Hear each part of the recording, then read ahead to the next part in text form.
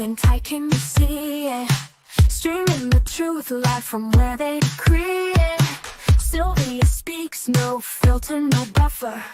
Courtroom drama couldn't get any tougher. When the gavel's first bang, to the witness stands tears. Sylvia's lens captures all your hopes and fears.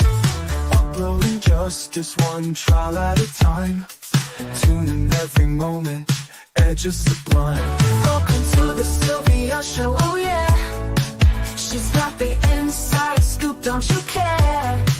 With every verdict, the suspense does grow. So hit subscribe, let's start the show. Welcome to the Sylvia Show, oh yeah. She's got the inside scoop, don't you care? With every verdict, the suspense does grow. So hit subscribe, let's start the show. Faces tell stories, the courtroom can't hide. Sylvia's insights cut through the divide. From jury talks to the lawyer's secret. In Sylvia's world, you know you'll need it. Behind the scenes where whispers are loud, her lens reveals the truth in the crowd. Courtroom secrets laid bare to see. Stay curious with Sylvia Spree. Every objection, every sharp retort, Sylvia's there to give you the report. Exclusive footage no one else can snag. From catchy headlines straight to the tag. Welcome to the Sylvia Show, oh yeah. She's got the inside scoop, don't you care? With every verdict, the suspense does grow.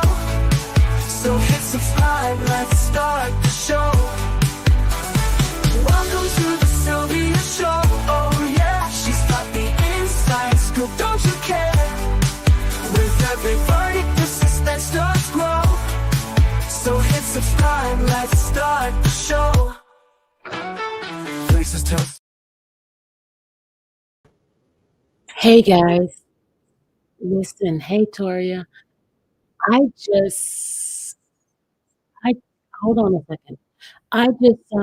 Woody is on live and hold on a second, let me add it in here, hold on a second. Hold on. I started to see more to life. I didn't want to do this to Thug. Everybody know I ain't want to do it to Thug. This ain't no secret. Everybody in Atlanta know this. We all talk amongst each other. We didn't have a platform to be heard. So y'all talking about why nigga just not saying something? Because the nigga just not being heard. We been saying something. You feel me? But them niggas have a voice. That's why they gatekeeping. You got all this talent in Atlanta. Thank you for the super chat. Fetch, a real nigga gonna tell his lawyer not to cruise. Come on, for sure. For sure. For sure. For sure. I put my life on the line too many times. But y'all, like, it be sounding incriminating because of how I said it. But I'm not talking about the criminal intents of me committing crime. I'm talking about me allowing people to accuse me of things I didn't even do. For so many years, because I did this because I knew as long as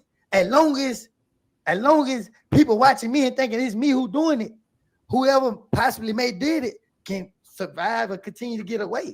What in the world? So as long, because I know I ain't did nothing. Why y'all think I walk around and talk shit? I ain't did nothing. But the people who did do something, they want to come out and call niggas a snitch.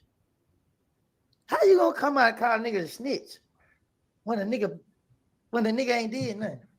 I ain't did nothing. Wow. I didn't ask for none of this. I didn't ask to hang with people. You feel me? I can give y'all the details of how I became around certain people. People called my phone. I didn't go calling nobody's phone. People came to my neighborhood looking for me to hang with them. I was hiding behind cars. I don't hang in no studio. I don't like being in the house. It feel like jail. I've been in jail. Nah, do you think there's something's about to go down? I don't like jail. It's not a secret. I don't know what street nigga like jail. I don't know what street nigga like jail. It just people thinking that you do stuff to go to jail. Not me. I never did nothing to go to jail. I did things to survive. And what that was, I shut my mouth. When everybody started, it was me doing all the talking. I was one being quiet. It's just see like that. Because everybody looking at this interrogation. Dang, just think about it. Just think about it. The facts are the facts. Everybody was watching me, thinking this and then third. But when it all said and done, you got out of jail with a fresh start. You got out of jail with a fresh start. Nigga, I had to sit in there. I ain't trust nobody. Do y'all know how they make me feel? Sitting in front of defense and in a state and knowing that neither side care about my life. That nobody care about what happened to me. For years, I had to deal with this on my conscience. What happened to me? What happened to the people I care about? What happened to the people that care about me? This dude, they be in my neighborhood. If you're from Atlanta, you know him. He always say peace and blessing. He put up on me when I was hurting. I was hurting. I was suffering. He put up on me. The first street person put up on me. He said, "Hey, bro." He said, "What people don't think your family matter to you mean a lot to your family just like they mean a lot to theirs?" I looked at him. He pulled my head up. I looked at him. He said, "Bro, your family matters. You and your family matter to each other more, just like they family matter to each other more. There's no way you supposed to be in the interrogation room without no lawyer. That goes back to the beginning. That man got all this money. He's supposed to take care of all y'all. He supposed to make sure all y'all were good. But it ain't his job to do that. That's me. I'm defending him. It ain't his job to make sure, you know what I'm saying? Because I'm so blinded. I'm so manipulated. It ain't his job to, you know what I mean, do that. You know what I mean? We didn't know what we were getting ourselves into. Because if we knew what we were getting ourselves into, we would have never been in that. We would have never been in that at the beginning. I wouldn't. I didn't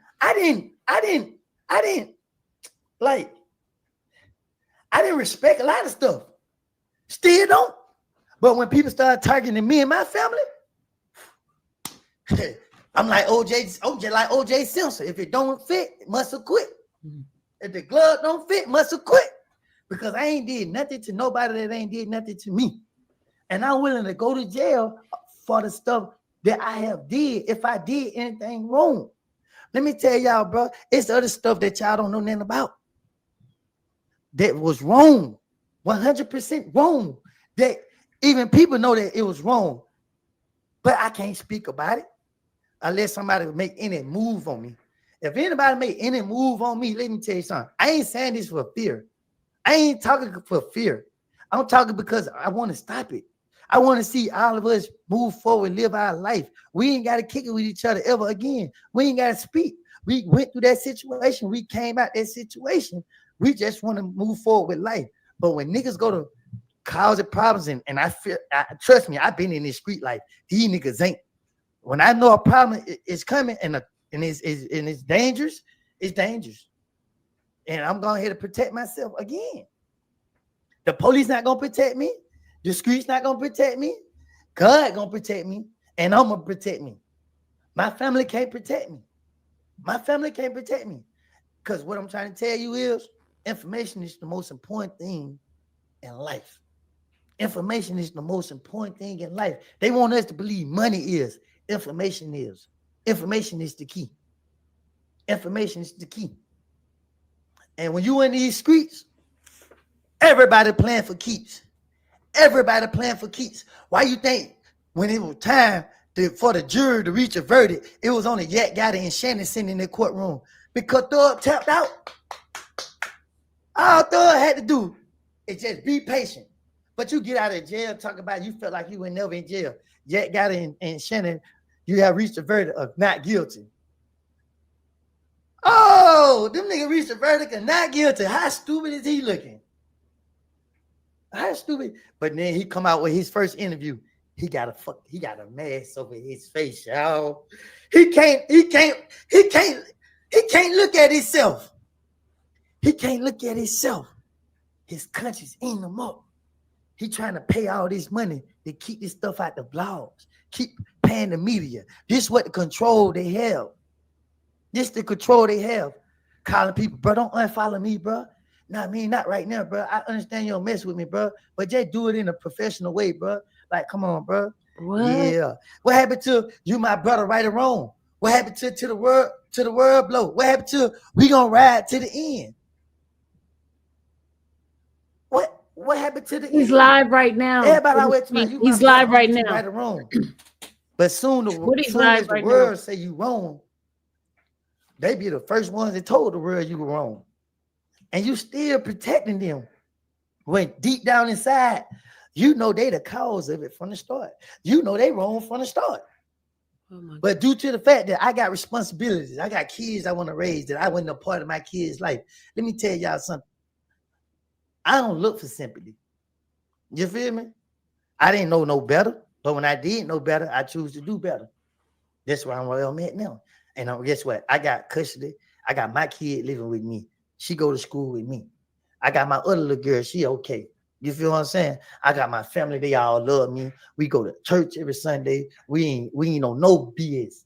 We ain't on none. The kids see me in the community and other places I go. I pray with them. They pray with me. And that's just what it is. It ain't nothing. It ain't no street stuff. I ain't portraying no image. I get on here and argue with Charles White when I get bored. Because Charles White, all he do is sit and watch me all day and make videos about me all day. So when I get bored and I just want to control Charles White, that's what I do. Because I know he gonna, once I say something to him, he looking for a reason to go viral. He looking for a reason to get some attention. So he doing any and everything. He letting Aiden Ross stick their finger up in him. You know what I mean? He can't even sit down normal. But he don't, everything he don't talk about, he don't became. That's the honest it. Only person I ever trolled was those who mess with me. I said things about Lil Boosie, because Boosie said things about me. I love Lil Boosie. I say it again. I ain't no, let me tell you something, bro. I respect you when you carry yourself as a man. But when you start acting like a little boy, you get treated like a little boy. Pee Wee Roscoe. So I gotta tell the story for YouTube. I told it for TikTok. Now I gotta tell it for YouTube. So me, Thug, and Pee Wee Roscoe sitting in the cup. Once again, one thing about the truth can't be fabricated. You feel me? The truth can't be fabricated. You can't forget the truth. You can forget lies because you don't want to get caught telling a lie. See, so before I tell a lie, I'm not going to say nothing at all because I don't want to go to jail. So that's why I didn't understand. Why I told the truth. I lied in them interrogation. The police knew I lied. The DA didn't know because they went there, but the police knew that I was just telling them anything because they kept questioning me and I kept telling them different things. I ain't disrespecting the law. I don't think I'm an outlaw, but I was going through a phase of my life. I let it be known. Yeah, I don't want to tell on nobody because I wasn't there to be able to say what happened. That's the truth. So how am I snitching if I'm not there to say I saw this person with my own eyes do this to this person? No, I'm in a situation where I'm trying to get myself out that other people put me in. You know what I mean? Simple as that. If I ain't did that to nobody and I'm being accused of a crime, why are you putting my name in a song talking about if somebody do something to you, what I'm going to do to them? Why is you putting that song out there if I'm being investigated for a crime I got nothing to do with and the police is thinking that I'm the number one suspect? I'm tired of defending myself against this person, this person, this person. Everybody get it. So this is the God-honest truth. I let it be known then. I let it be known now. I never did no harm to that man. I would never harm him. I had next level respect for him. Rich Homie Quan is a different story. The prosecutors took all this stuff and put it together and tried to make it out what it be. They was wrong. I told them to their face they was wrong. It's not what it is. Rich Homie Quan's situation is a different situation from this situation. I don't know what really took place with what caused it, a lot of stuff to get the way that it got, because at the end of the day, I don't got knowledge that y'all may think I got. I'm telling you what I know. I didn't do nothing. So I don't got information that make the police want to come back and ask me more questions. Don't come ask me no more questions. None. I'm on here because at the end of the day, these niggas just open a door that I closed, that I blowed it down, that I put nails into. And this is what they did. They opened that door, and guess what I'm gonna do? Defend myself. And I'm just trying to figure out why this door is open now. The opening statement is Kenneth Copeland is the person that did this crime. You're a street nigga, bro. You're a street nigga. I'm still alive. T.I. said it out his mouth. A lot of people say it out their mouth. If the man is deceased, he did it. I'm still in the flesh. So a lot of y'all probably say, well, you put the blame on him first. So he had to put no, I didn't put the blame on him first. You better go back and look at my interrogations. You better look at my interrogation. I didn't know what was going on. All I know was I didn't do it. And the police thinking don't do it. I'm trying to get the police off of me. So at the end of the day, we sitting in the car, me, Thug, Roscoe, in the driver. Thug he got somewhere to go. And you know, Thug ain't had to do nothing for me. That's what I'm thinking. The video like, been out. He can have anybody I've to seen kick it with. the He interrogation video he kick with me. during the So I got his trial. back. As we sitting in the car chilling, this Mercedes Benz pull up. When the Mercedes Benz pull up, this tall thing get out the car. Let me be more detailed about it. This tall thing get out the car. And when the tall thing get out the car, it grab a bag out the back seat. So when the tall thing grabbing the bag out the back seat, Thug go there like, you know what I mean? I'm in my phone. I look at what's up, but I'm looking around trying to see what's going on. Like, you feel what I'm saying? You hit me too many times, so I'm thinking that I'm slipping. Anyway, he grabbed Roscoe like this. Hey, Roscoe. You know what I mean? Ooh. Roscoe like, yeah, she got a check. You know what I mean? But I'm telling you, the thing loaded. You know what I mean? I know her personally. You hear me? Ooh. So Roscoe, and Roscoe talking like this. If you know Roscoe, you know he trying to, you know what I mean? Hey, you know what I mean? I'm telling you, son. I'm telling you, thing loaded. Thing got a big check, real check. You know what I mean? I'm telling you, I already have son. I can put you on. So when he say I can put you on, see, I'm trying to be careful how I talk. You feel what I'm saying? But when he trying to say I can put you on, that's when Thug busts out laughing. But I'm looking like, I don't know what's going on. I'm lost. Cause Thug tapping me, and then the thing that I'm looking at look like a woman. I'm not gonna lie. I look like, you feel me? It was just tall. You feel me? Like, but we in a car. The thing was outside in another car. So we looking, but Thug already knew. I don't know how he knew, but when he said that, he put Roscoe on blast. I ain't saying it like Thug was on there. I'm just saying like, when Roscoe said I can put you on, Thug like, nigga, what? Nigga, Thug, that's what he bust out laughing like, that's a whole man. You got me. And when Thug said it, I'm like, I ain't never heard this type of stuff a day in my life. Let me tell y'all something. I didn't never hang outside my neighborhood. I hung in my neighborhood all the time. When I went outside my neighborhood, there was to steal and go right back to my neighborhood. So when I heard this, I'm like, Roscoe said, Mom got a check slam chain. You know what I mean? Had a hole down there when I hit, you know what I mean? I was like, hit it. Whoa. That sounds very gay, doesn't it? See, this how you know motherfucker can't hold water. First thing came to my mind was grab my phone, call my buddy, let him know. Yeah. Say what y'all want to say about me. It is what it is. I don't care. You feel what I'm saying? I'm a different person. I'm trying to be a better person. I'm trying to move forward in my life.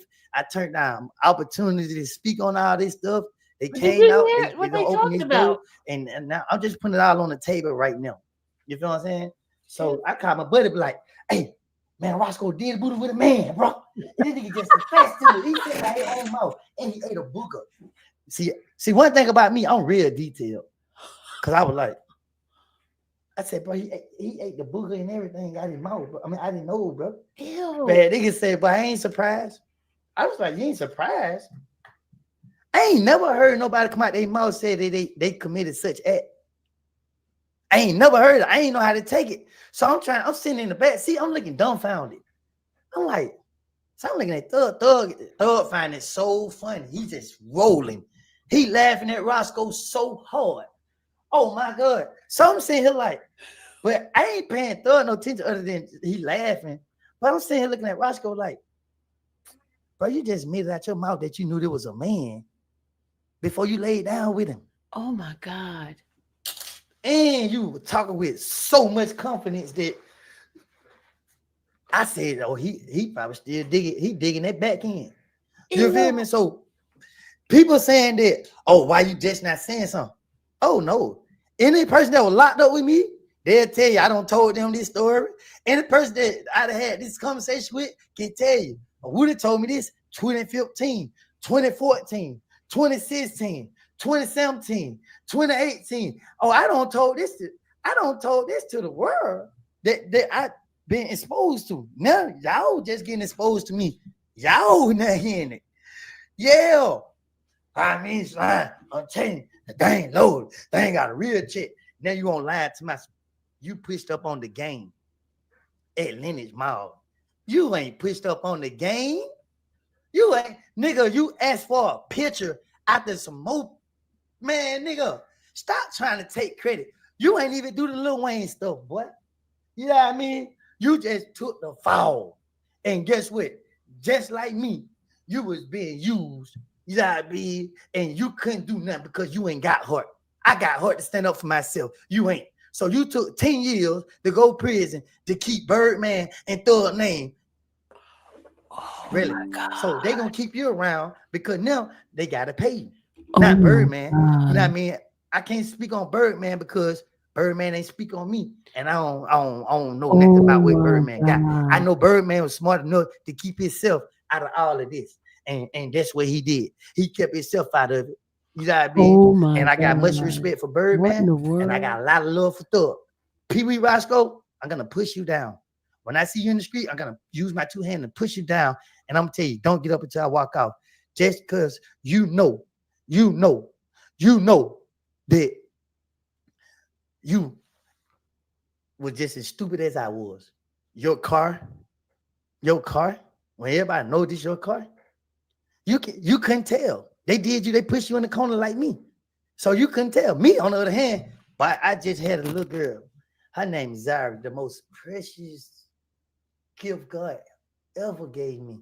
Her name is Zaria, y'all. My baby came into this world June 17, 2014. And I look at her and watch her fight for her life every second of the day at that hospital. And when she came into this world, she gave me every purpose to live. She gave me every purpose to be here to protect her. And I had some gang members pull up on me while I had my baby in my hand and try to take my life behind some stuff I had nothing to do with. So y'all gonna understand my pain. Y'all gonna feel where I'm coming from. And y'all gonna see I ain't talk about it. My actions spoke loud. This the whole time I've been out of jail, I didn't bring none of this stuff up. I defended Thug. I defended Gunner. I defended all them niggas. And I still defended Gunner because Gunner didn't sit down and talk to the police. We all did. That nigga Roscoe said the only real one on the case was Thug. Duke didn't tell. Duke ain't got no interrogation. Why y'all doing Duke like that? Duke been having Thug back since Thug had a back. Why y'all doing this to a lot of people, man? Slime like Shawty didn't tell on nobody. Like y'all don't hear mention the nigga. Yeah, Woody did. You damn right I did. I'm gonna save myself. I lied like a motherfucker. And I did it then, and then be known now. I said it. I'm not gonna get on. I'm not gonna get on the what's that? I told the truth on the stand. I lied. It's the truth. I lied. I can't remember my lies, and I'm not going to tell my lies and go to jail. The truth of the matter is, these niggas ain't no good. And guess what? I let my loyalty lead me in a position that I had no business being in. And now I have cleaned my life up. I have got my mind together. Oh, my whole purpose on this line, let y'all know. I don't want no smoke. I don't want no smoke. And I ain't ducking none either. Don't bring that my way. Don't bring that to my community. Don't bring it around these kids. The moment any innocent person get hurt or behind this stuff, I'm telling you now, you're going to regret it. Y'all niggas, Pee Wee Roscoe and Thug came out of jail with their bull stuff. Pee Wee Roscoe and Thug came out of jail starting all this stuff right here. Pee Wee Roscoe and Thug, the reason we right here where we at right now. Talk about what we talking about. They egos. They wanted to be king. They wanted to be God. They want everybody to praise them. Nah, I ain't stopping. I'm just getting started. I'm just getting started because I'm pissed off. This stuff is about right. At the end of the day, wrong was already done. It's about making it right. And ain't nobody gonna say nothing because everybody's scared. Everybody's scared because Thug got money and they want some of his money. So until they realize Thug ain't gonna get none of his money, that's when they gonna say, you know what? Thug ain't gonna give me no money. Man, we the dead ass right, bro. Nah, nigga, the truth for the truth, man. Truth for the fact is, hey, man, this shit is wrong, and we got a chance to make it right, and we ain't make it right because nigga like Pee Wee Roscoe and Thug want to sit behind the scene and start problems. Want to come out here because they not happy with the decision that they made in their life. Well, bro, y'all put us in this situation, bro. Since Pee Wee want to take credit for bringing Thug and Birdman together, Pee Wee and Thug is the reason everybody dealing with what they dealing with now. Thank you, God, for doing what you did for me and Gunna. Thank you, God, for delivering us from the root of all evil, God.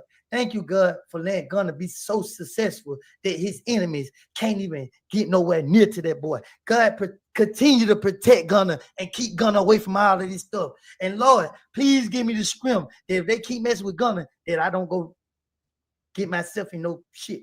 Father God, but listen, Lord, forgive me because I'm there. And these niggas been on here playing. You know what I mean? Nigga, you Thug and Pee Wee Roscoe turn everybody against. This interrogation been on the internet for 2 hours.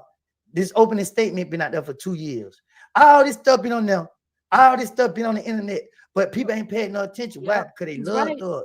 They love his personality. They love him. They didn't see his bad. They didn't see what he was manipulating people into. They didn't see none of this stuff because the ones who being manipulated ain't speak up. Because we loving somebody that don't love us. We allow somebody who don't care nothing about us.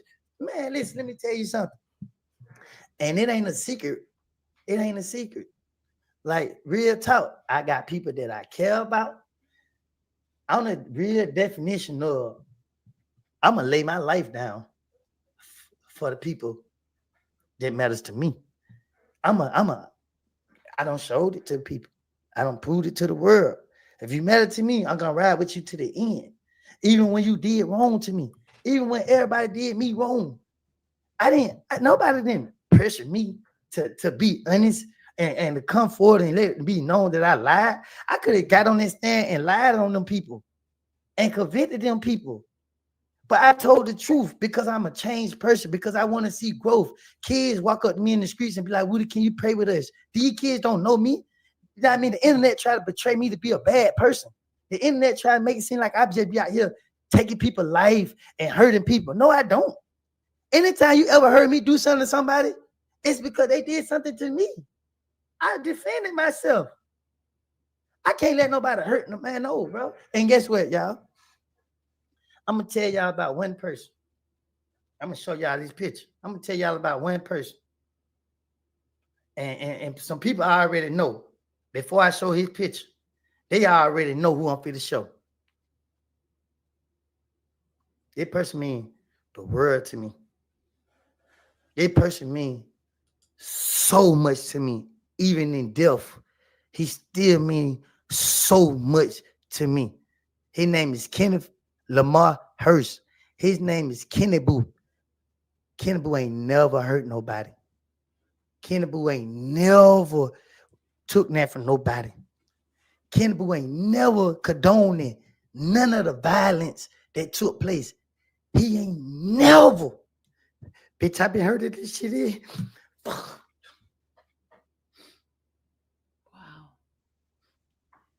These niggas on the internet and they be trying to be gangster. They be trying to be tough. These niggas didn't fight that war with me. These niggas didn't fight that war with me. Nigga, somebody gonna get hurt. Somebody gonna get hurt. And y'all people on the internet is starting this stuff. This man lost his life behind this. DA Love was the DA that prosecuted that case. She let them boys walk free after they was admitting that they went over there and did that to him. Those people were the people related to Nut. They hurt my people. They hurt my people. They took his life. I was in the feds fighting a gun charge because I won't say nothing. Because that same ATF agent who Thug was talking to, I told her Thug ain't did nothing. And she said, I'm going to put federal charges on you. That lady went to put federal charges on me. And while I was in the Fed fighting the case, him, who don't never mess with nobody, them niggas went over there and took his life. They went over there and took his life. And all these years, I had to hold this in. All these years. Y'all think I owe these niggas something? Y'all think I'm scared of somebody? I ain't scared of nobody. Boy. That's and not y'all might think I'm weak that's for crying. Kenneth. Nah, nigga, That's it hurt. Kenneth. Because I know a lot of kids watching this. I know a lot of kids gonna get caught up in this. But I didn't say nothing. I let it be because I said I gotta be a good example to these kids. I took all the problems. I took everything. I took all the snitch allegations. I took everything. I went to war with these niggas for years. I got beat up in jail, not by one person. I got jumped on, and I stood my ground. Nigga, I popped it off. Every time somebody came to do something to me, I made sure I put myself in a situation where I could defend. Trey lost his life. I never even tried to figure out what happened to my brother. Because I know the moment I got involved in that, I was gonna go say forget my kids again. I never tried to find out what happened to Threat. Rich Homie Coin, the same stuff that I'm dealing with. Rich Homie Coin wasn't strong enough to face it. He took that stuff and ended his own life. Ain't nobody sacrifice him. The pressure real, bro. The pressure is real, bro. Y'all don't know that because y'all ain't never been through nothing trying to defend people and then getting put in situations that other people putting y'all in when y'all don't want no problems. Everybody know Rich Homie Coin didn't want to be caught up in this street life, but the gang came and forced that on him. The gang did that. These gangs come and intimidate us and make us feel like, oh, we got to comply. We got to get down. Because, nigga, I stood up on my own. Nigga, I didn't drop my flag till I got into a state prison where all the gang members were. And I watch how they try to manipulate me and how they try to treat me to stand up for the rest of my life. You think I'm ashamed of what I've been through? No, nigga. Because every time it was up to me to do my part, I did my part. When it was up to other niggas to do their part, they never do their part. They never did their part. They never will do their part. But they want to get on the internet and portray an image of they did it. Or they did, or they this. No, man. I'm tired of holding this stuff in, bro. 10 years of this. Nut ain't no angel. He did things to people. He did stuff in the community. He didn't deserve that treatment. He did it. Nobody deserved it. But once you do that to somebody, it can't never be fixed. So when everybody went through this, I had to look at Nut moment every day. And people didn't understand what I would face when I was looking at that lady. Because that lady in her heart, she done let the DA tell her that I know what's going on. So this lady looking like I'm the key to giving her the answers to what happened to her baby. And I can't even do that because why? I got my own babies I want to raise. And I got my own family that I want to protect and be there for. But I can't. So y'all wonder what put me in that position? These niggas did. And when people sit on the internet and talk stupid and bad, y'all got to remember this. Y'all part of it now. Y'all are part of it because y'all condoning it. Y'all influencing it. Y'all doing this. There's a lot of people mad at me probably for making this video. But a lot of people saying, who to get it out. You know what I mean? And I said a lot of people mad because they know I'm telling the truth and they don't want the truth to be out there. They don't want the truth to be heard. I'm telling y'all, bro. This shit is about nonsense from the beginning, and it's about nonsense right now. And these kids are looking up to this stuff, and these kids they're not living to see 21 years old.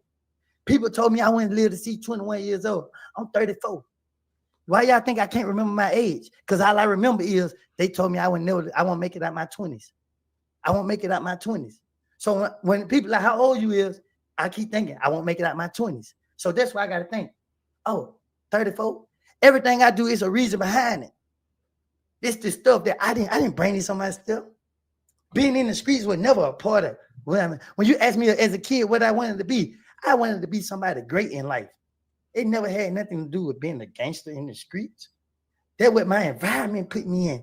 That's what my association with the people that I had to go to school with put me in, because I was what I saw. When I seen people skipping class, I skipped class. When I seen I was a part of what that's why my kids ain't gonna hang with people that I know ain't going about life the right way. That's why when I know people who I'm associating with doing criminal activity, I'm getting myself away from them. Y'all can do what y'all do it over there. Don't do it with me. Don't do it around me. Don't make me a part of it. Because I know how the justice system works. They are mad. So they don't got Pee Wee Roscoe on the payroll. Pee Wee Roscoe, the only one that stayed on the run, got caught and got out of jail 90 days later. And then now all of a sudden, he all over Instagram live talking about who I told, knowing that this shit here gonna make niggas mad. Ain't nobody that a part of that indictment scary. Let me say that again. Ain't nobody that was a part of the indictment scary. Ain't none of them niggas scary. Ain't none of them niggas scary. See, they trying to downplay it. Oh, these niggas, they GAY. Oh, they RAT. Nah, they ain't scary. Make sure you put that first.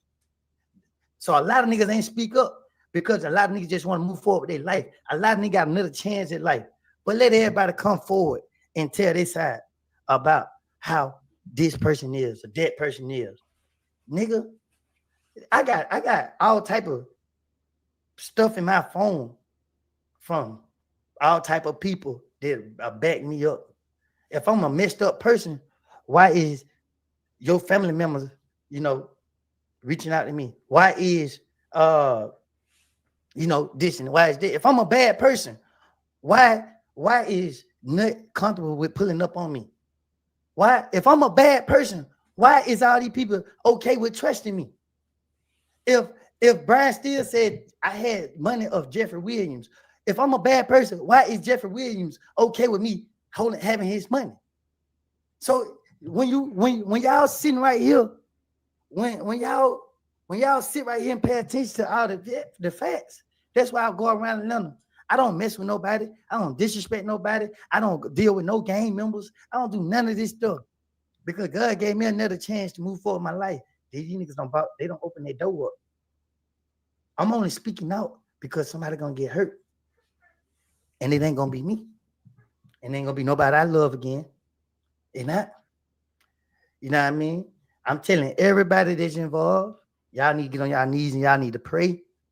Y'all need to get out that boy way because you want to take everybody down with him. And he had his breaking point. He went strong. Niggas say that he's strong. You ain't gonna know you strong until it's time to be strong and you survive the weakest moments. Even right now, niggas say, oh, I'm being weak because I'm speaking out. This still me being strong because I'm still protecting the nigga. And I'm still protecting the niggas. So at the end of the day, man, don't be manipulated by the rules that we set amongst each other, about the lies that we tell each other, about the manipulation that we do to each other.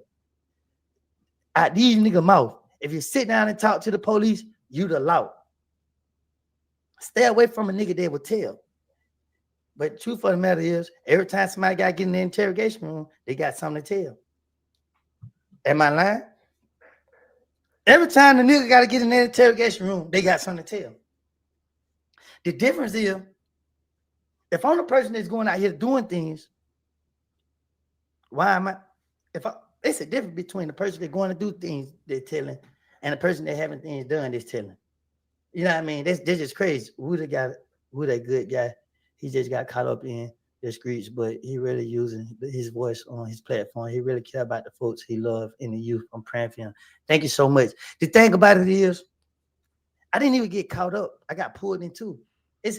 I got caught up if I was like knowing what's going on. I was trying to stop things from happening. When I did hear things, when I was aware of things, I was like, oh no. Hey, such and such. Hey, be careful. Hey, you need to go talk to this person. Hey, I was putting my life on the line by going meet with rivals and not now because people take this. This had nothing to do with the trial or nothing. This was me, man. Because you know what I mean. At the end of the day, like I'm trying to move forward, bro. You feel what I'm saying? I'm starting to come back to reality.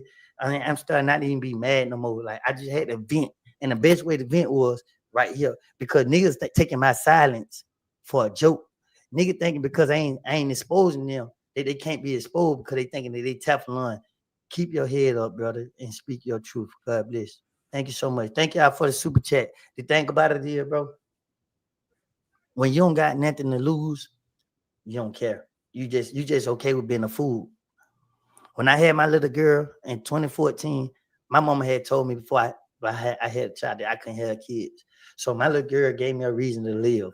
And for when she gave me a reason to live, she gave me a reason to care. I didn't be selfish and say, you know what, forget everybody. I'm just gonna be all about myself. I didn't do that. I said, you know what, God deliver me through this, guide me through this process, and protect me and those I care about. I prayed and I prayed, and I kept going to jail. And I just like, dang, why I keep going to jail? But that was God's way of removing me from it and opening my eyes to it. Why you think my eyes are open? Why you think I'm in this position that I'm in? Proud of you for choosing different, bro. Keep the positive going. Don't let them drag you back. You got it. Thank you for the super chat. Thank you. Bro, is at a point, bro. The world watching. Pee Wee Roscoe already done got on here and did a lot of damage. He mentioned a lot of people's name. He got a lot of people mad. He got a lot. It's a war. It's a war. Ain't nobody made a move yet because everybody know the police watching. Everybody know the police is watching. Everybody know. But let me tell you something. Them niggas in crash out mode because they know they the most dirtiest ones. They in crash out mode. Thug and Pee Wee in crash out mode. They ready to crash out. I'm telling y'all now, they ready to crash out. Thug and Pee Wee ready to crash out. You know what I mean? That's it. So I guess Birdman ain't messing with him. That's why Thug feel how he feel. Somebody don't provoke Thug. Somebody, I know Thug, bro. Somebody done made him mad and hurt his feelings. He in his feelings. Somebody not messing with him. Whoever it is ain't messing with him because they knew what was going on. And now it don't got Pee Wee started because Pee Wee loved Thug just like a lot of us do. And Pee Wee got on this internet and he ran his mouth and he bring up our name. And he just ain't thinking. He react off his emotion, just like me. I ain't react off my emotion. I'm defending myself. I'm defending myself against these kids that don't know better. I'm defending myself against these gang members that don't know better. I'm defending myself against the devil. Whoever want to bring harm to me, I'm defending myself. So when he get on his internet and talks about me and talks about other people, he got to start with himself. See, this is just wrong, bro. This wrong, bro. This wrong at an all-time high. You feel what I'm saying? Yesterday, and when I first got out of jail, people calling me. They want to do this. They want to do that. I said, no. You feel me? God gave me another chance. I got to take advantage of it. I got to do everything right. I got to do what God want me to do. I did what I wanted to do. What I wanted to do didn't get me where I needed to be. And I failed. Now I got to do what God want me to do. But I can't do what God want me to do if I don't let this out. If I don't get this out the way. Now that I don't get this out the way, I can go ahead and finish doing what God want to do. Because let me tell you something, no weapon formed against me shall prosper. Someone told me that every day. I didn't understand why I just kept hearing it from this person. I didn't understand. I'm like, and then that person programmed it in my head. So I just ended up saying it to myself, no weapon formed against me shall prosper. I didn't even know I didn't know how powerful it was just to say that. And then I started looking at it. Like I started being in a situation where weapons were formed against me. And I was managing to survive it. I'm like, whoa. And then I started meeting new people down in my life and they started saying the same thing. I'm like, what the world does this stuff mean? I literally got on Google to see what this stuff mean. Now I see what this stuff mean. I'm like, oh, because I used to walk around all the time reading Psalms 23. The Lord is my shepherd, I shall not want. He led me through the. So I know the verse by heart. That's how much I said. But let me tell y'all something. I love these kids. These kids are innocent. They young. They the next generation. I ain't faking. I was a child. I didn't get to live my childhood. Why? Because I was too busy trying to please other people, make people happy, impress people, do what to make people smile. But damn, I needed somebody to make me smile. And what I got? Rat. Damn, nigga. But then nigga, what I say? Shit, your favorite rapper, a rat too. Y'all drop nigga names in the chat, and I tell you they're rat. I tell you that rat. Y'all still gonna look up to them. Y'all still gonna love them because of why? They got clout. They got fame. Man, let me tell you something, man. This ain't about being a rat. In the street, what they say, self-preservation. What they say, this is what it is. Every man for themselves. You got people that doing life sentence in prison. They call me and be like, hey, Woody, I just want to let you know, bro. Them niggas out there, they ain't got to tell you, but I'm gonna tell you. I wish you my co-defendant. Hey, Woody, let me tell you something, my nigga. Charles, you walked in that courtroom and you stood on what was right, bro. And what was right was the truth, bro. You went in there and told the God honest truth, bro, that you didn't know what was going on and you lied to get yourself out of the situation. It's the God honest truth, what I did. It doesn't matter about none of the stuff y'all trying to make. Look what happened. The outcome was them boys didn't have to happen to them. If anybody got a plea, it's because they took a plea. The ones who didn't take a plea was found not guilty because they didn't do anything. The facts are the facts. I lied. If they try to say I started the case, well, cool. I ended the case too because I went in there and told the truth that I lied. I let the world know that I lied. I let the world know, like, okay, cool. I got put up in a situation, and just like any other person, if any nigga go in an interrogation room, the first thing is in his mind is to go in there and lie. The police know this. That's why they try to intimidate us. You know what I mean? They're going to intimidate us. They want us to lie. That's what made me a snitch. I'm a snitch because the police wanted me to lie, and I went in there and lied. I accept it. But you're not going to say that to my face because in my heart, I'm not a snitch. I'm a snitch just to keep all the fake friends away from me. I'm a snitch to keep all the fake friends away from me. Stay where y'all at. That's why I'm a snitch. But the ones who really love me, they with me. They with me. So y'all need to understand why y'all call people snitches and this and that and third. It ain't you that's facing those allegations. It ain't you that's sitting in that jail cell. It ain't you that's dealing with it. That boy Gunner got out of jail and said free Jeffrey. Gunner got out of jail and started a campaign to free Jeffrey and willing to give his hard-earned. That man Gunner came out of jail showing love, and this nigga came out of jail showing hate. You damn right he gonna win because he's the son of God, boy. I ain't never listened to Gunner music. You know what I mean? It's just, I'm not a stylish person. I'm not about dressing. I ain't caring for these girls. You feel what I'm saying? I like money. I like what I like riding four-wheelers. I like having fun. All this stuff new to me. You see, no matter how much money I get, I'm still gonna dress like a bomb. You feel what I'm saying? Because I was raised on different. Fashion ain't never been for no street nigga, man. First of all, but this ain't my thing is, bro. When you put good into the universe, you're gonna receive good. When you put bad into the universe, you're gonna receive bad. Met you at Legal Pit in South Carolina, had the best time, bro. Keep enjoying life. Thank you. And we did. I tell everybody, South Carolina showed every time I go to a different state, but they showing out. They showing me they love me more. I went to Houston, fell in love with Houston. I went to South Carolina. Oh my God, the people were the best in South Carolina. It's different states I go to. They just amaze me because it's like they stand with me. They see the battles that I face. People around me act like they never see the battles that I had to face. People around me act like they don't know what I deal with. And I be like, bro, y'all around me. Y'all see me. How y'all not knowing what it is I had to battle against? How y'all not know this? But you got a whole stranger that this is the first time ever seeing me in person, understand everything I went through. Oh, y'all don't want to understand. Y'all want to ignore it. Oh, okay. Cool. Say no more. Listen, yesterday, my phone ringing all day. Hey, Woody, we gonna pay you whatever. Come over here on our platform. Come over here on our platform. Come over. Get what I say? Send that friend in. I'm coming.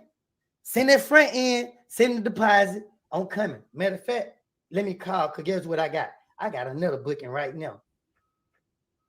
You know what I mean? Got another booking right now. Where that nigga at? That nigga text me last night. Oh, Ralo text me too. Yeah. Shit, pop shit. Ralo free. Ralo doing good for his community. Roscoe and him mad because he got to swallow another nigga. You know what I mean? He got to hold another nigga. You know what I mean? Because get what? He ain't, man, who the hell at Roscoe, man? You know what I mean? On the Roscoe I ever heard of a dash, nigga. You know what I mean? A single nigga. Ooh, he know not to get me started. My PR approved me to travel. You know what I mean?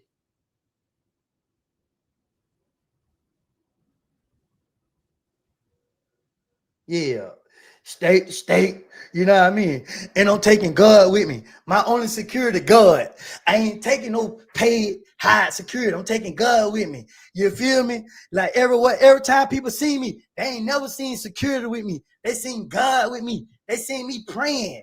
You feel me? Because no weapon formed against me shall what? I'm gonna let y'all say it for me. Prosper. No weapon formed against me shall what? Prosper. No weapon formed against me shall what? Prosper. No weapon formed against me shall what? Prosper. Ooh, wee. See, that's different when you got somebody who will stand up for themselves and you got flunkies. A lot of these people flunkies. They ran behind the other one. Yeah, hey, disassociate yourself with that boy. He's a rat. Let me be clear. Everybody who associates with Young Thug and Pee Wee Roscoe is going to jail. And they are taking y'all with them. If you associate yourself with Pee Wee Roscoe and Young Thug, they going to jail and they trying to take as many people with them as they can take. If you ain't heard it, the world is 5,000 people watching me. One person heard me, that's enough to tell the world. All it takes for one person to hear it to start the room. 5,000 people hear me telling this to y'all today. If you associate yourself with, I want me a peanut shaped head like you. I know that, right? And you make sure you never let a nigga like me go. Because one thing about it, I ain't gonna go against you until you go against me. Until you turn on me. And guess what? I might still not go against you. But let me tell you something. If you ever realize I got into it with Sid and Nash, let me tell you something. A threat is when you say you're gonna do something and you see the person and you don't do it.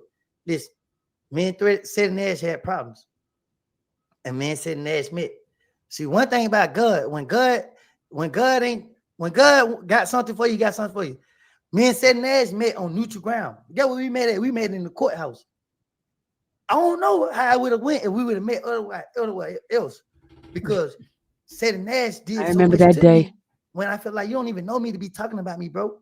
Then me and Sid and Nash had one conversation and it changed his whole perception of me. He saw me for who I am. Thank you for the super chat. What's your best Bible verse? How important? And my best Bible verse is Psalms 23. I love it. The Lord is my shepherd. I shall not want. You feel me? I live by it. I believe in it. I trust it. I say it at least every week, just to make sure I ain't lying. But the Bible itself is my favorite. Basic instruction before leaving earth. The Holy Bible. He only left you basic instruction before leaving earth. The name of the Bible, why I'm in love with God so much. Yeah, that's the only person I'm in love with. God and people I love. Your story is valuable. And you will hear the message. Stay strong. You are covered by the blood. I can't read that good, y'all. Praying for you. Yeah, you sound like me. Thank you. Because guess what? Man, yet ain't gonna need it. You know what I mean? Yet ain't gonna need it. And Duke need it. Yeah, Slime Night Shouter need it. And Obama need it. DK need it. Slug need it. You know what I mean? Quay need it. The other Quay need it. Nord need it. Lil D need it. Lil D need it. Montunk need it. More Umfunk need it. We all need it. You feel me? We all need a prayer. Prayers work. And we all is a victim to manipulation. We are victims to manipulation. Manipulation. That's what we victims to. Nigga, we ain't blaming the white man. We ain't blaming we blaming manipulation. We've been manipulated because we ain't got no OGs. We ain't got no father figures in the community. They tell us, nah, don't do that, bro, because this what they gonna do. Ain't nobody tell me, hey, don't hang with these people because what they do falls on you. Ain't nobody told me that. And listen, if I ain't did it, I don't want to be accused of doing it. If I did it, then it is what it is. But if I ain't do it, don't accuse. I don't want to be accused of doing it. But just because the simple fact is I'm claiming friends with people, oh, I'm a party to a crime, and people out here trying to hurt me. Y'all ain't even trying to hurt the people that did it. Hell no. Hell no. Because now I'm sitting in jail for defending me or trying to defend me, and people still trying to hurt my family while I'm sitting in jail. Y'all got me messed up. People trying to hurt my family while I'm in jail. So they trying to hurt me while I'm in jail and hurt my family. Oh, hell no. Well, let me tell y'all something. I ain't did nothing now. I ain't say this back then. I ain't said it. I said it to my family, I did not put y'all in this situation. Y'all just got to trust and believe me. My family looking at me like, what are you always in something? And guess what? I can't even convince my family that I'm innocent. So I got to let my family believe I'm guilty until it be a day God revealed the truth. And today is the day that God revealed the truth. Because guess what? I ain't worrying about a nigga, a female, police, nothing, because I ain't did no wrong to nobody. You think I'm worrying about the police? I ain't did nothing. When the police pulled me over, I stopped. They be like, this nigga here, because the police think I did wrong. They thinking, nah, I never did no wrong. That's why my confidence is what it is. Who the police exposed the fiend boy Roscoe was with at Skyver. I got the picture in my phone. So I'm new to this fame stuff, right? I'm new to this fame stuff, but I ain't 100% sure. So since I exposed them, I started getting the evidence. People said, well, at least we know we got a crash damn it, who's gonna speak on it? Woody. So they gonna send it over to me for me to speak on it. And guess what? I sure am. Listen, I sure am. Hold on, the camera trip. Hold on, let me fix it. Wham. Screenshot it, y'all. So let me tell you something. I got a picture. I think I left. Hold up. Yeah, I must have left the picture in my text message because I went for to have that thing in my phone, and then just so happy I lose my phone. Somebody pick up my phone and say, why you got that person in your phone? I can't explain to the people because the people gonna go out what's in my phone. You know what I mean? And then you got niggas like this running his mouth. This nigga ain't even this nigga tell y'all how police he is, and then he get on here and say anything so that he can go viral or get some attention so he can go do some interview. Charles White can't tell y'all nothing about this war. Stop paying him attention when it comes to this, because that's how he can make his money. He a poor nigga that like to see other niggas down that act like he's for the community. I'm gonna push him to the ground. Pee-wee Roscoe, you. And don't get up until I walk off. These are not threats. I'm not saying I'm gonna hurt anybody. I'm not saying I'm gonna, harm anybody. I'm saying that these type of people are kicking and punching and pushing us. These type of people are the reason we're dealing with, but then they want to act like they're innocent. Oh, hello, super chat. Bless you and your family. Roscoe, Lord forgive me. Roscoe, the gripper taker, is a clout chaser. He needs to stir up BS to keep his name out there. Yep, and he the reason Thug career where is it? Because everybody else already knew about the interrogation video. They've been on the internet for 2 years. Ain't nobody gonna speak on it because we love Thug. We want to see Thug win. Thug, one of the first niggas in Atlanta that we knew personally, that we seen come from nothing, that we wanted to win. We all rooted for Thug. Even the ones he hurted was slit rooting for him. Think about this, bro. Imagine this. And then you come out and you come out, and instead of you saying, thank you, Lord, I'm finna be a good positive role model to the youth. This nigga come out to my free queso and he talking about gunner rat and he need to do gospel, like he ain't got no 2-hour interrogation video. Then he talking about First of all, when he first came out, the nigga was covered up. He didn't even want to look. He didn't even want anybody to see him. So when I seen it, I called the nigga on the phone. I ain't gonna lie to y'all, I'm messy too, but you know what I mean? It is what it is. I called the nigga on the phone. I said, you don't see your boy got an interview out? You see how he covered up? That nigga can't even stand to look at himself. The nigga wouldn't even cut the sideburns, his hair, he just let hair stick up everywhere. I said, look at him. He come out with a thin ass tank top on. I said, look at my boy, man. He's just going through it over there. I say, Lord, give Thug strength, Lord. Father God, whatever it is Thug dealing with, heal his heart, Father God. And I pray y'all don't turn against him. Because I ain't trying to turn y'all against him. You feel me? I still love Thug. I still love him. I'm always gonna love him. I just pray that he don't make me, you know what I mean, have to go against him. You feel what I'm saying? But what was the main manipulation technique that he was using? His clout, his fame. I don't care who asked me. You drop a super chat in here, I'm answering you. He used his fame to manipulate. But see, it didn't work on me because I didn't take payments from him. When he tried to give me money and I didn't understand why he was giving it to me, I was like, nah, I'm good, bro. He be like, bro, you gotta stop doing what you're doing. Thug is a good person. I never take that from him. But you know, some people just got ways in them. Thug can be a good person. And I don't want to put him in I try not to put him in a bad light because I really can. You feel what I'm saying? But it depends on how he react to this. He know to be quiet. Just like, Roscoe knew to be quiet. Don't mention Woody. You feel what I'm saying? Boosie is known to be notorious gangster. Boosie mentioned Woody. Woody respond back. Boosie is a rat. You feel me? I love little Boosie.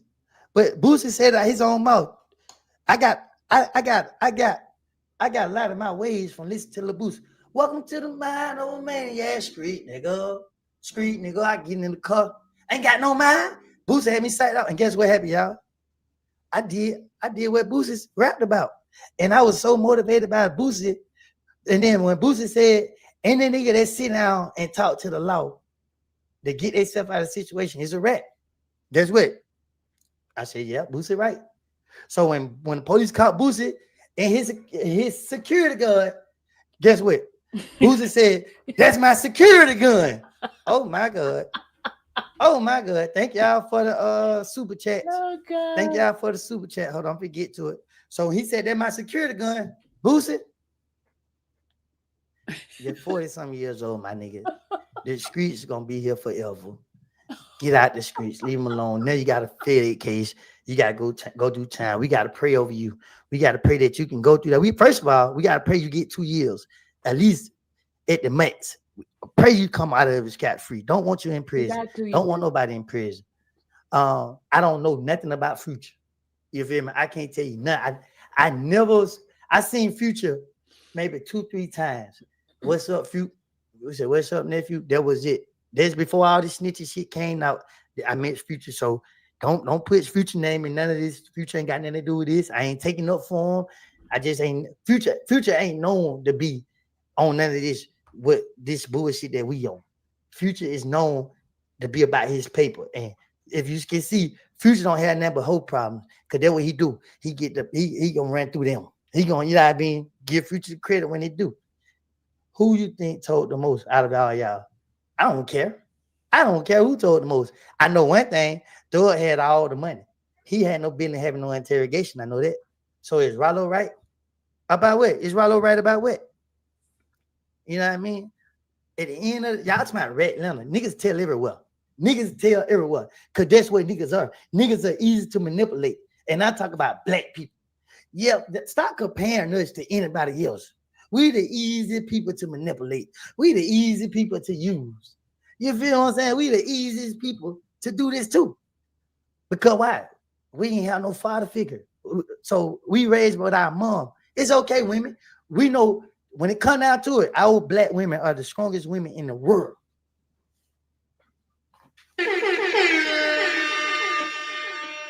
When it comes down to it, our black women are the strongest women in the world. Who the first?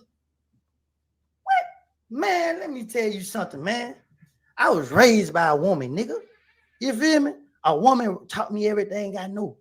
Y'all went by herself. My daddy died. You feel me? My daddy died.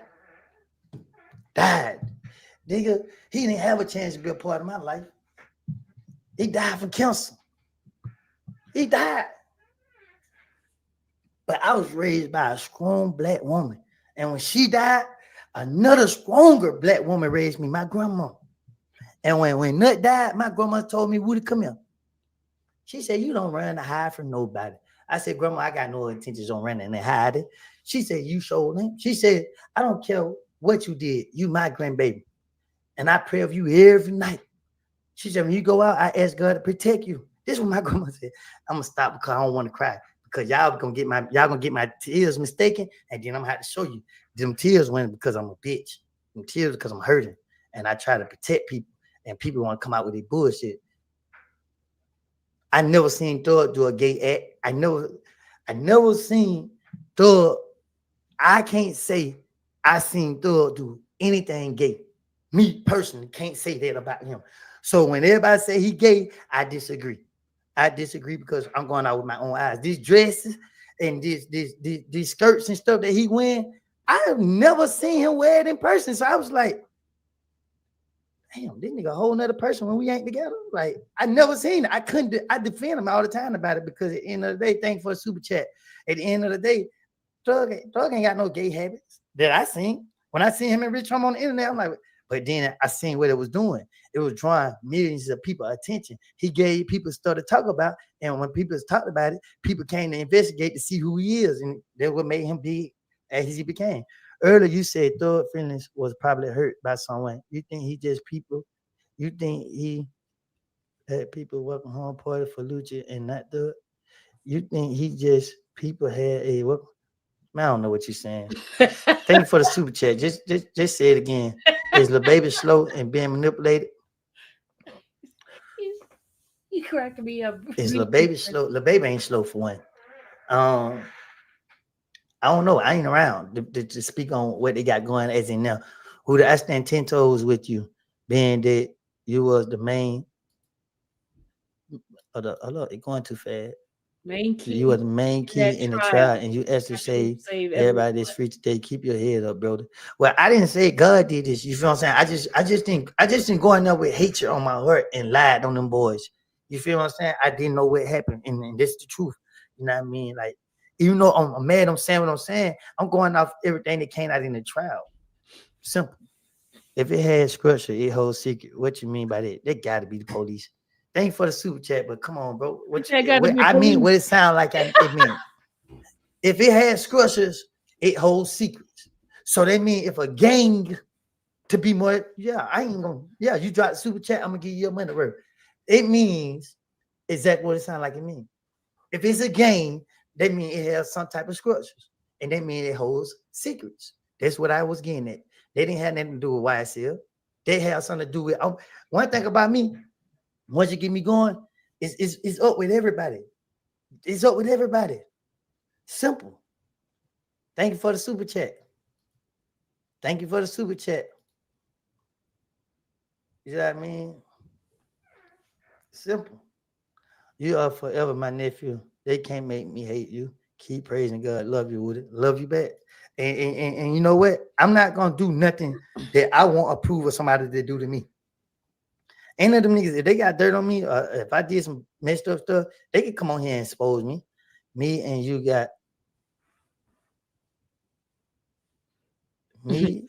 He's so funny. And you got 25 minutes back in 08. I don't know what you're talking about.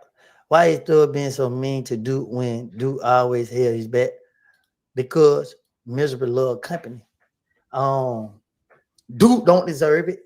Duke, everybody know when it came down to Duke, it ain't no question that Duke love for Thug. Ain't no question that Duke Thug. Man, my Eastern, my name on here. I ain't no police. I liked it. Well, I'm just saying, like, come on, why would you ask me a question? You understand why I asked it. That's why you remember that I asked. But let me get on Duke real quick. Thank you for the super chat. I love you for that. Appreciate it. But just don't ask me no question that gonna get me locked up, bro. Like, I ain't got time for that.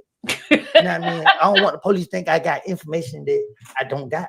So at the end of the day, Who When it came to Thug and Duke, Duke know everything about Thug. This hands down. Duke know more about Thug than Thug family know about him. Duke love Thug and put Thug first. I watched Thug.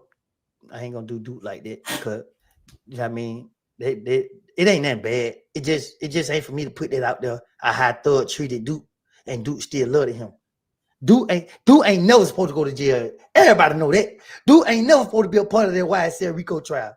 Cause Duke don't commit crimes. Duke just a player nigga that gonna go get him some bitches and be fly. But you really gonna help them detectives stop a murder that night if they let you out? Hell yeah. Hell yeah. Nah, I'm trolling. If a murder was gonna happen that night, why it never happened? Why the police didn't? That proved my lies. You feel me? That proved I was saying anything to get out of jail. That proved it. If I'm in police custody, if you go to jail and I lie and tell the police, man, something go on tonight. Well, I'm telling y'all let me know. I can put y'all on game. And they like, nah, nigga, we gonna put you in jail. So the police put me in jail. They already listened to my phone call. I can't call and tell them, nigga, hey, y'all, don't do the murder. The police watching y'all. Now, only thing happened is if I'm telling the truth, the police can watch these people and see if they could go commit this act. Nobody never went to make moves to commit that act. So at the end of the day, the facts are out there. But if I'm deemed a rat from certain people, now I understand other people can be like, yeah, we the rat. Last nigga tell me I was a rat. He said in my face, I beat his ass. He walked up, he be like, y'all got rats out here? I didn't hear him. But I felt it. I was like, what you say? He said it again. And I beat him up. And I tried to take him to the other world. I tried to. And I thank God for the person that grabbed me. And I love that person who grabbed me because I would have been a disappointment to all my loved ones and my kids. Did you ever sense a hint of jealousy from Unfunk to Thug? What you mean by that? Did you ever see a hint of jealousy from Unfunk to Thug? You gotta explain a little more better for me.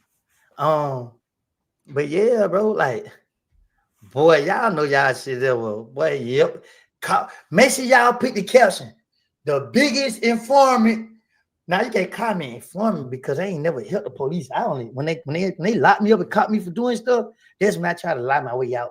But as in just silent it on the street and just be like, hey, yeah, hey, police, come on over here. Nah. Once the police let me go, they had to always chase me. They had to always catch me. Only time I went down to the police precinct is when Thug told me to. Go down there. When Moonton dropped me off, it was no secret that I was going down there. You stayed silent throughout everything. Thank you for the super chat. I don't even care about being silent at this point. All I care about is these kids witnessing what I'm doing.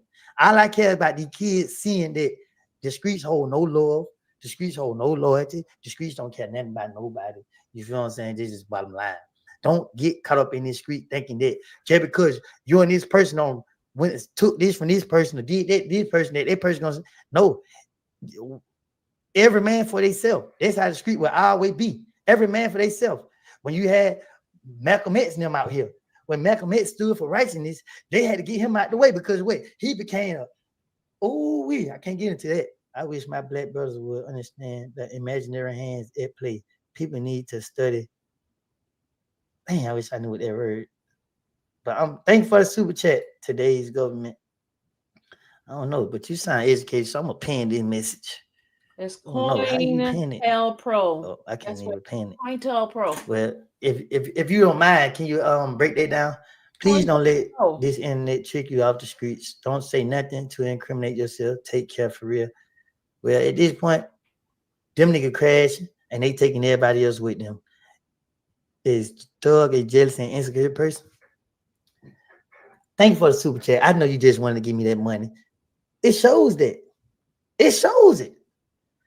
Thug have been, the streets have praised him.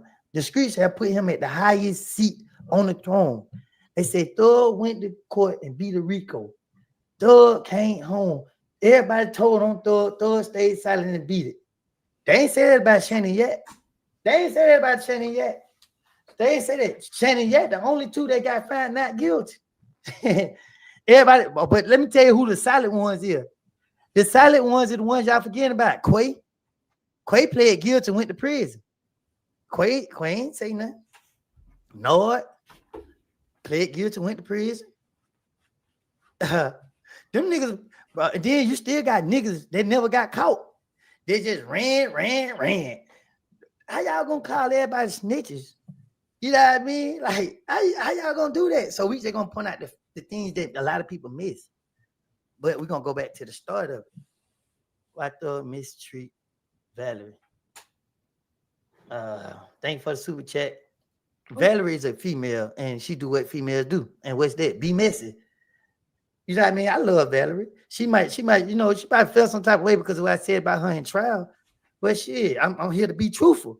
That's my truth. That don't mean that that's the truth. That's my truth. Why did you even mention Thug in interview? What you mean, nigga? To get out of jail. They want Thug, not me. You damn right I mentioned Thug. Thug mentioned me. So at the end of the day, y'all don't like the truth. Shay, you didn't know Quay got time? Quay went to jail. He's in jail. Both Quays. It's April 26th, 2015. Jeffrey is touring. He is performing. He's in Louisiana. Lil Wayne is idol. Jeffrey idolizes him. So remind y'all before y'all hear this part, this went over a lot of people's head. This what went over a lot of people's head. Pee Wee Roscoe just defended Thug for this right here. This what Brian Steele for this tell the jury why Jeff quit messing with Ola player, then took his name. Ain't got an answer if it's some street stuff. Just always wanted to know though. Well, let me tell you this. Ola player is still alive. If you want to know the answer to that, you can go DM him on Instagram. You can reach out. I'm pretty sure he'll take a payment for an interview. He want to act like, you know what I mean? The money ain't good and stay in the street. That's up to him. But I never met Ola player. I don't got nothing against Ola player. I can't speak on it. But let's get into this tour bus where Pee Wee Roscoe defended Thug about. Came out against Jeffrey, called him gay. No, never ever did. A promotional social media release with his people with guns. I'm gonna say this. Brian Steele is a clever lawyer because he tried so much to protect Thug. Brian Steele did an amazing job. Let me give Brian Steele his credit. He did an amazing job with defending Thug because he hid so much in plain sight that the laws didn't pick up because what they did, they told the laws don't pick it up. But let's time to reveal Brian Steele. Ralo said Thug a fraud and was never like that growing up. Who much street? All men aside. Keep it. Ralo. That's why you think Ralo, the only nigga got hurt to speak up. Everybody else already know this. They just not speaking up because he, like I said, Thug got a check and he's stupid. Do them Atlanta rappers really mess with Drake or is he? Yeah, Drake just a lit. Man, come on, man. We from Atlanta, man. We see opportunity, nigga. We gonna take it. And that's what Drake is, nigga. Know what I mean? I decided here and Jeffrey saying, come to this concert. We'll see what happens. Come on to the concert. Jeffrey was told to do that video and release by his management team. Because when Lil Wayne said don't listen to his music, that impacts him.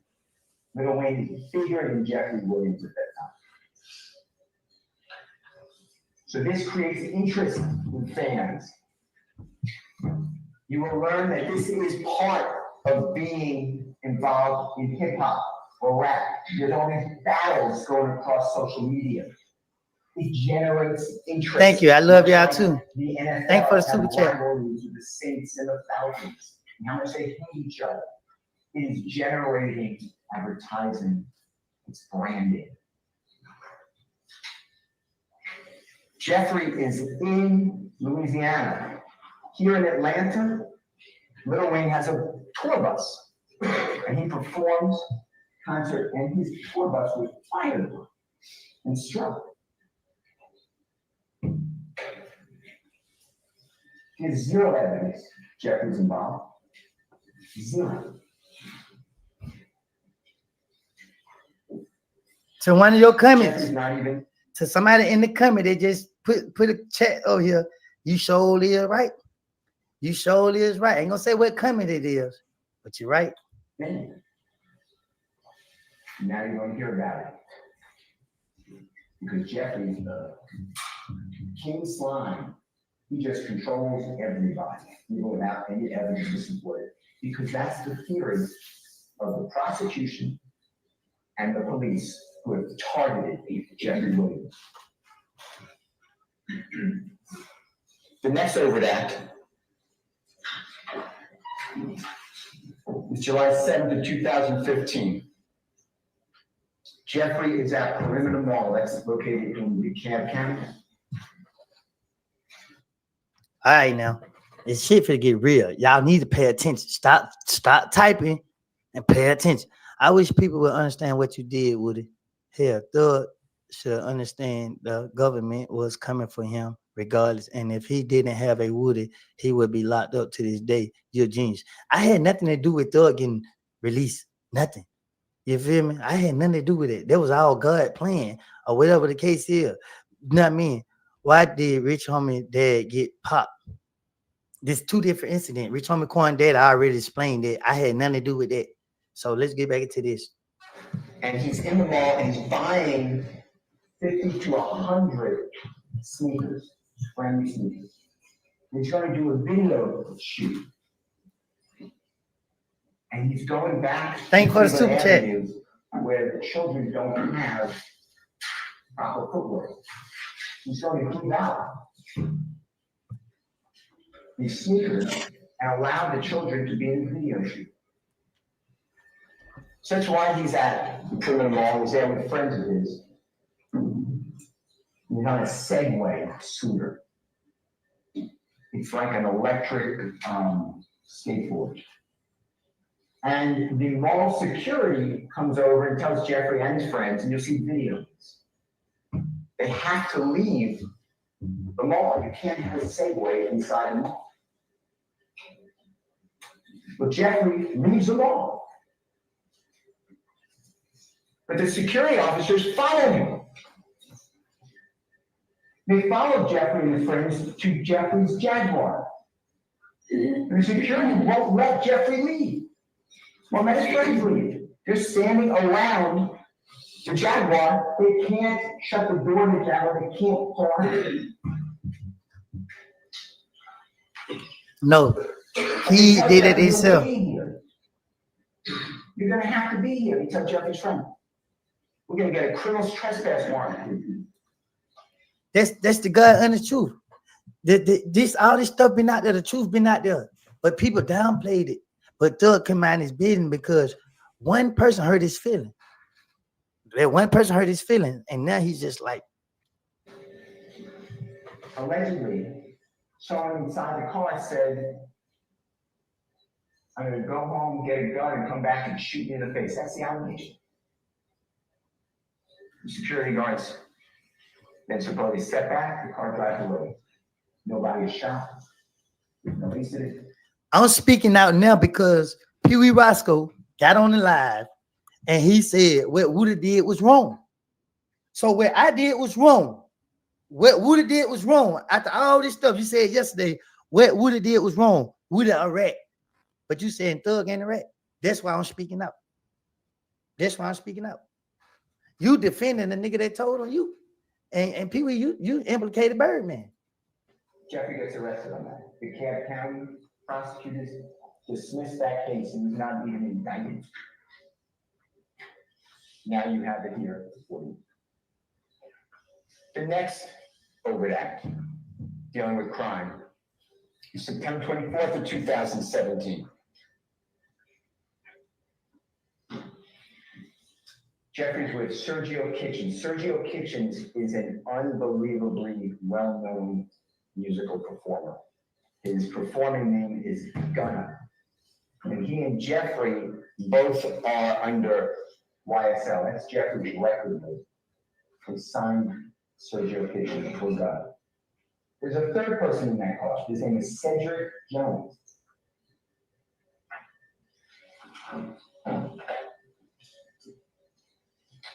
The car is going to Peachtree DeKalb Airport. Gets pulled over for a window tint violation. The officer gets Jeffrey out of the car and handcuffs, Sergio Kitchen out of the car and handcuffs, Cedric Jones out of the car. Police search the car. Before I let y'all hear what he finna say next, right? This is Young Thug lawyer Brian Steele opening statement during the YSL trial. It's all over YouTube. You can go look it up. You can pull it up. You go watch the whole thing. Before you speak on me, I advise you to go watch this. I advise you to go watch the whole opening statement of what happened. I want you to watch what the prosecutor said about me and watch what the defense said about me. Not just Brian Steele, Matt Short, Doug Weinstein, and watch when they put me on the stand. Watch the question that they asked me. Watch how they treated me. Because Brian Steele and them knew this. Brian Steele treated me like a person.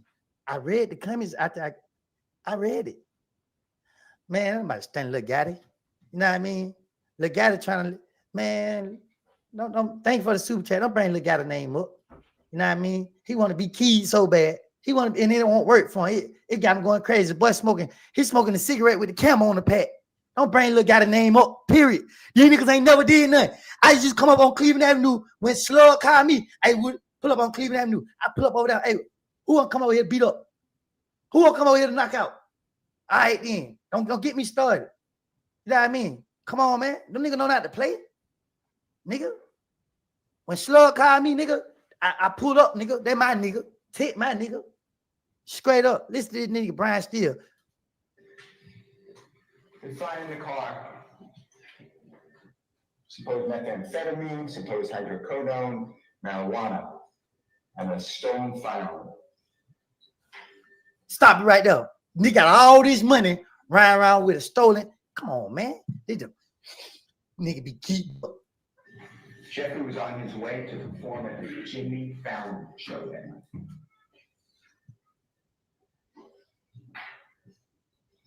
Cedric Jones said, I packed that stuff.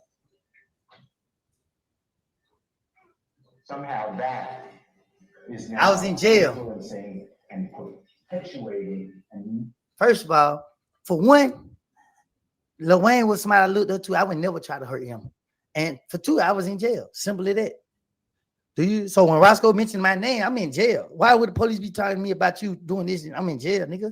Nigga, they know if I say anything, it's bullshit. Do you think his feelings are hurt because Lucci got a welcome home party and Thug didn't, or because Gunna is in shape and Thug titties are out? Ah! You is crazy. No. Lucci earned the treatment he got when he came home because Lucci left that BS in jail, as in right now. Long as Lucci leave that BS in jail, Lucci gonna be okay.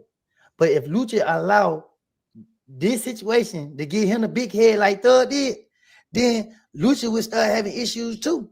But Lucci is doing great. We gonna continue to wish him success. He ain't got no problem with me.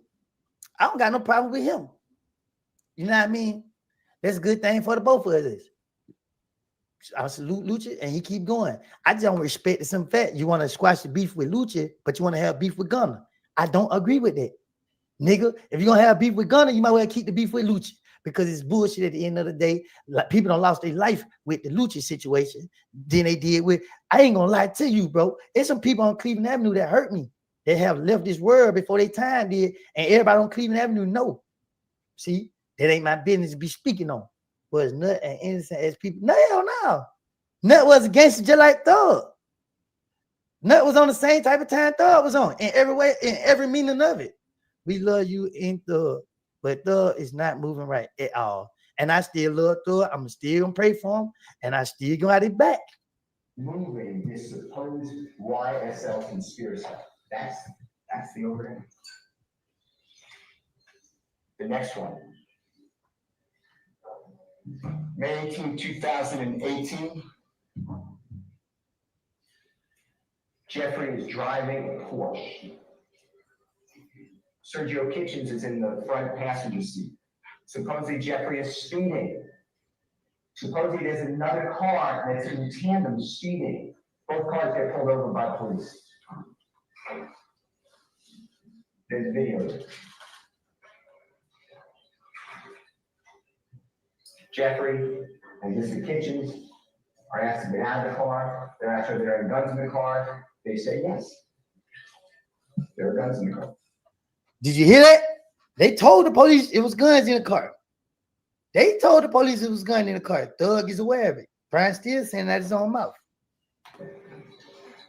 Police get them out of the car. Any drugs in the car? No. Police have Jeffrey and Mr. Kitchens on the side of the road. Go through Jeffrey's car. They run the guns. The guns are lawful. The police put the guns in the trunk of the car. Tell Jeffrey and Mr. Kitchens, you're free to go. Give Jeffrey a speeding ticket.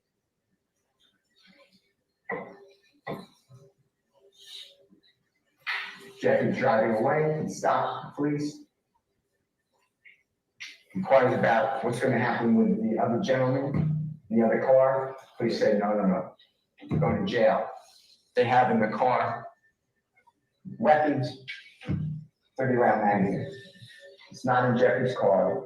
There's going to be zero evidence that Jeffrey took those guns in the car, knew those guns in the car. So let me ask y'all this question. This is a good question I'm about to ask y'all. You riding in the car with somebody and they got illegal stuff in the car. If they tell you about it or don't tell you about it, the police stop you and ask you, is it whose stuff it is? And it belongs to the owner of the car or the driver of the car.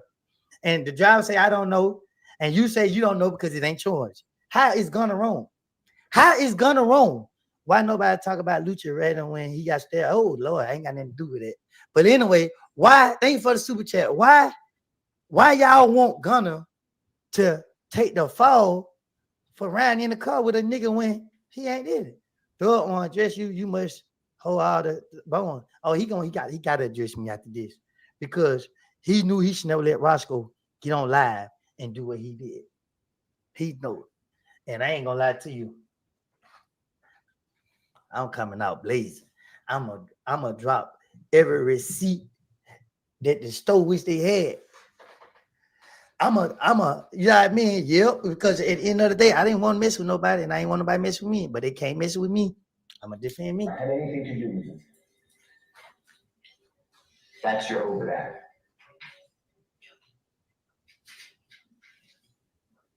The next crime is an overact. This is the date of Jeffrey's arrest. So it's broken up into several overacts. So I grouped them.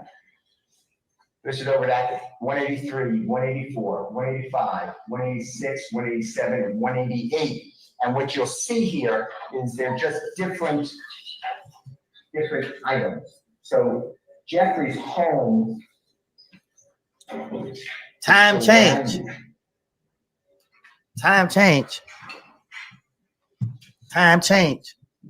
On March 9th of 2020 by law enforcement.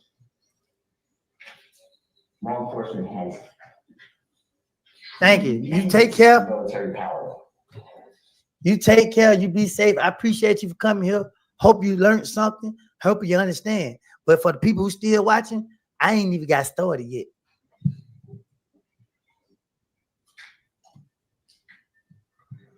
Law enforcement takes control of the scene, the area. Jeffrey and more than a dozen people are in that house. You will learn that Jeffrey doesn't live in the house often. But other people live there all the time. They take care of the house. Putting the blame on everybody else. Sitting in that courtroom, talk about niggas snitching, but you and your lawyer putting the blame on everybody. You ain't taking responsibility. You ain't claiming nothing. You ain't owning up to nothing.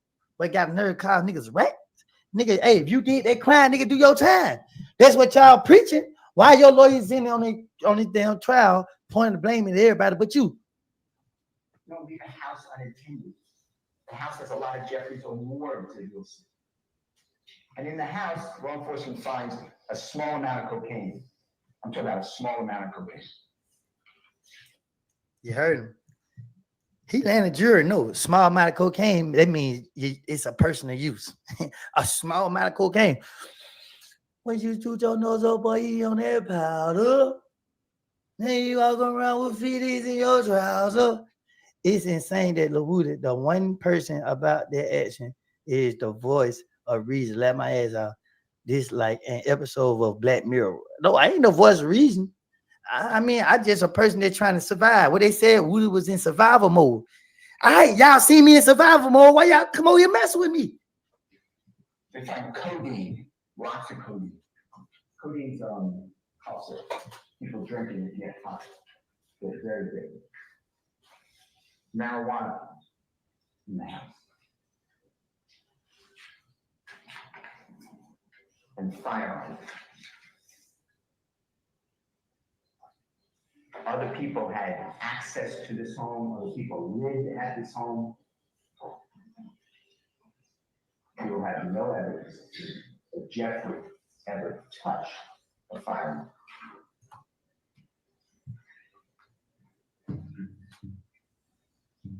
Those are the overhead. You're gonna be on live all day. Jeffrey. I'm about to break this whole thing down.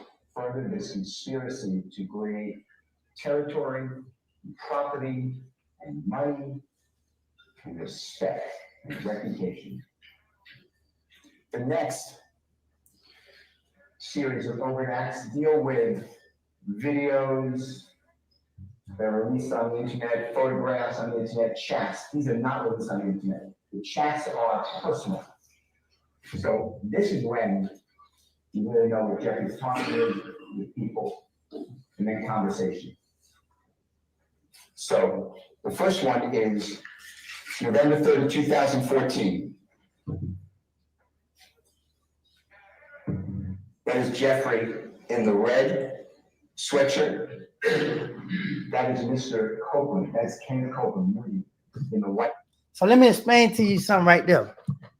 In the beginning of his opening statement, he said Jeffrey Williams and Woody is not friends. This how you know. This I'm just gonna break it down the facts. Jeffrey Williams and Kenneth Copeland or Woody is not friends. But then you show a picture with me and Thug. I just sweatshirt. And they're wearing different colors. And the RG is Rich Gang. That is a musical gang, a musical artist. Rich Homie Quan, and Brian Williams, Bird Band, Jeffrey Williams. They had lifestyle that went across the world. Success. And Jeffrey is holding up his fingers. Yep. Suppose that's a YSL. That's what he's doing. He's wearing red clothing. That's the overact.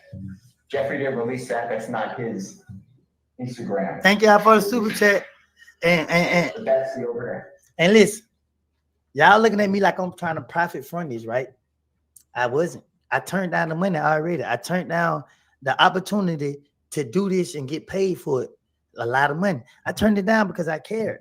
Because I said, you know what, you know, we go through things, we live and we learn. You feel what I'm saying? Ain't nobody got it figured out. Everybody trying to figure it out. So as we going through this process, we're gonna go.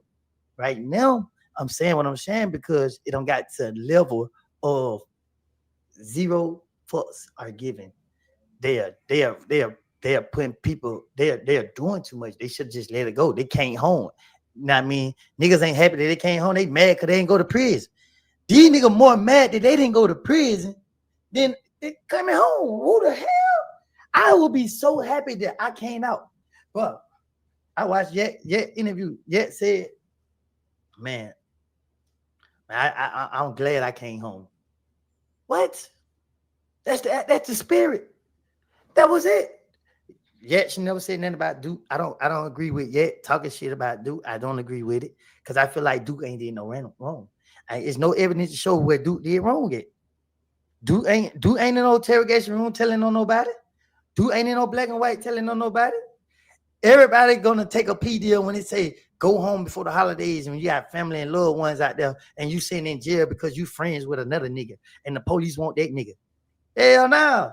Thug more bitter and mad because he pled guilty and yet got it and Shannon Stillwell went to trial and got found not guilty. The next one is January 3rd of 2015. That is Mr. Demetrius Garlington in the red with the glasses on. That is Jeffrey, closest to us. I'm skipping. Donovan Thomas's killing, and therefore somehow it's relevant to this murder. Lie to their brothers and sisters, then get right in the court seats are covered with gold. He's trying to fix. Everybody ready?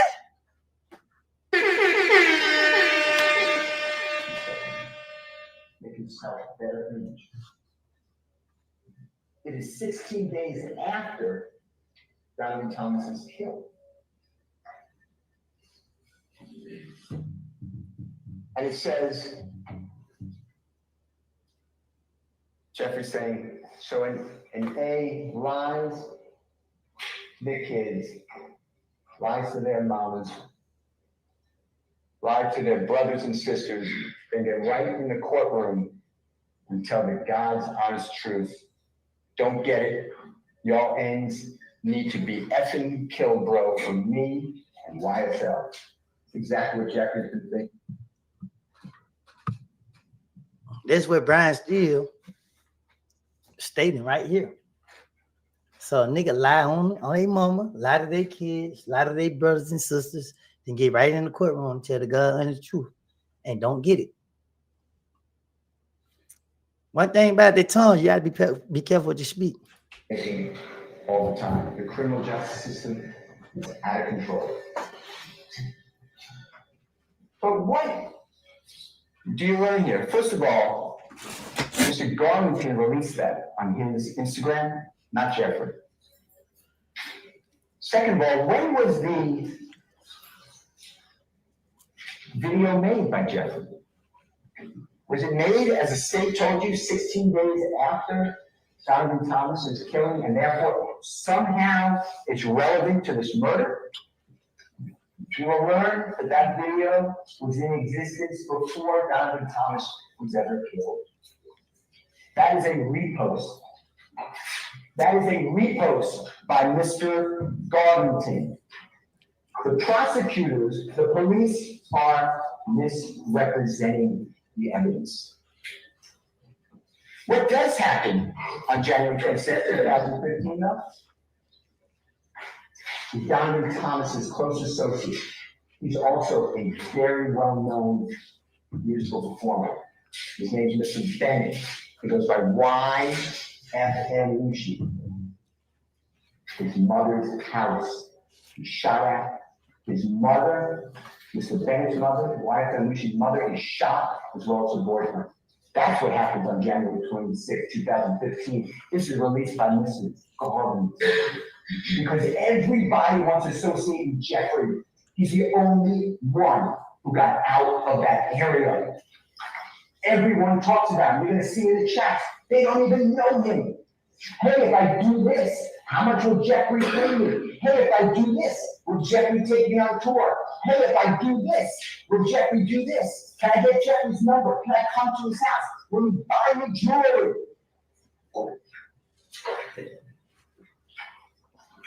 They use Jeffrey. This has nothing to do with Donovan Thomas.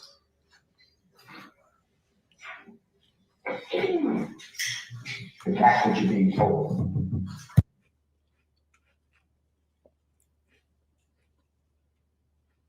All right, he's on the phone call, y'all.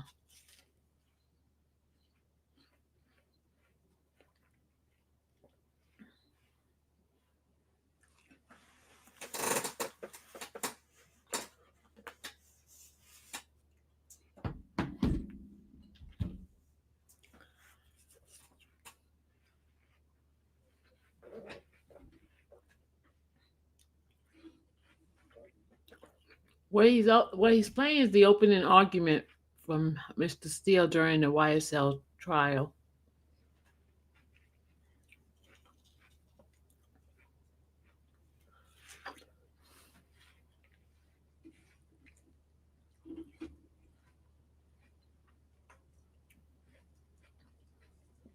YSL coming soon. Instead of a C for the Crips, you remove the C if you're in favor of the Bloods, and you use another letter, sometimes a B, this one you use an S.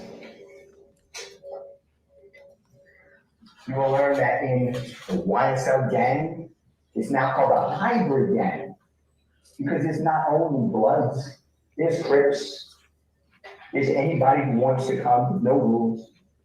But now the experts in the Atlanta Police Department, I think the experts, they're all the same. The Atlanta Police Department, now it's a hybrid gang. That is the overt act. It's not written by Jeffrey, it's not released by Jeffrey, but they want you to fear music that talks about killing, drugs. It is art. If you don't like it, you don't have to listen to it. But this is America.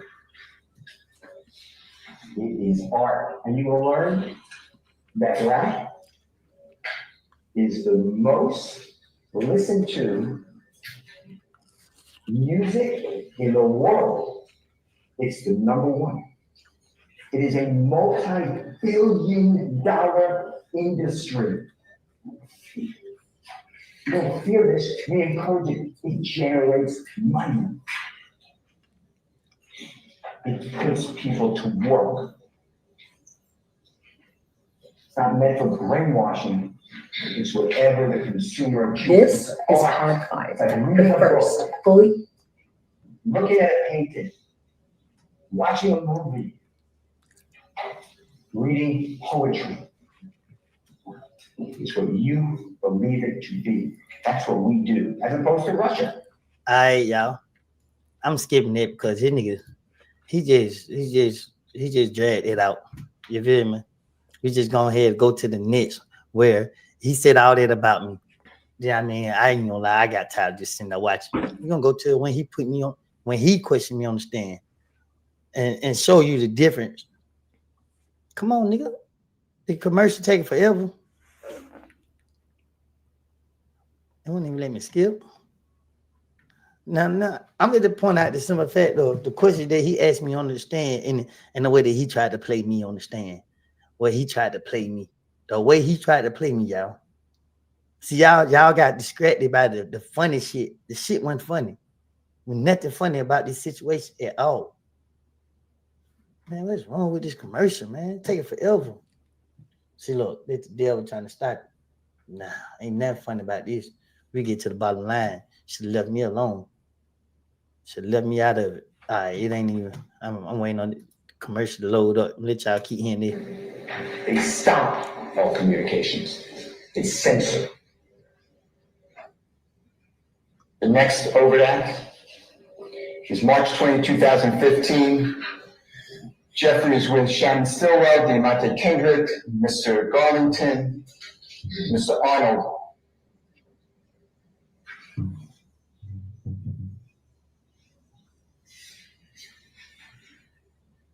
And they are using their hands to make signs. That's the overt act that furthers, that drives this conspiracy. That's it.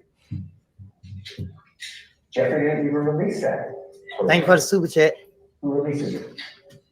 Mr. Garland. There, you're explaining that you and Shelkel have been. Hey, but since you said on record with the government to trigger Thug to threaten you, I ain't said nothing in 2 years, baby girl. Thug and Pee Wee Roscoe came out with this. Thug and them did this. You feel me? I ain't did never been good to niggas. But now, I'm just gonna point out things that people didn't notice. Arguing, whatever word you want to use, for approximately 4 months before January 11, 2015. Does that sound like what you said on the recording? Yeah. Does that sound right? Smart, what you mean? 9, 10 years ago, going back, were you not getting along with Shelkel for approximately 4 months?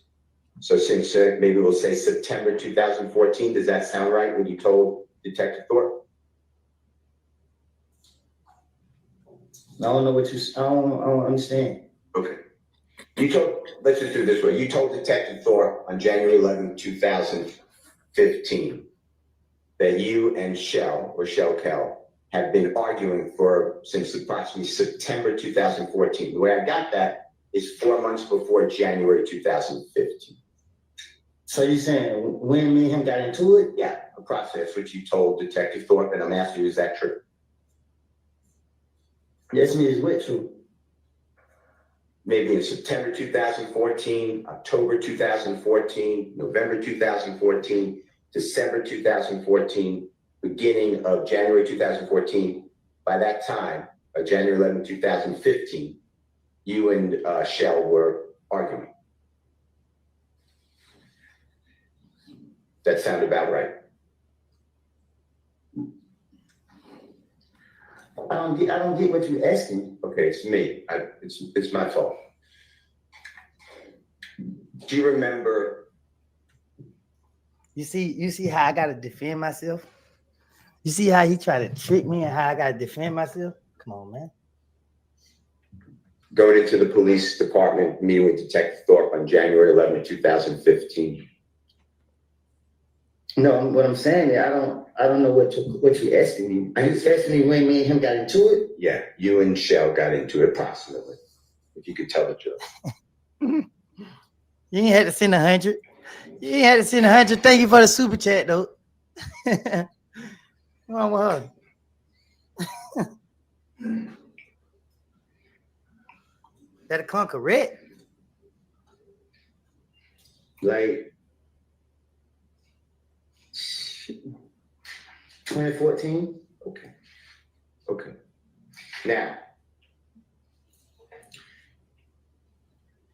on June 10th, Me and him was into it for a minute.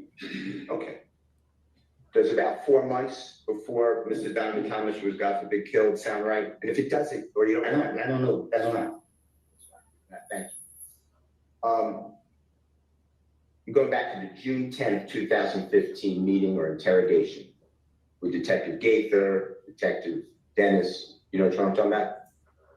Detective Thorpe at the time, ATF agent Cunningham at times. I'm on June 10th, 2015. When you told law enforcement, or do you remember telling law enforcement that Jeffrey and Donovan Thomas were arguing or had a falling out before you and Shell had a falling out? Do you remember saying that? I don't remember what I told no investigators. Okay. Did you hear that on the recording we just listened to? Did you hear you say that? What I just say? On the recording that Jeffrey and Donovan Thomas fell out or were arguing. I would told the investigators everything. Okay. The truth is, this way I stated on the stand. I told the truth. And Brian still sat right here and still, when I'm telling the truth, I don't know about nothing. He's still trying to put this on me. And I still. That to your knowledge, your observation, so you saw with your eyes and you were present, your ears, Jeffrey and Donovan Thomas were, your words were big homie. Is that true? They were friends. Can you say it again? Yeah. From your observation, by January 2015, you knew that Jeffrey and Donovan Thomas were friends. Is that true? Right? Okay. And what you said to the police was what you've been explaining. You would do anything to get the police to stop looking at you. That's all you were trying to do, to go home. Right? Okay. I don't got a problem with I got a problem with his activities, his behavior. I got a problem with all this stuff that we have all been through and all this stuff that we all had to face and go through. This shit ain't no blessing. This ain't like, nigga, if we can go back and do things different, I'll never be friends with them niggas, bro. Them ain't my type of niggas. Like, I'm only speaking up for myself. They asked for this and I'm giving it to them. So when y'all see around here keep talking about, oh, nah, nigga, I'm giving them what they asking for. Now, were you present on December 4, 2014 at 250 Auburn Avenue in Atlanta? Do you know where that is? I don't remember nothing way back then. I don't know. That's fine. I'm going to show you, with the court's permission, I'm going to show you a photograph of the building, 240 Auburn Avenue. Your Honor, I'll mark this if that's okay with the court. Can I have 1 second, Your Honor? Sure. Just looking for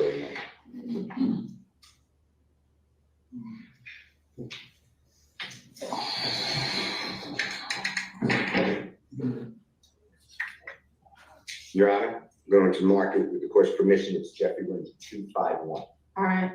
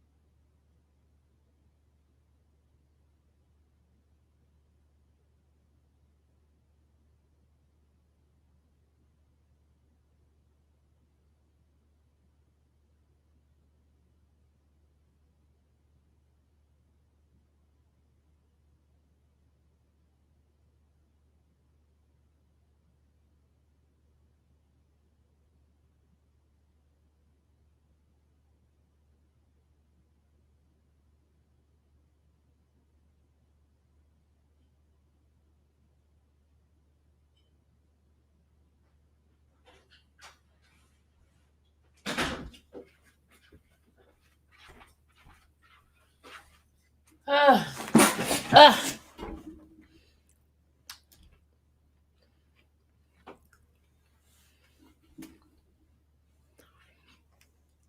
After Diamond Thomas was, God forbid, killed, do you remember being present at shows with Jeffrey Williams and you know who Rich Homie Quan is? Yeah. The performer? You know? Yeah. Do you know him as Mr. Lamar too, or do you know him? Do you know the name Mr. Lamar? I don't know Rich Homie. Okay. Do you remember seeing, after the killing of Diamond Thomas, seeing Rich Homie Quan and Jeffrey together? What do you mean? In Florida. Y'all can hear me? Can y'all hear me? Yeah, Were we you can hear you. present? You said, what time? Shortly after Diamond Thomas, God forbid. So Can y'all hear January me? 2015. Yeah? Okay. Now,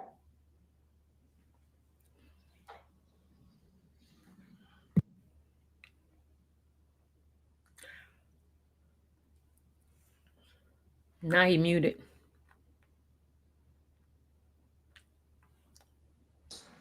was killed. At some point, Donovan Thomas was killed. At some point, you are actually at Jeffrey Williams' home in Atlanta. Is that in the Sky House? Is that true? Yeah, I remember I told you about Pee Wee Roscoe and the damn trance at the Sky House. That is showing you right there. Look how we talk about the Sky House. What you mean? Okay. So I'm locking in on the date that Donovan Thomas is killed. I'm just telling you the date. I'm not asking you to remember, but it's January 10th, 2015, okay? But Donovan Thomas is killed that night, or he's shot that night, okay? I'm asking you this. After he's shot, do you remember being at Jeffrey Williams' home at some point at the Sky House in Atlanta, Georgia? Man, my mind, I had made out too many people calling. I can't remember everything that happened that night. Okay. But, It's okay. I'm just asking questions. You're giving the testimony. It's fine. After Donovan Thomas is killed, after the news got out that he's killed, the information, did you ever see a posting by Jeffrey Williams about Donovan Thomas's death that night, or January 11, 2015? Do you remember that on social media? I don't remember that night. Okay. All right. Okay. Did anybody with the police department, the federal authorities, homicide, I'm including everybody, or the district attorney's office ever come back to you and say, man, y'all, these niggas already know about all this, bro. All these niggas know about it. Every person know about everything that's going on before it even went on. These niggas just pretend to act like they ain't know what's going on. Stay strong and keep being true. Thug is a bird brain. He fooled us all. He looked so lame and wet. Look how he acting. He don't even know how to deal with the position of being labeled a stand-up nigga. He didn't even know how to handle that. So look what he did. He folded under pressure. He showed everybody he pretended the whole time. Fuck him. hey, I want to talk to you more about Jeffrey Williams and Donovan Thomas falling out like you told us. Did they ever try to corroborate that? And if that's a bad word, I'm going to rephrase it. Once I got up, Anytime. Did they ever come back to you and challenge you or ask you about this conversation that you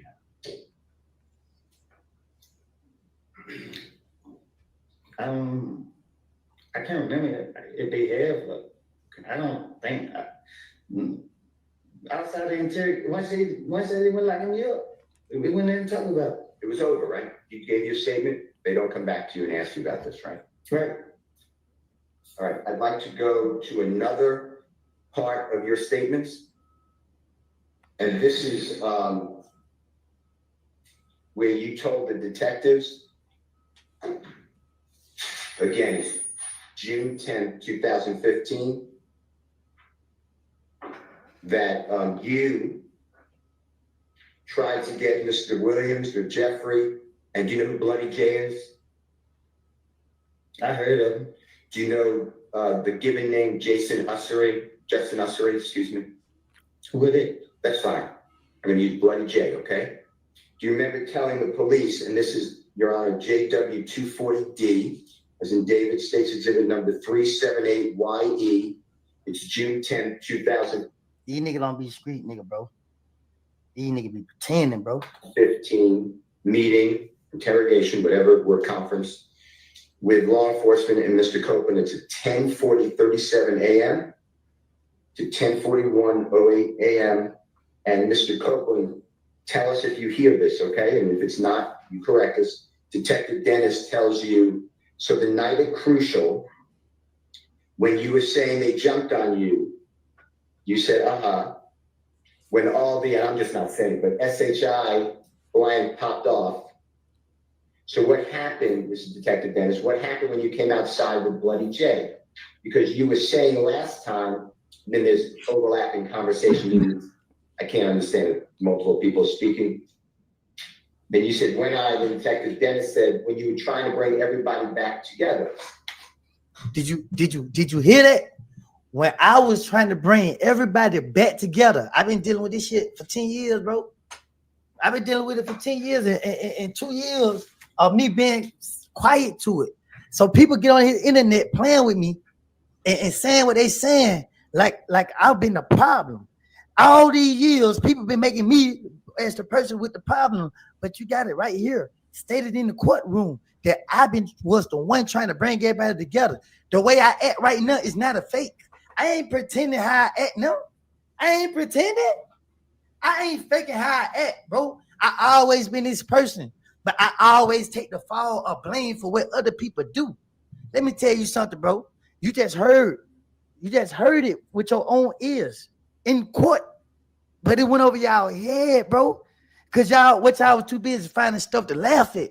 Y'all too busy looking at my face expression because I'm discombobulated because I'm in a position that I ain't even supposed to be in. And then now you got niggas that, you know what I mean?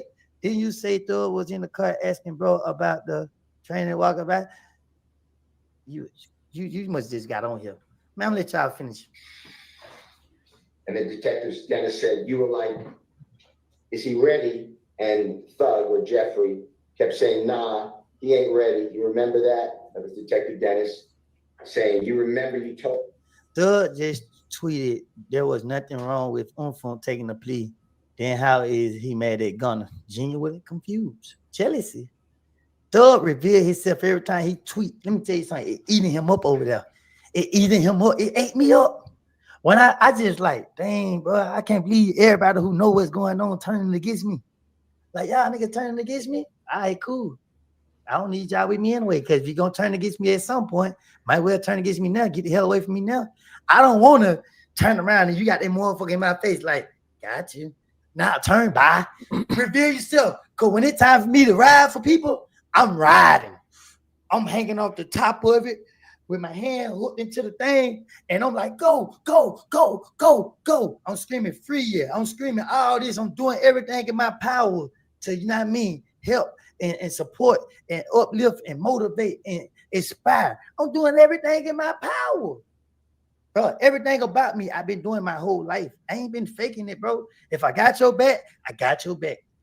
You feel me? If I'm gonna ride with you, I ride with you. If you're gonna betray me, I'm gonna betray you.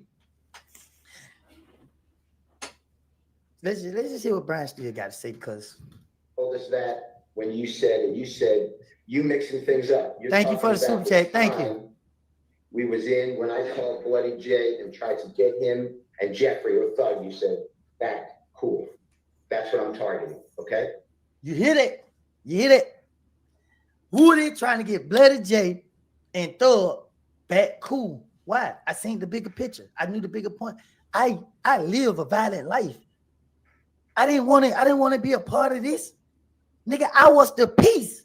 I was the one trying my hardest to stop everything from getting to where it got to. And that's why I'm doing it now. That's why I'm exposing shit now. Because these niggas don't started it then and they about to start it now. And guess what? I ain't a part of it. I ain't a part of it. I ain't got nothing to do with it. I ain't a part of it. And let me tell y'all something. Listen, I'm not going to prison. I'm not going to prison. And ain't nothing that happened to me or nobody I care about. Bottom line, I ain't having zero tolerance. If I get a feeling in my gut that somebody trying to do anything to me, I'm going to make people pay. I'm going to make people pay, boy. Okay. So please listen to it. If I said it wrong, just say it right. Your Honor, can Mr. Copeland listen to this, please? And the jury. So the night at Courtroom, when you were saying they jumped on me, right? When all the shit popped off. So what happened when you came outside with Lil J? Because you were saying the last time you were trying to bring everybody back together. You was like, are you ready? And I stood up there saying, nah, I ain't ready. You remember that? You remember you told us that? When you said you cleaned it up. You talking about the time they made the shit when I found this thing and tried to get them to that cool. Remember saying that you were, the discussion, Detective Dennis is telling you were trying to bring everyone back together, make everyone, friends again. Remember Detective Dennis saying that? You just heard that? I just heard. Okay. And then you said that you called Bloody Jay and tried to get him and Jeffrey or Thug back cool. Do you remember saying that, or did you hear that? Again, I'm talking to the investigators. I'm trying to tell them anything. Right, that's not true. Right? You were just trying to get out of custody or jail. You want to go home, right? I've been telling y'all that for the longest. Sustained. The statement the jurors just listened to, you were trying to finesse or lie to the investigators to get them off of you so you could go home, right? That was my plan. It was a lie, right?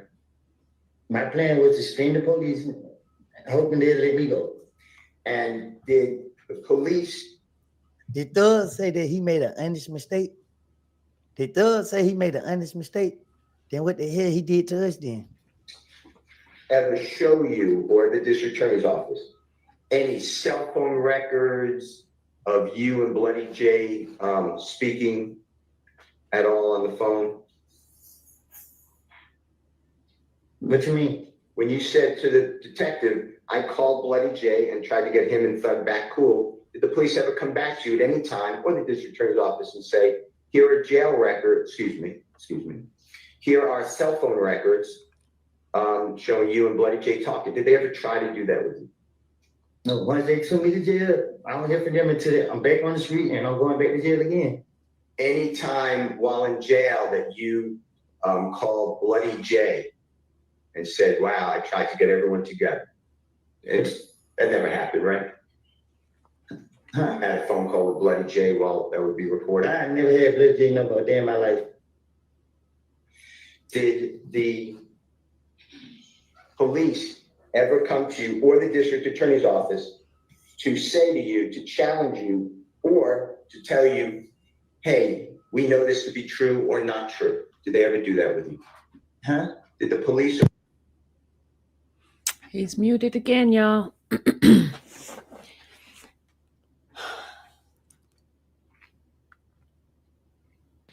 That's a simple question. Did the police ever do that at the district attorney's office? No. Okay. I'm going to go to another one. This is your statement again. This is June 10th, 2015. Your Honor, it's JW, Jeffrey Williams, 240E, as in Aaron. It states exhibit number 378YE. And Mr. Copeland, this is it. I'm going to skip and go to... Go to the website you love. I'm going to go to something else right quick. I'm going to go to this video right. And why the world is always doing it? Well, I'm going to talk to y'all while we waiting on the time to go by. So my whole thing is, nigga keep trying to push this rat narrative, this snitch narrative, this I'm solid, I ain't did this. Why is your lawyer in the courtroom? He defending you. He gonna do whatever to get you off. This we know you gonna say this. We know this your defense. But you pushing the line of a snitch. So you need to be telling your lawyer, hey bro, I don't need you, telling. I need you. Like let's be honest. Nobody, my client ain't did anything. We don't need your lawyer to point the finger at nobody else, putting the blame on nobody else. We don't need your lawyer putting the blame on nobody else. We don't need it. We don't need it. If you so solid like you claim to be, why you okay with sitting right there while your lawyer try to put the blame on me? Did you see Jadakiss and Fat Joe speaking highly of you on their podcast? I love them. Make sure y'all tell Fat Joe and Jadakiss who to say that I love them, because guess what all these other niggas doing? They showing favoritism. They want to lie and make y'all believe Thug them is right. Thug them is wrong. They go. Watch this. In the early morning hours after Donald Thomas got killed, did you go to the police? I think the police called me. Right. Did you go down to the police department after the police called you? I think. All right. I want you to go back to that day before Donald Thomas got killed.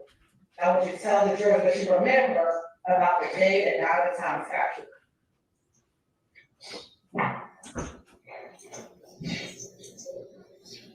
Let me tell y'all niggas something, man. I knew it was gonna be this day. I knew this day was gonna come. I knew this day was gonna come. I was ready. I was ready, and I'm still ready. You feel what I'm saying? Because I the only one kept it in the street. I suffer. Ain't nobody else suffer like me. You got some people that suffer, but ain't nobody suffer like me. Ain't nobody go through hell like me. I had to fight 300 niggas on the streets. Nut was love. Nigga, they love that nigga. But they love Nut. I had to fight these niggas by myself. Boy, I had to fight these niggas by myself. And I had to worry about the police. Whew. Y'all can't tell me nothing about this war or this violence that these niggas feel make go on in these streets. But don't tell me nothing about this. Boy, they got the proof right here.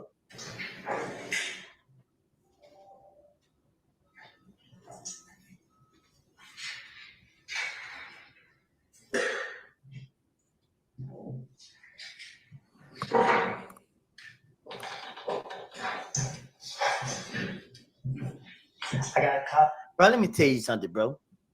It ain't y'all keep pushing this rat word. That's what hurting us. Keep trying to label somebody a rat, bro. That's just something that you said on the internet. That we pray to God. Y'all never say this to nobody's face. Don't ever call nobody that stand up for themselves a rat. Don't ever I'm not calling Thug a rat. But if Thug want to call us a rat, you got to call a spade when you see it. If you calling us a rat, call yourself a rat. If a nigga calling somebody a rat, call yourself a rat. Start with yourself. Start with yourself because 3, 2, 1. In LaBooza voice, it'll always come out. It'll always come out. It'll always come out, boy. So at the end of the day, if you gonna call somebody a rat, saying that I don't know how, I can't recall how it was said. I remember getting a call saying that I killed Nut. You killed. The word was, hey, I got a call and people were saying that, am I okay? They saying I killed Nut. Oh, I'm sustaining objection. Before you got a phone call, can you tell the jurors where you were that morning before you got the phone call saying that I killed Nut? What you mean? Why was that morning? Where were you that day? Do you remember that day? Were you at your girlfriend's house that morning? Oh yeah. So as you can hear, when I tell you, when I found out about what happened, I was in the blues. I was in the blind. I didn't even have time to react to the situation. He got the proof. I was by myself. I don't gotta fake it. I'm not the type of nigga to explain myself. I'm explaining myself now because I don't want to hurt nobody. Because I ain't even letting nobody hurt me. I'm explaining myself now because I didn't do nothing to Nut, and I would never have done nothing to Nut. Nut didn't do nothing to me. I don't care what problems other people got going on. You feel what I'm saying? He ain't did nothing to me. Taking somebody's life, you have to really do something to earn that. Ain't nobody did nothing to me for me to do that to them. And if I do that to you, it's just what it is, buddy. I'm all out with it. Y'all gotta just see me when y'all see me, buddy. Like, that's just the truth. But if I ain't did it, and I'm being accused of doing something to somebody I highly respect, but I had to hold this in for all these years. I had to hold this in myself that, dang, they said I did it to the man. I respect the man. I don't care about nothing he got going on. I don't care about nothing he did. I care about how I felt towards him. And guess what? When they started retaliating and doing stuff to my peoples in the name of him, that's when I started getting disrespectful. That's when I said, you know what? But forget that. Because at the end of the day, them niggas ain't trying to find out what was going on. They just like, we gonna go at Woody. Y'all ain't gonna put no pressure on me. I'm applying pressure. Boy, who? Man, y'all nigga crazy. Boy, it ain't no time to be scared. I gotta protect my family. Boy, I be scared when it's time to be scared. And when it was time to be scared, when the police had me. Because go what they finna take me away from protecting my family. Say what y'all want to say about me. the jurors that you remember about that entire day up until you got that phone call.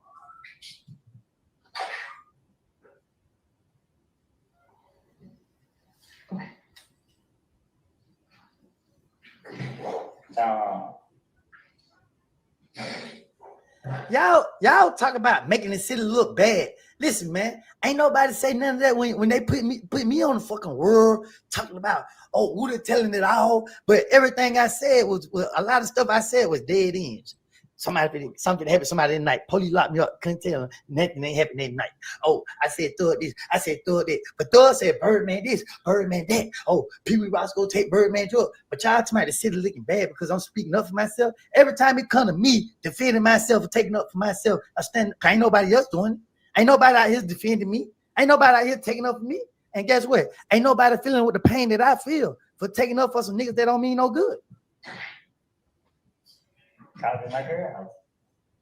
what happened while you were at your girl's house? Yeah. All right. Did you ever leave? Let me ask you, what's your girlfriend's name? I'm single. Back in 2015, what was your girlfriend's name? And you right, I explained myself in court. And that's why I'm right where I'm at right now. So before I let a nigga play me, I play the game how it's going.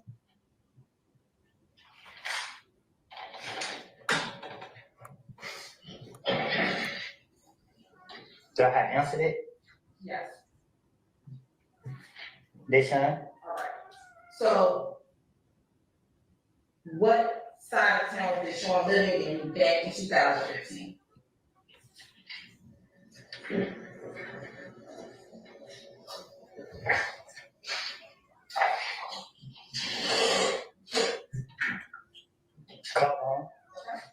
And did you wake up at Sean's house in Carver home that morning that you learned about? Look, Brian still so clever, right? He swept a lot of stuff up on y'all face. If Thug never told, why is he getting a statement suppressed? If Thug never gave the police information, why is you suppressing statements? To suppress a statement is to stop it from being used. Nigga, if you ain't tell, what is you suppressing? Motion to suppress statement mean that you gave an involuntary statement saying that when you gave the police this statement that they violated your rights, and that's why you trying to get it suppressed so they can't be used to hurt you. Thug gave a statement. Thug got the statement suppressed. Google it. Google it. Did Thug file a motion to suppress his statement? And then this how everybody. If y'all really want to know street stuff, right? When you got a question, go to Google. Go to Google. Go ask Google. What do motion to suppress statement mean? I'm about to do it right now. People level thinkers understand what you were doing. They thought it was snitching. If it was snitching, they would have gotten them 9-10 years ago. But it's okay. They going to jail. This nigga crashing out and he trying to take everybody with him. He trying to take everybody with him. He trying to take everybody with him. Not me. Because I ain't did nothing. I ain't did nothing. These niggas target me, I defended me and my family. What does motion to suppress means? Okay, I Google it. Since some of y'all too lazy to Google, right? I can't read well. So if anybody that's on here they got time to Google it and help me out, can you drop it in the chat? It's a formal legal request by a defendant in a criminal case to prevent certain evidence from being used at trial. Typically, because the evidence was obtained in violation of the defendant's constitutional rights or through unlawful procedures. Only reason I know how to read that because someone has read this to me. Someone have made me learn how to read that. Someone have sat right there and said, "Here's what they mean, Woody. Repeat after me. Say this, Woody. Say this, Woody." And that's how I comprehend it. That's how I know what they mean. But let me tell you something. That's a motion to suppress statement. Any person that give a statement to the police is a snitch. I was in the car when I found out he got killed. I said that morning. Before you found out when he got. Let me tell y'all this. I know 20, 30, 40, 50 niggas I can name that sitting in jail with a life sentence. They're wishing that they had half of my brain. They're wishing they could have a portion of my heart to stand up for themselves. I know niggas that sitting in jail, been sitting in jail for 10, 15 years, suffering behind a lot of stuff that's going on today. Well, they in jail keeping it silent. Ain't saying nothing. Ain't none of these niggas putting money on their books, take care of their family, helping their kids out, trying to get them out of jail on a pill. No, none. But as soon as another rapper have a birthday, they want to buy a nigga a Bugatti. They buying Drake and Lil Wayne and Future and Lil Baby and all these niggas. 21 Savage, they buying all these niggas Ferraris and stuff for their birthday. 21 Savage got money, he go buy his own Ferrari. Lil Baby got money, he go buy his own Bugatti. All these, so y'all niggas spending money on the rich, but y'all won't help the poor people out that sacrifice their life for y'all. And y'all niggas want to talk about real. Niggas don't get me started. Don't get me started. Yes. Don't get me started. Nigga gonna say if you a wreck and you doing music, you might well do gospel. Man, Thug, when you dropping your first gospel? When you were at her house, when you did by yourself.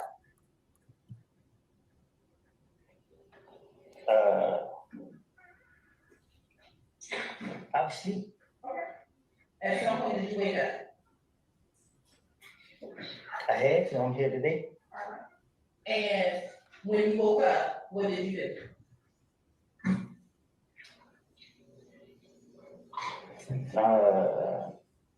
I came out the house, I guess. I went out that door. All right. Where did you go? To my neighborhood. When you say to your neighborhood, what do you mean? To my neighborhood. That mechanic field? Yes. Okay. How did you get to the mechanic? I ain't mad at Thug. If I was mad at Thug, I would have been took money a long time ago and exposed these niggas, man. I would have been did all of that, bro. I told them I'm gonna move forward with my life longer they move forward with their life. We ain't never gotta be friends. We ain't never gotta kick it, no nothing. God gave me another chance. I don't care about what y'all got. God gave me another chance. I'm gonna do right with my other chance.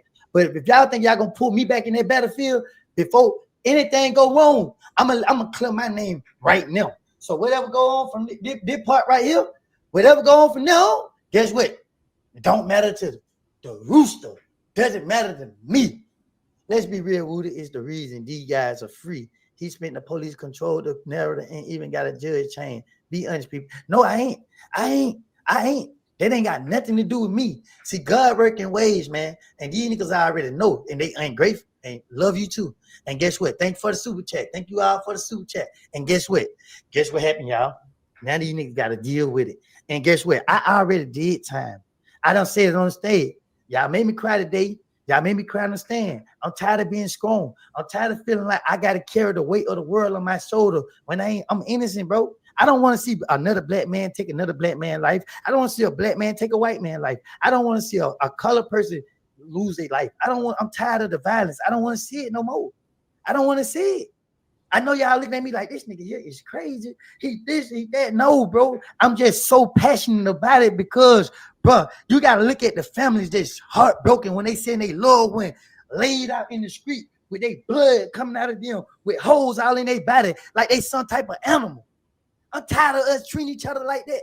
And then all of a sudden, when you thinking, okay, you finally found peace and you know everybody moving forward their life, you got a nigga like Pee Wee Roscoe get on social media and start all these problems up. And then you got Thug backing him up. You got Thug sitting behind closed doors, calling hater.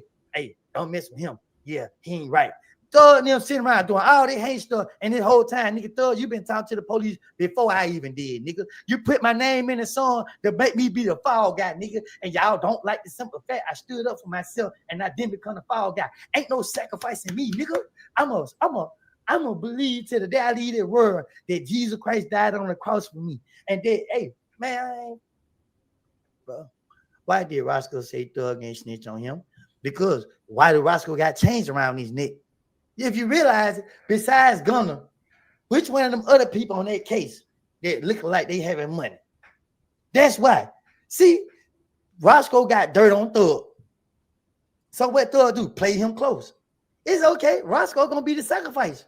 One day, Roscoe ass ain't gonna wake up, and then boom, Thug gonna be back on top. And guess what? We gonna push it up under the rug. I ain't gonna lie. I pray that's the way it goes. I pray Roscoe be the one that and I hate that I had to put this on somebody, but he started this. He started this.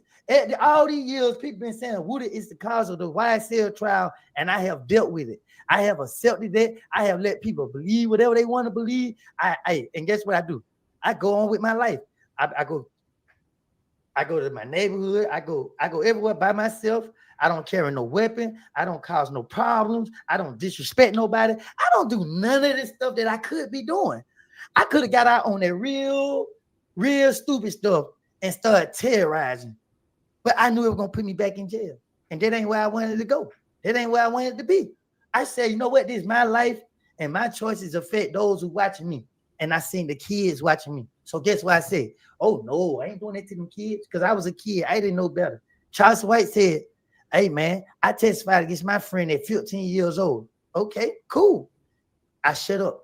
I left it alone. I didn't know Charles White 15 years old. He looked at 50 in the video. But if you was a kid, when you testified and sent your friend to prison for 30 years, you should not be on this internet attacking me. But before he attacked me, he was just praising me. He was just speaking on, bro, Charles White knew how I felt because he went through that process. He didn't really want to send his friend to prison for 30 years, but he couldn't stop his friend for what he did. So when Charles White's friend took that man's life, Charles White didn't want to be a part of that. I didn't want to be a part of this. I ain't pretending, but these are my friends. And guess what? I got to uphold an image because at the end of the day, if I let these niggas see that, we ain't with what we with, they got access to harm me. So I got to sit right here and play a game called chess with my life to survive. And guess what? Let's get into this. I think I drove. And did you have your own car? I was in my brother's car. All right. And back in 2015, where did your brother live? In the same place. Is that car home? I think so. All right. And which brother lived in car homes? My brother. Which one? What you mean, which one? You had three, right? Yeah. Which of the three brothers live in car homes?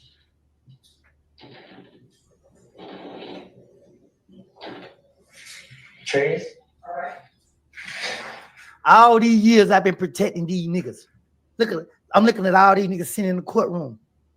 I'm looking at all these niggas in the courtroom. 1, 2.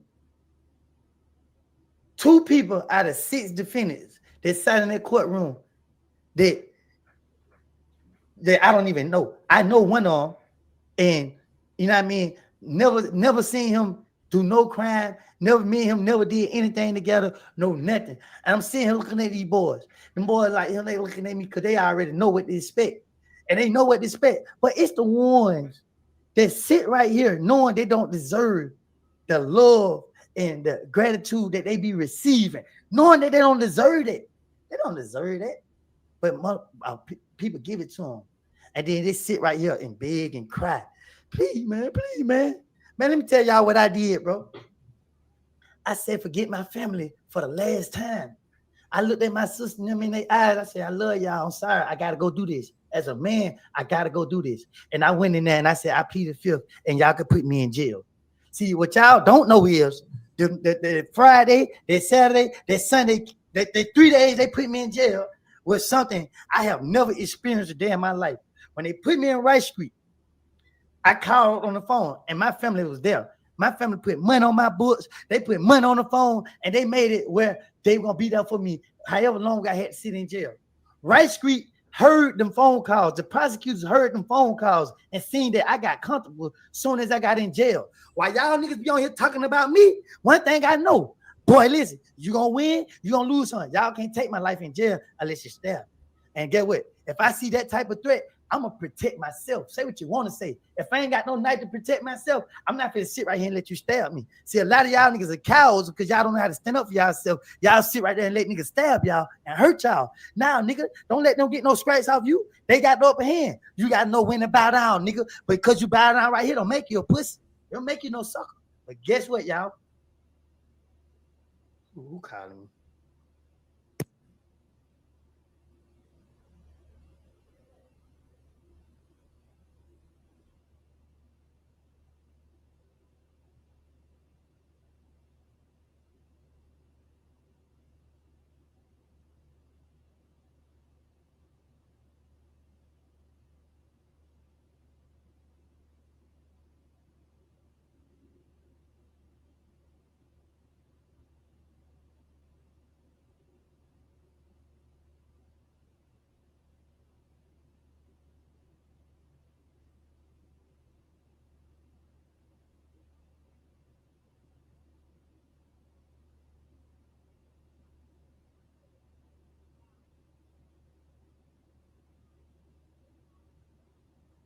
Do you remember what you did in the Mechanicsville when you went there? No. Did you go anywhere after leaving Mechanicsville? I ain't leaving this life no time soon until I get all this off my chest and off my heart. Nigga, I clean my spirit, nigga. I went to church, I got baptized. Nigga, I went and gave my life to Christ. Nigga, I asked God to answer my prayers. Everybody I prayed for came home. You feel me? Everybody I prayed for came home. God answered my prayers. I could pray right now and ask God that I need something to be done. And guess what? God gonna do it for me. That's how blessed I've been lately. You feel me? Because God know I clean my heart. I clean my spirit. I don't want to see nobody lose. I don't want to see nobody suffer. I don't want to see nobody go through what I went through. Because I went through that. I know how that feel. Y'all niggas on the internet playing gangster, playing tough, don't know how they feel. That's why every person that ever go through something serious, that ever deal with something serious, they have a change of heart. They have a different input on stuff. So when niggas sit right there and call niggas a rat, first thing we say in our mind is, you ain't never been through nothing. Y'all niggas ain't never been through nothing. So when y'all hear niggas say rat now, y'all make sure y'all coming. You ain't never been through nothing. Thug ain't no rat unless he say gun a rat. I say that all the time. Unless he say I'm a rat. Unless he say yak a rat. Unless he say everybody a rat. Because whoever calling a nigga rat, trust and believe me. Put their ass on that microscope. Put them in there on that microscope. And if they ain't told, I promise you, I can put my life on the line. The only niggas that ever walked this earth that ain't told is a nigga that couldn't tell. The only nigga that walked this earth that ain't told is a nigga that couldn't tell. Name him. Only nigga that walked this earth that ain't told is a nigga that can't tell. And only reason nigga can't tell because it's that nigga who they want. It's that nigga who they want. If they didn't want Thor so bad, nigga, I would never been in a position to tell, because guess what they would do? They would put me in there with that nigga. They would have put us together, but they wanted him. So guess what? That's why Thor couldn't really do nothing. When Thor was in there trying to tell, they weren't having it because they wanted Thor. That's why Pee Wee did go to jail. Pee Wee did get convicted. This is the second time he been charged with the Wayne tour bus. Pee Wee got convicted in 2016. Pee Wee went to prison. He told Thor and them, hey man, y'all nigga better get me out of here. Go look it up. TMZ already exposed it. Pee Wee had turned on Birdman. These niggas have already got to it. They already got to it. They already got to it. I don't care about nothing. I don't care about nothing, nigga. Let's do it. Let's put the truth out there. If y'all want to call them the snitches, go look in that mirror. One of this question. I'll say Mr. Form, you can rephrase. Did you leave Mechanicsville?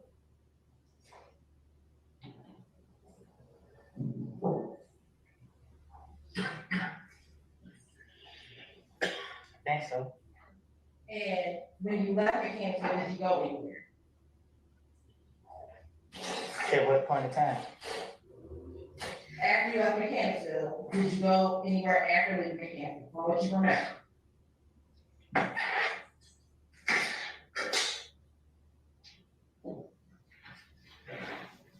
Yeah. Do you remember where you went? Pick the D up. Okay. And which little D are you talking about?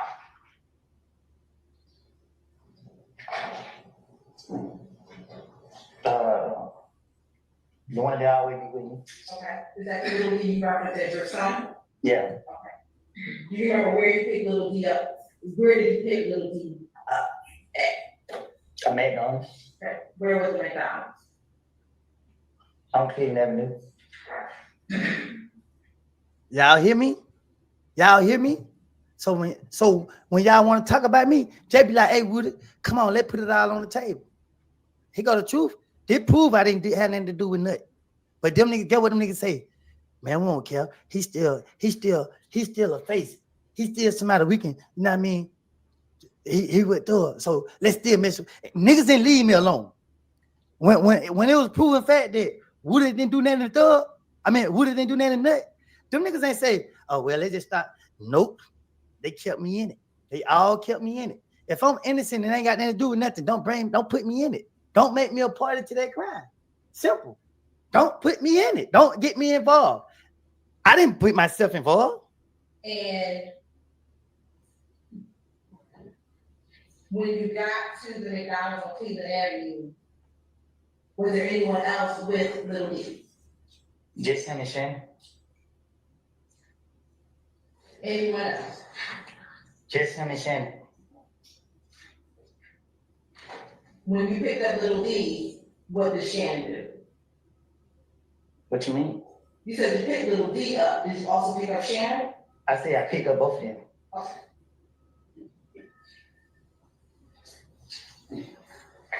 And when you picked up both of them,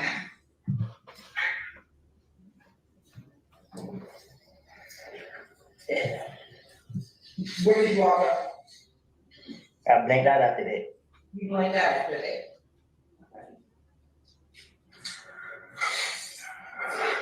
Why did you blank out? Because they were saying that I got phone calls saying that I did something.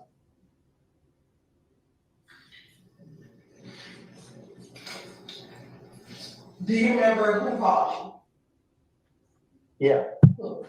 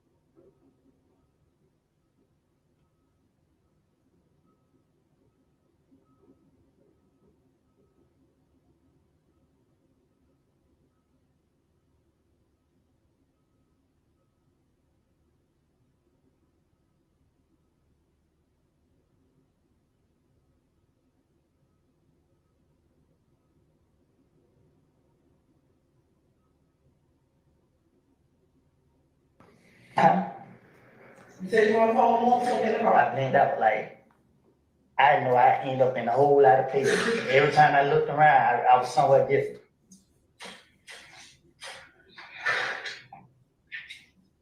Later that evening, did you, as we talked earlier, go to the police department? No. The night that you learned about Nuts' death, and when someone called you, at some point, did you ever go to the police department? Oh yeah, I'm sorry, you say yes to answer? Right. All right, I'll sustain the objection. On the morning of January 11th, did you ever speak with police? Yeah, same question. Overrule, sir. You're right. You're right. Ain't no purpose to just going through this step by step. It is what it is. You feel what I'm saying? Just simply that. Like, it's just what it is. I could go pull up a Vlad interview. I could go pull up a DJU interview. I could go pull up a Denzel interview, a No Jumper interview. Everybody who I ever sat down with and did an interview with, I could go pull them up and let y'all replay it. If you go back and listen to what I said in the West Name, I had already said some of this stuff. I said it. I defended Gunner. I from the rip, out the rip, I defended Gunner. You know what I mean? Out the rip, I didn't care because right is right and wrong is wrong. I defended Gunner out the rip, and Gunner and me ain't never had a conversation like after this. Like when since Gunner been home, me and him never had a conversation. I've never been on Gunner page on Instagram. I never liked the picture Gunner. I play music though. I listen to Gunner every day. Nigga, I listen to Gunner every day because I know Thug hate how successful that nigga became, boy. And you know what do it to him the most? That's why I like Gunner. Cause he carrying himself so well, like he unbarred. It hurt him though. It hurt him.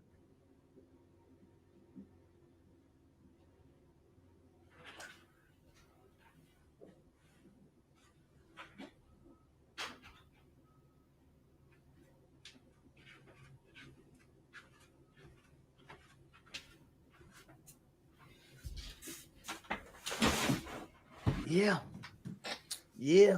I mean, Gunner came out, he exercised. Do y'all know the importance of exercising? It helps the mind, it helps the body. That nigga Gunner came out and he did exactly what he should have. No, I don't want to talk.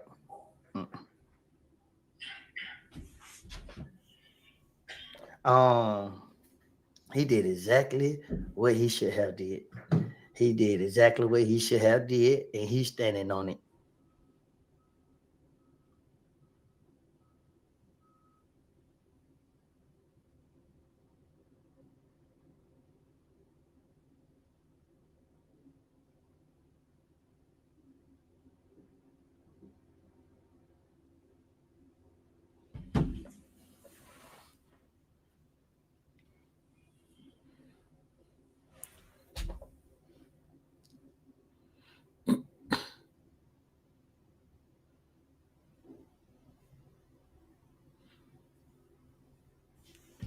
Yep. So at the end of the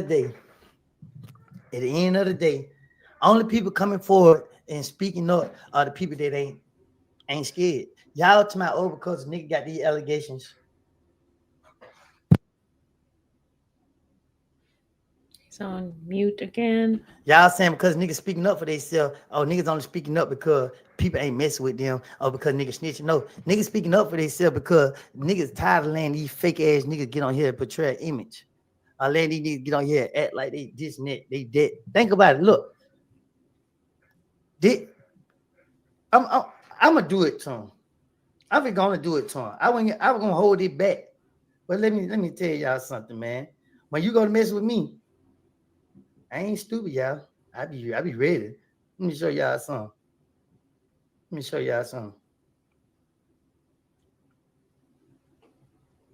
show y'all what I did, y'all. Look what I did, y'all. Let me show you what I did, y'all. Yeah, I ain't dropped it on YouTube. They me sitting down with Doug Weinstein, having a conversation with him. See, Doug Weinstein, you know, he took me to the basketball game. You know, hey, Kendall, don't talk to the police. Yeah, hey, Woody, you know, he give me legal advice. But then when I really did get in trouble and I called Doug Weinstein, I said, hey, Doug, man, they got me for some lot of misdemeanor traffic violation. How much would you charge, to represent? Doug Weinstein told me $7,500 to represent me on misdemeanors.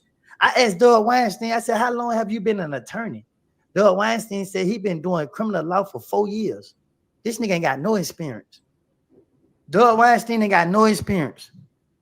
Oh yeah. See, when people think they go play under me, nah, I just sat there and looked at Doug Weinstein like, okay. So now I need to know where your loyalty lays. I need to know whose side you on, Doug, because you know right and you know wrong. Guess what I did? I sat right there and I been genuine with Doug Weinstein.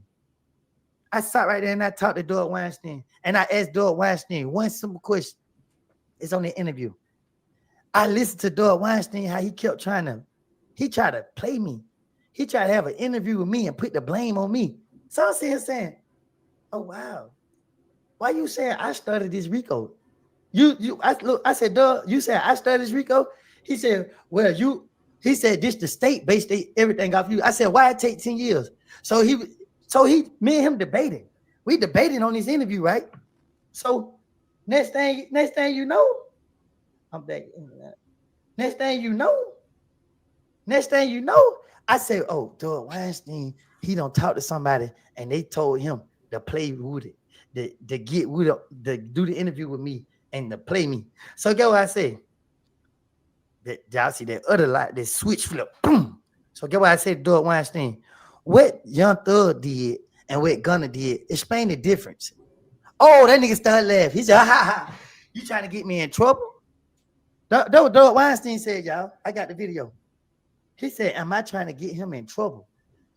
I said, how am I I ain't say nothing. I let it go. Because my love for Doug Weinstein, I thought you stood on what was right.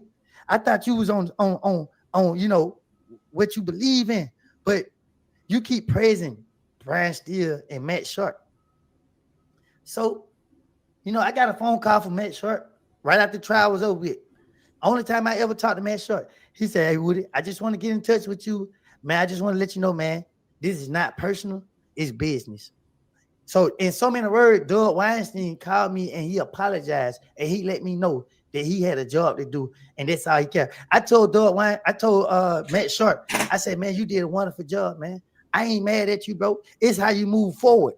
Guess what? I have heard one time Matt Sharp say anything about me, anything. He got Shannon off.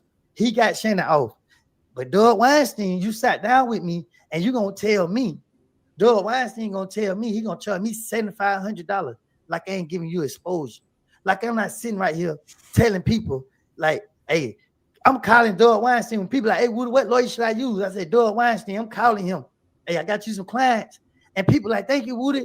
I'm sending money your way. And this whole time you're gonna try to charge me $7,500 for a misdemeanor case. I said, oh, okay. So now I got to figure out where Doug Weinstein stand. So I say, what's the difference between Gunna plea and Thug plea? He said, oh, you trying to get me in trouble now? I said, if you can't answer, you can't answer. He said, well, I tell you this. Gunna plea, he tried to explain Gunna plea. I said, the jury never heard nothing about Gunna. Only thing they heard about Gunna is what Brian Steele said. The state didn't even say nothing about Gunna. The DA didn't even say nothing about Gunna. Only Brian Steele brought Gunna's name up. It was no crime that Gunna committed that the state said to the jury. So when Gunna went in the courtroom and said, yes, ma'am, yes, ma'am, yes, ma'am, yes, ma'am, he wasn't even listening to what they were saying. So that's why they had somebody in the back recording. The person in the back recording because they know he finna go in there and say, yes, ma'am, because the only thing going in his mind is, I go home today.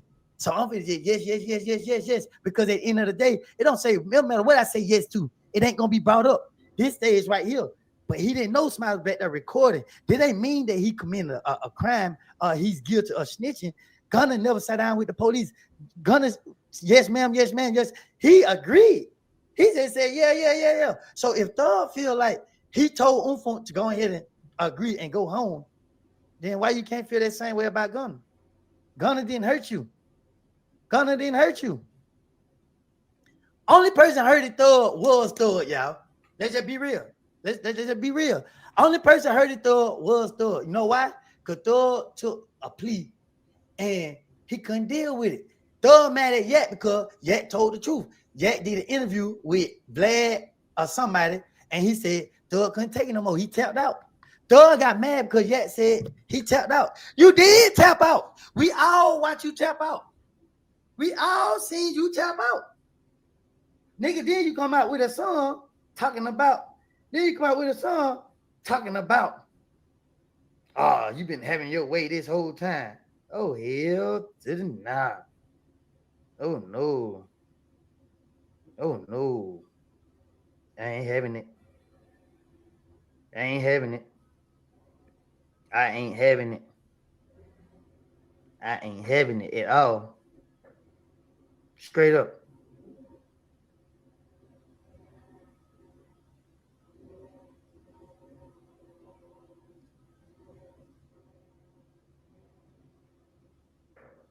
Yep. So y'all, let's just be real. Let's just be real. Let's just be real. Shawty, we gotta start with the truth. Stop lying to ourselves, bro. Thug got out and said, I didn't feel like I was locked out to have my way the whole time. I said, oh my God, this nigga still the same. If you ever really seen my reaction when I found out that the judge gave Thug probation, I almost cried because I was so happy. Yeah, Thug did some bullshit. He took a plea. That judge could have gave him anything she wanted to give him.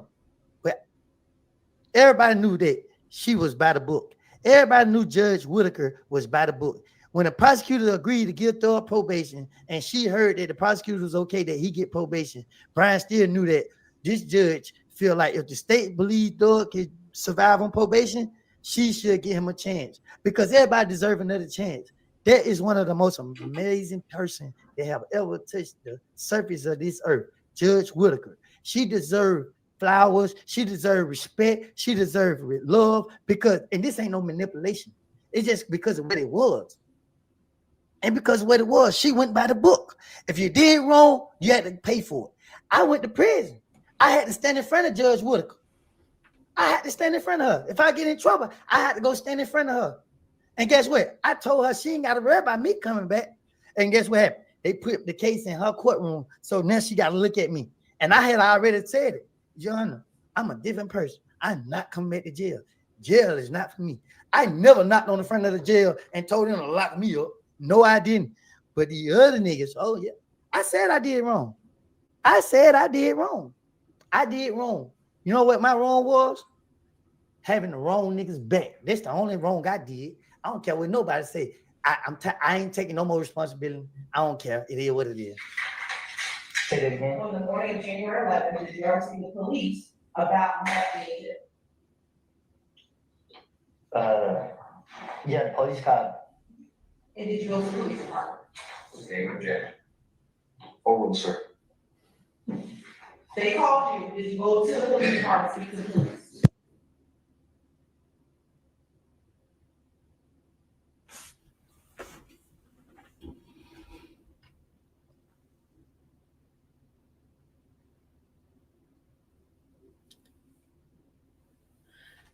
TikTok, if y'all want to see the whole live, Woody's on his live on Woody versus Woody. I just remember my brother never let me down there. I think that night. Now, Mr. Copeland, today being June 13, 2024, prior to today, had you ever, I want to make sure I understand, told police that Little D and Shannon got into your vehicle? I'll stand it. Is today the first time that you told police or to anyone Which day? today, June 13th? Okay. Is your lunch right there? Yesterday, did you tell me and my colleagues that Shannon and Lily?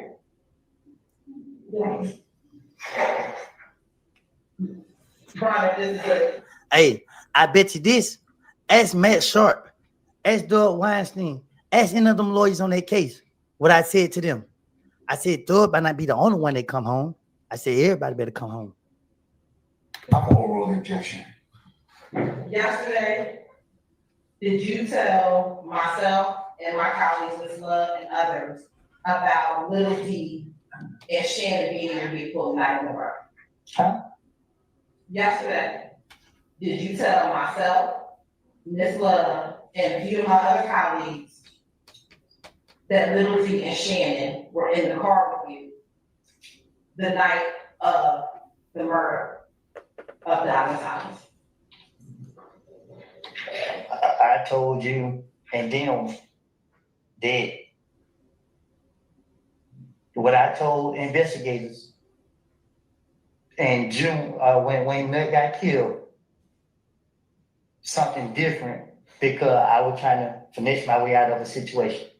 So I said, I picked up D and Shannon. D never told me nothing. I made it up to clear myself up. And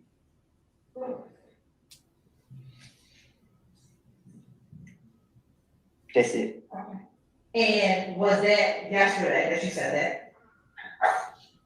Did you tell us that yesterday, what you just said? You asked me to be truthful.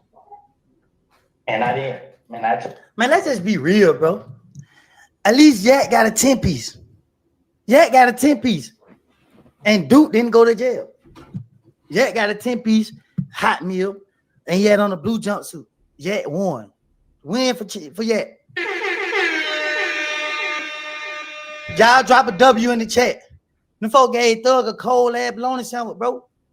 Bro, you sat in there in the interrogation room, bro, for a cold ass bologna sandwich, bro. Let me tell y'all something, man. I say that for a reason, right? Let me tell y'all. Y'all record this. I'm gonna give y'all 30 seconds to record it. Get your phones out, record this, and tag me in it. Put it on Instagram, put it on TikTok, put it everywhere. W in the chat for Yak. Yak got a 10-piece hot wing. But any real street nigga that ever go to jail and go in there interrogation don't have an appetite. You don't have an appetite. Y'all ain't gonna never see me eating. Y'all ain't seeing me eating. But I'm hungry, but I got butterflies. I'm sick to my stomach. I'm weak. All I know is I done messed up. I can finesse my way. These niggas in that motherfucker, not yet. I ain't talking about yet. They're my nigga. He got a 10-piece. Ain't nothing he said been used against nobody. Yet ain't nothing yet said been used against nobody. Like just like the last nigga. He tried to mess his way out of the situation. Partner, I don't care what he said. I don't care what he did. I care about what he doing now. And what he doing now is trying to put him and his family in a position where they can eat and move forward with their life. It's enough money in the world for everybody. But let me tell y'all something. Thug ate a bologna sandwich, bro. Drop that in the chat.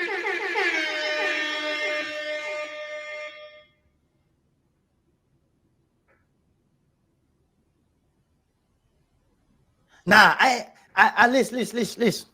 I don't got nothing against the rainbows. And no disrespect when I say the rainbows, but I don't know how much I can say because I'm always getting blocked and banned and took the stuff away from, right? But I ain't got to call nobody because I don't even care who believe me and who don't believe me. Roscoe said that he owned mouth. But yeah, he said that he owned mouth. No details. I don't want to hear no details. And I didn't speak up because he didn't give no details. All he said was he been digging in the back. When he said he been digging in the back, I was like, yeah, what's wrong with that? Because I didn't know. I'm like, yeah, Thug, why you laughing so hard about it? What's so funny? Thug was like, oh, that's a training. Roscoe, this in the presence of me, Roscoe, Pee Wee, in the driver. So again, when I said somebody yesterday, because I was real mad, when my blood pressure go up, I'm discombobulated. I don't care about nothing. I survived the storm. I survived the storm. And guess what? Niggas trying to pull me back in that storm. Nah, boy, if I get pulled back in that storm, I need to lay all this on the ground. Anything I have to deal with is new. And again, these niggas are pulling me in it. Don't pull me in it. You feel what I'm saying? Every time I needed to come through it, I came through swerving. Not on no gangster stuff, but on some facts. Now everybody wants to about Atlanta. Don't make this about Atlanta. Make this about Thug and Roscoe. This is about Thug and this is about Roscoe. This is about Young Thug and this is about Roscoe. This is not about the whole city of Atlanta.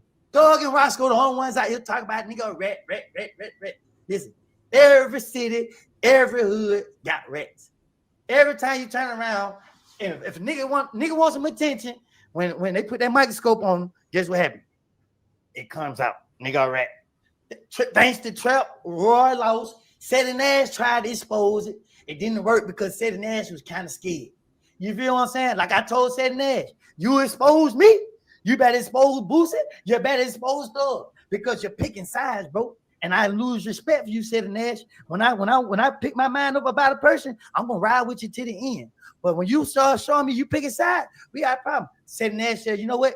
You right, Woody. You is right, bro. And you know what, bro? I try not to do this because I got respect for these people. I said, Sid Nash, I understand that, but this is a business, bro. You don't treat one and different from how you treat the other. If you're gonna do that to me, you need to do that to them. You need to do that to them. You need to do that to them. So however y'all gonna do me, y'all need to do them the same way. Everybody who unfollow me from Atlanta, who talking stuff about me, think about it. I the one had to defend these niggas for a situation that I got nothing to do with. I got to defend my family for a situation that my family thinking don't give to us. But my family looked at me and said, you put us in all this mess. And I'm hurted because I'm telling my family I got nothing to do with this. And my family don't even believe me because my family know me. I'm a ride for those I care about. My family know I got your back. I got your back. But when I told my family all these years that I ain't had nothing to do with it, they ain't believe me until they put me on their court, put me on their stand. And they seen them people break me. Damn right, they broke me. Everybody breaks. It's just a matter of time. It's just a matter of time before you break. And they put me on their stand. They made me cry in front of the world. I didn't cry because I was weak or I was scared or fear. I cried because I got tired of holding it in. I got tired of taking the fall for things I ain't got nothing to do with, living a false life. I ain't messing with nobody. I ain't killing no people. I haven't killed not one single soul. I haven't took not one single soul. I haven't. And I don't care who believe me. And I don't care who don't believe me. But the facts are the facts. I am a law-abiding citizen. I don't care about nothing but my peace, my sanity, God, my kids, my family, my money, my cars, my dogs, my computer, my supporters, and everybody who ever stood with me through all of this. They matter to me more than anything. And guess what? Kenny Boo, you can rest in peace, bro. But is it? You feel me? He would never died. He would never die if I didn't have to go to the feds. He would never die. Rest in peace to Big Boo. Big Boo didn't deserve what happened to him. Boy, I name a whole lot of other names that passed away. Yeah. And guess what, bro? I don't do that to people, bro. Because y'all want to paint me out to be the bad guy. Well, only thing bad I did was have niggas back. They didn't give a flying F about me. Know what I mean? Free Moonton. And guess what? I'ma scream until they let him go. Moonton don't deserve to be in prison, but see, his loyalty and the manipulation did that to him. Moonton got in there and embarrassed himself. He got in there and he did that to himself. Because why? He wanted them to know he had their back. Because his love for them outweighs his love for his family.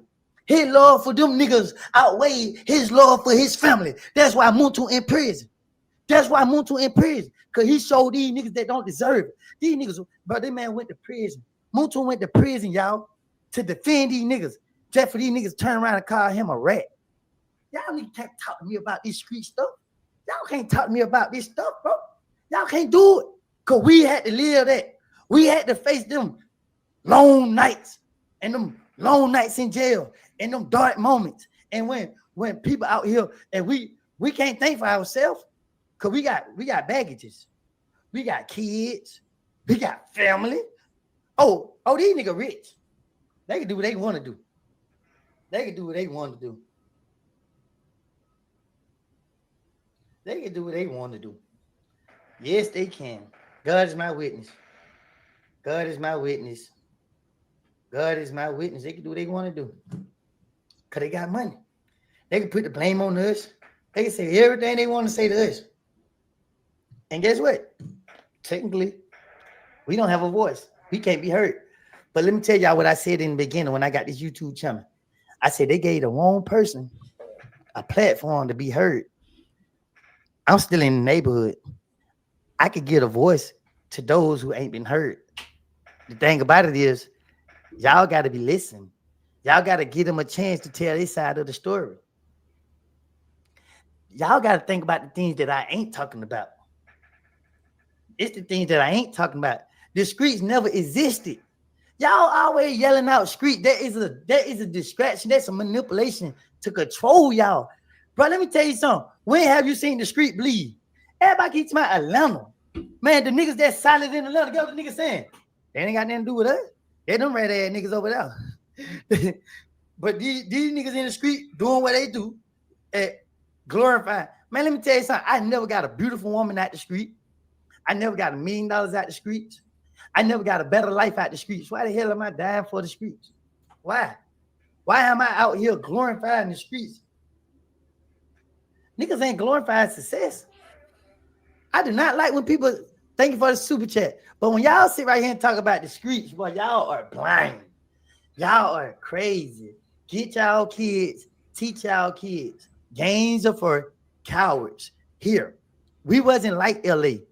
We didn't, like them niggas in LA, they grandmas and granddaddies been gang members. That's their culture. That's not our culture. You feel what I'm saying? That's why we don't got no structure here. Because it wasn't designed for us to be that way. When people talk about people from Atlanta, they say y'all nice and y'all sweet. Y'all ain't crazy. When you say that about Chicago, they say them niggas grimy. You gotta watch them. See, it's a different. We raised different. But see, what we do is we watch these people from other places and we want to be like them. So we trying to be like them. We trying to be like Chicago. We trying to be like LA. But everybody watching us don't have a clue that this is what we doing. We trying to live up to their expectations. We trying to live up to how they seeing us. We trying to live up to the title that they put on us. And guess what happened? It backfires. Because one thing about it, when you faking, you get revealed. When you 100 and you what you are, it can't be fabricated. It can't be tampered with. Every real nigga, when I say every real nigga, I'm gonna let y'all be glorifying yourself for what y'all want to glorify yourself at. But every street nigga, no, I ain't saying nothing wrong. Everybody's saying back saying, I gotta agree with that little nigga, man. But one thing these niggas know, I had throw it back. One thing these niggas know, Duke had throw it back. Yet had throw it back. Shannon had throw it back. Pee Wee Roscoe had his nut set in his mouth. You know what I mean? No. Every last one I have. But for y'all niggas want to come on the internet and go calling everybody rats. That's crazy. It's crazy. I'm sorry. I'm sorry to Thug family. I'm sorry to his sisters, his brothers, his nieces, his nephews, his cousins, everybody that's a part of his family. I'm sorry, y'all. I'm sorry that I had to take y'all through this. But was y'all sorry when they took me through this? Was y'all sorry when they took me through this? Y'all know my heart. Y'all know how I'm willing to protect y'all. Y'all know that I wasn't gonna let no harm happen to y'all. But y'all ain't come stand up for me. Y'all ain't did nothing for me. Y'all ain't come. Y'all ain't even say thank you. Thug mama, you got nothing to do with this. I'm so sorry, Mama Duck. You know what I mean? But I done heard you talk shit about me too. But you know, it is what it is. I understand a mama love for her son because I know my mama loves me. But you gotta stand on right. Y'all gotta tell Thug to go get help. We ain't his enemy. We don't want to hurt him. We don't want to pull him down. But we not gonna let him do that to us. We not gonna do that. We know we did that too many years of our life. Now we know better. Now we know we got to stand up on our own. Because if we don't stand up for ourselves, who's gonna stand up for us? So I'm sorry to everybody. I'm sorry to Roscoe family if he got one. I just ain't never heard nobody claim this nigga. You feel me? Look at him in the picture with the game. That boy looking real dusty. That man looking real dusty. Academic posted it last night. Like, look at Roscoe. Talk about how he brought Thug to the million. Man, I gotta show y'all this picture. Forget that. I'm going to get it. I'm going to get this picture. Forget it. Because I don't think a lot of y'all seen it. Y'all ain't seen the picture.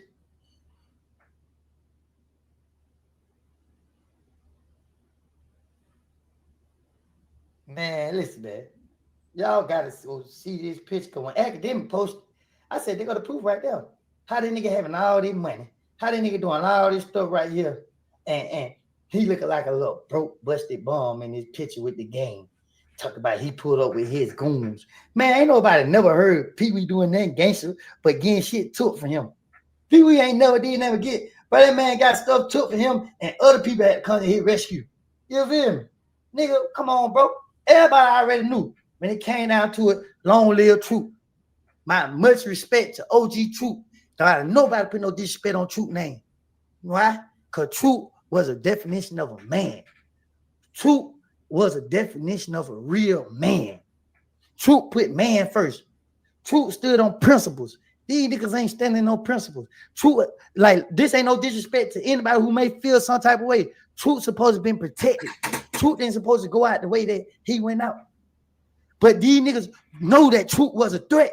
So they didn't care. They didn't care. If I was with Truth, I would have been in front of him like I'm part of the Secret Service protecting him, because there was a man that needed to be protected. He needed to be protected at all costs. Long live Truth. Man, y'all put blue hearts in the chat for Truth. I'm about to get going, boy. I'm warming up. I ain't even got started. I just warmed up. Man, y'all put them blue hearts in the chat for Truth. But guess what? It's a lot of people that y'all don't even know.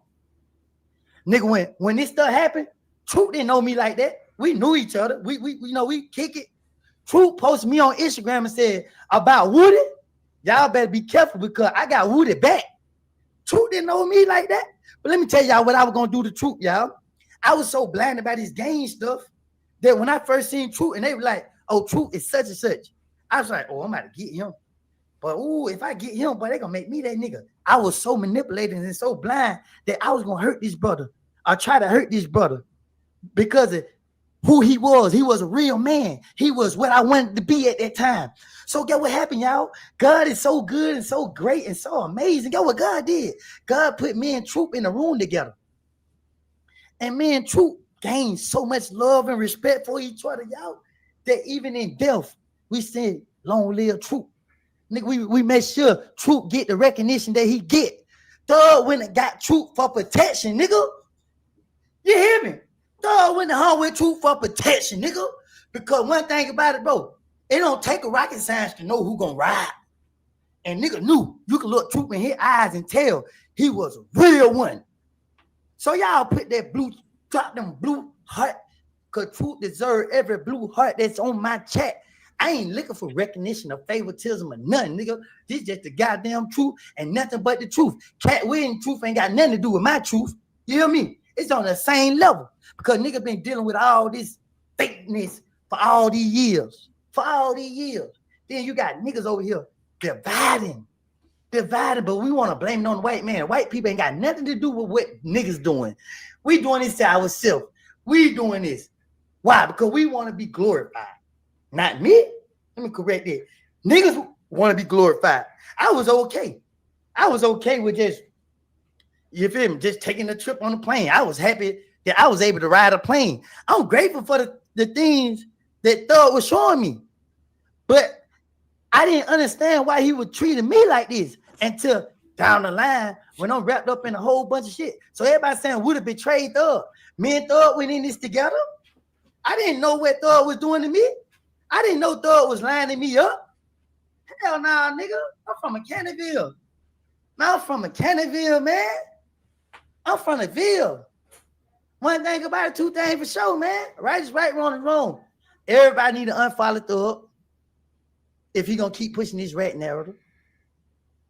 Don't nobody want to listen to his music because it was always based off other people's life. He was telling other people's story.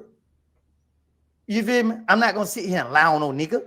No, he was not committing no sexual act with another man. I used to be man, half man, any of that nature on my behalf. Never saw him do that.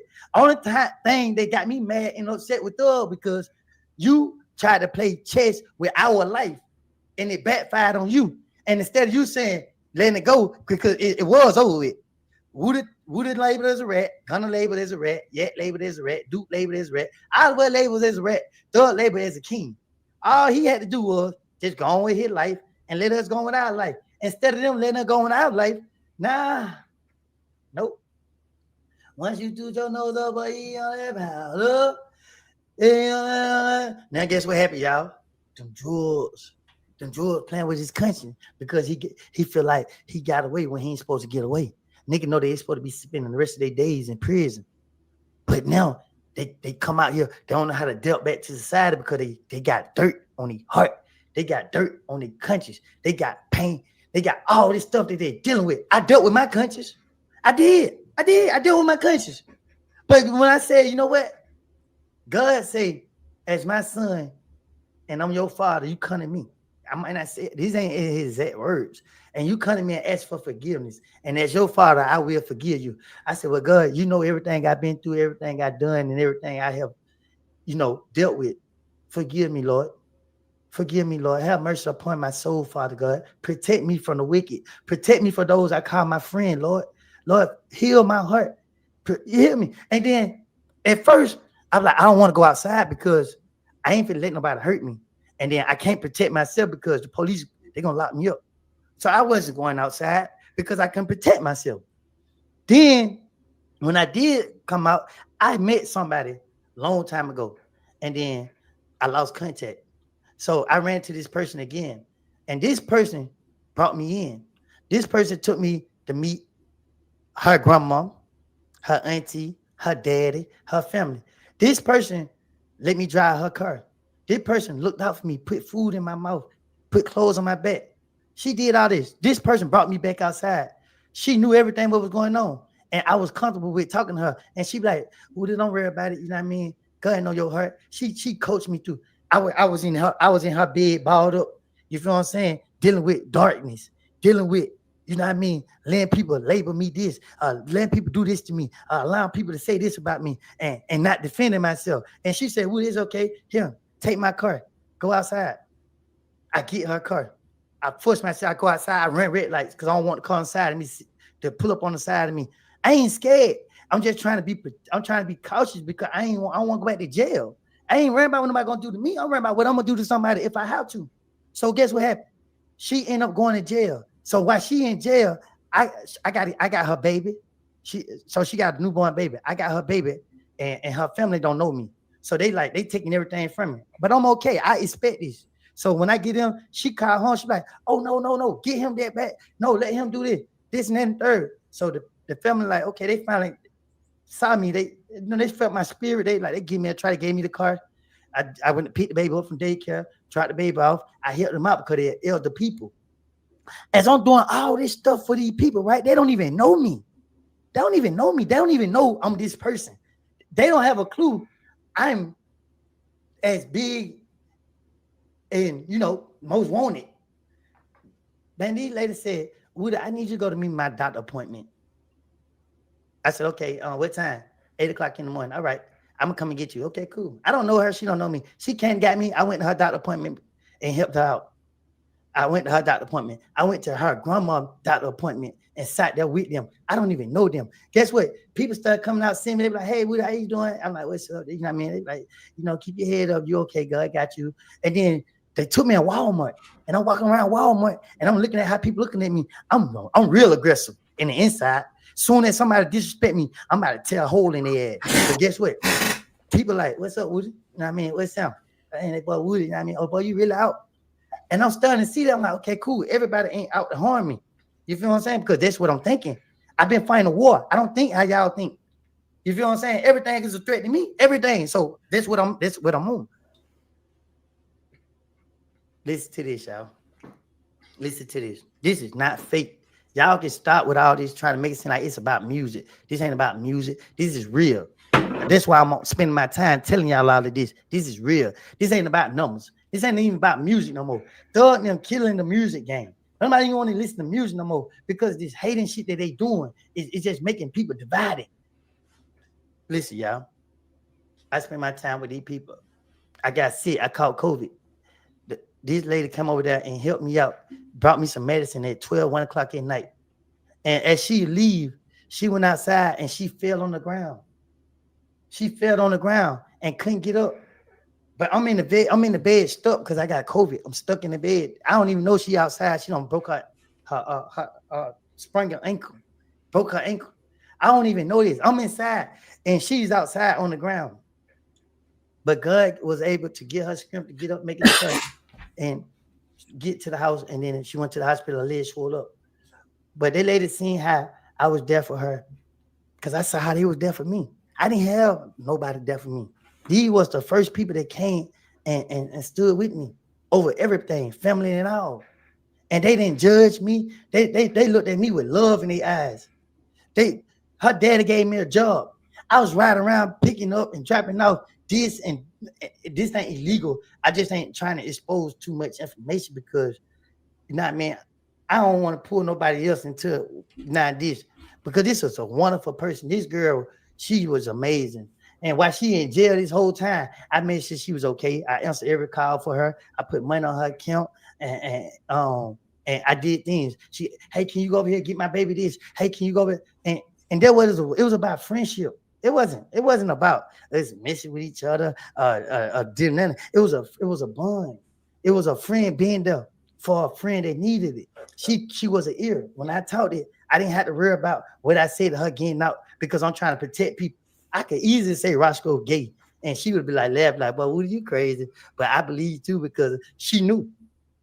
You know what I mean? So at the end of the day, bro, let me tell y'all something. This ain't about exposing Thug. We all love Thug. You feel what I'm saying? We all love Thug. We want the best for Thug. We want Thug to get help. We want Thug to get help. We want Thug to cut Pee Wee Roscoe off and get help. Because let me tell you something. Pee Wee Roscoe in it for his own purpose. See, Pee Wee Roscoe saying what he's saying, ain't no dirt on him. But it's dirt on Thug. So no matter what you're saying, it's dirt on Thug. And you sitting right here trying to defend Thug. Birdman ain't came out. Yeah, we all want to hear what Birdman got to say. See, Birdman is a real OG. He ain't got nothing to say. And that's respect to Birdman. Give Birdman his flowers. Because get what OG did. OG shot back and he backed up off of everybody. OG said, "Shit, I'm worth too much money. Let these niggas pull me down." Because he realized it. He realized it.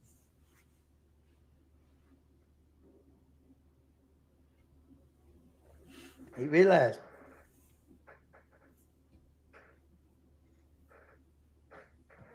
Simple.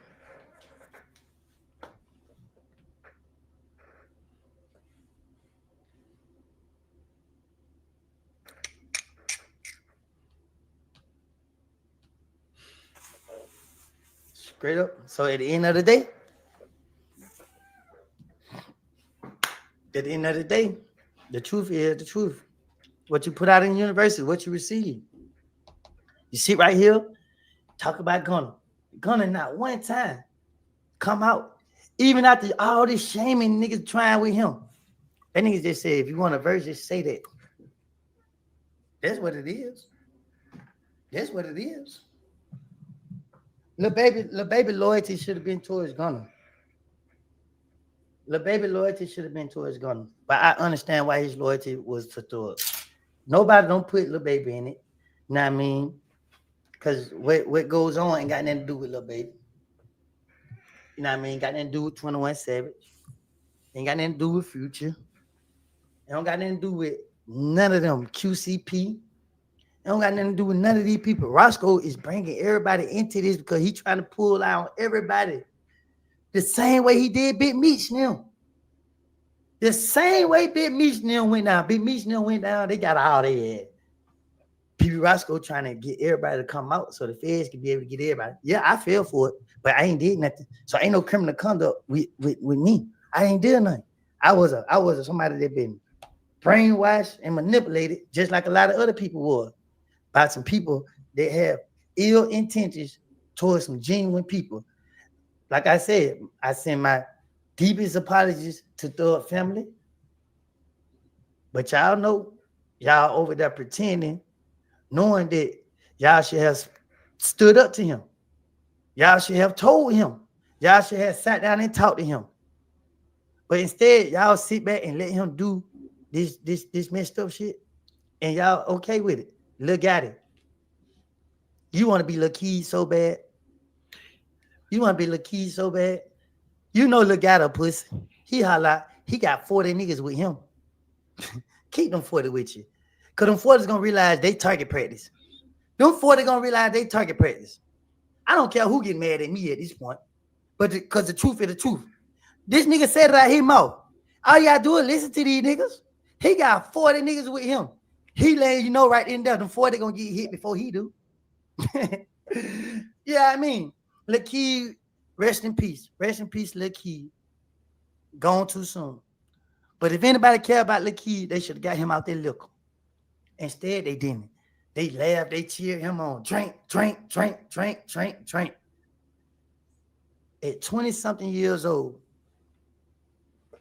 he lost his life to this stuff.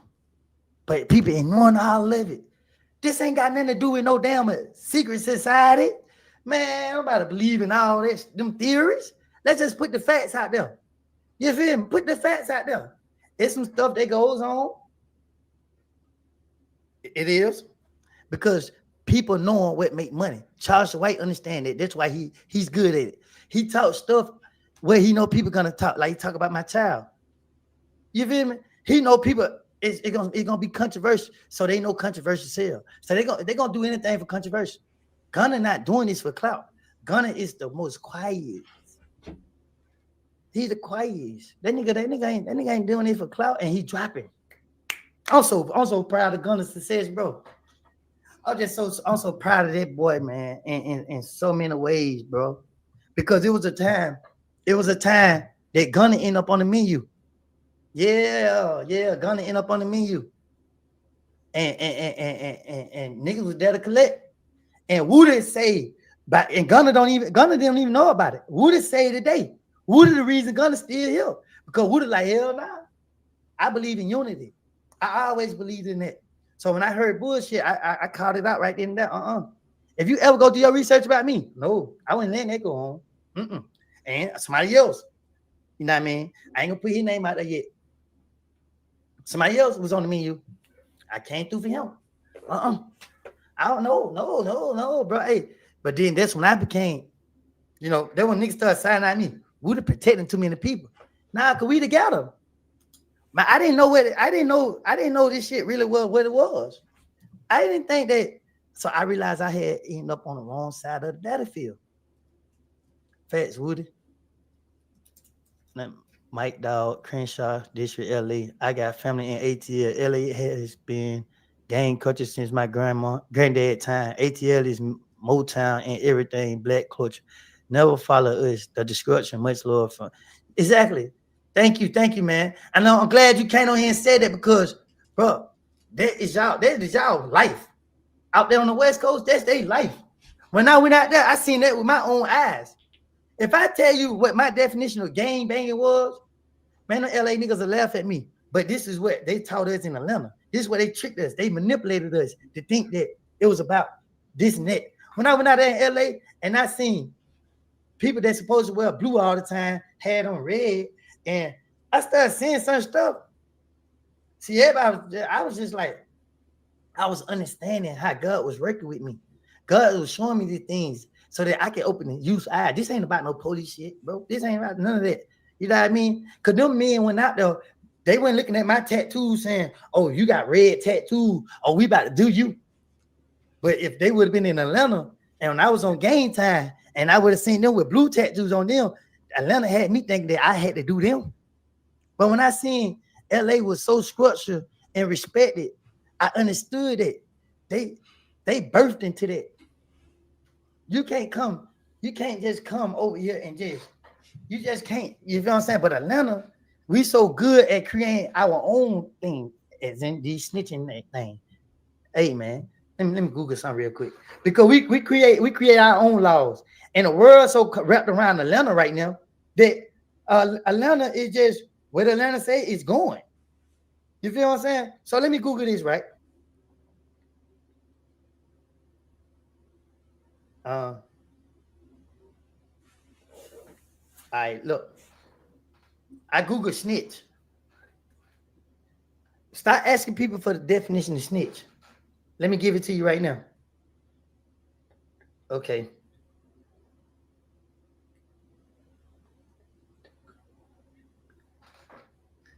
Look, I Google it. So it say several men were sentenced to prison based on the now questionable testimony of a jailhouse snitch. He snitched on his friends because he was only looking out for himself. These are definition of snitch. Snitch. Some paper from the office supplied room for use with their printer at home. Listen, Google it. If y'all want to know what a snitch is, Google it and look at all the evidence that's been presented to y'all. And y'all use y'all own judgments. So when y'all hear niggas saying they street niggas, stay away from them. For one, they ain't got nothing, they ain't got no purpose in life. When a nigga say I'm a real street nigga, first thing should go to your head, he don't got no purpose with his life. Who the hell glorified being a real street nigga? Who glorified being a street nigga? Who? Success ain't never came Shadow just from a tweeted, street y'all. nigga. Success came from He says people no that shade. got away from the streets. Hold on a second. Only people that was able to become successful are people that got out the streets. So why the hell would I want to associate with a real street nigga? Hold on a second. I'm gonna mute him for a second, y'all. Let me mute him for. Steve Saddle just tweeted. He says no shade. Brian is one of the finest defense attorneys in the U.S. I was simply wondering if he could bring an end to the snitching tweets and BS. You know what? There's a lot of stuff going. So, I don't know why, but I feel something's about to go down, y'all. Because it seems like everybody's just losing their mind now. Something's up.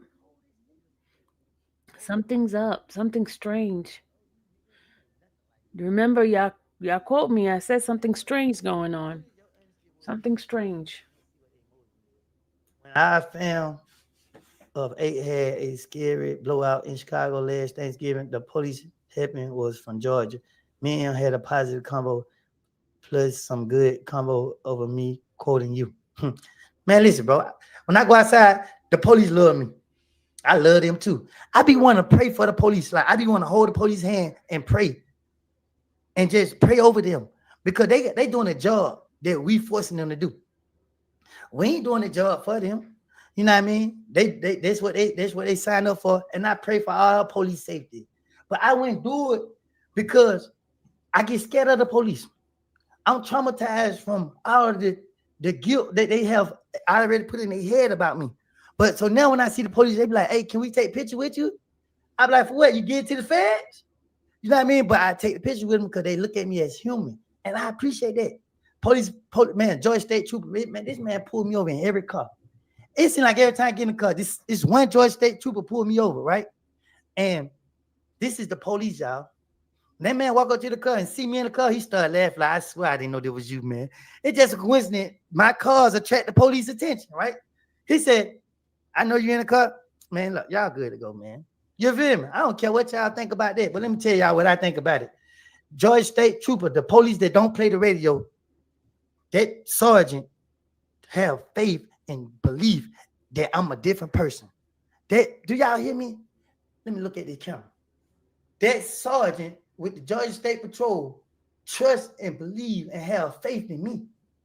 That know that I ain't committing no crimes whatsoever, no nothing in this car, no breaking nothing.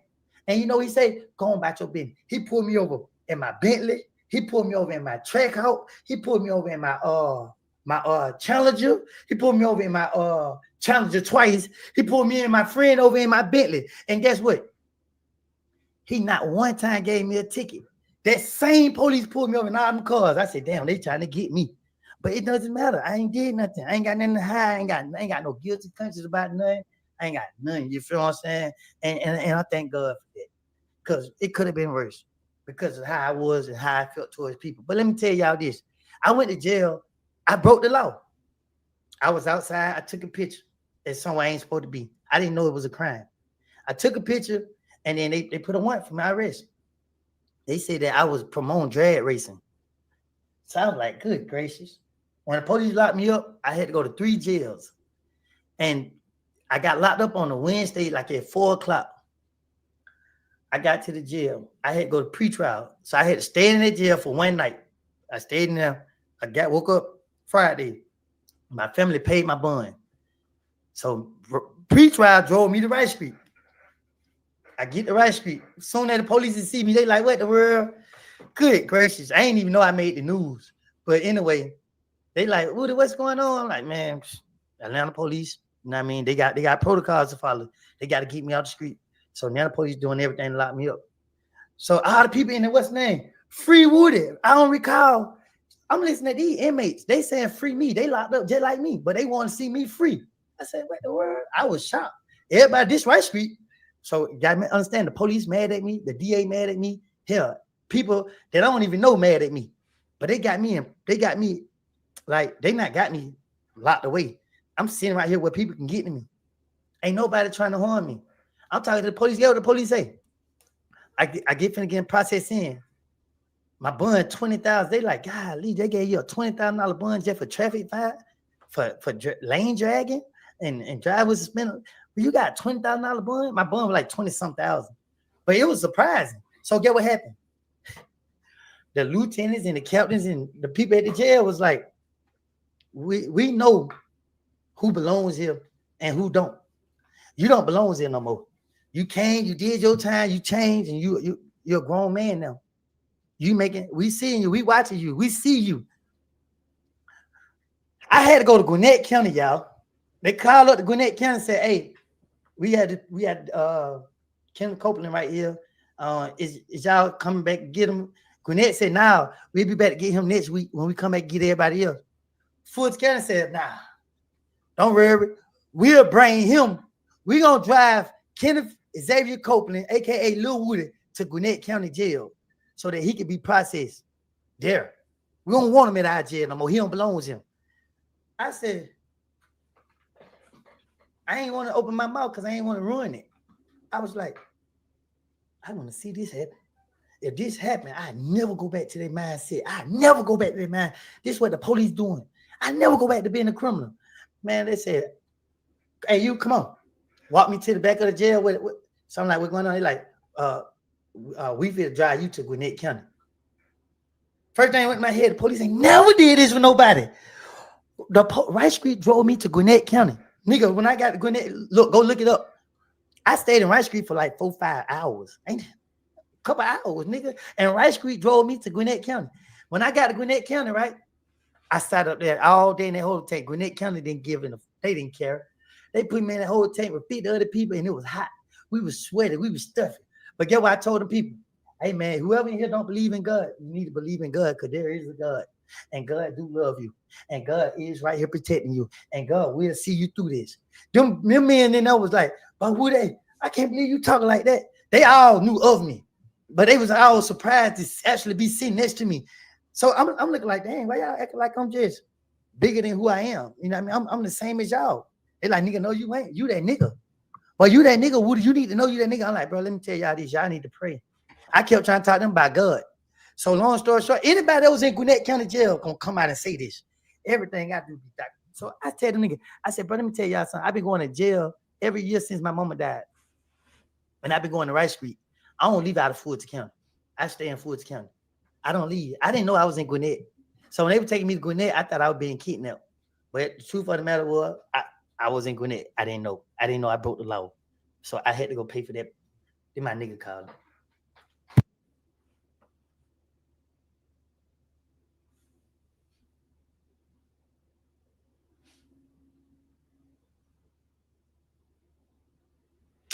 All right, y'all. I'm about to end this. He's been on a long time, and we've just been streaming it for those that's on X. You said, hey, you want me to put you on speaker? You said what you just say to me? The trainee want to come forward.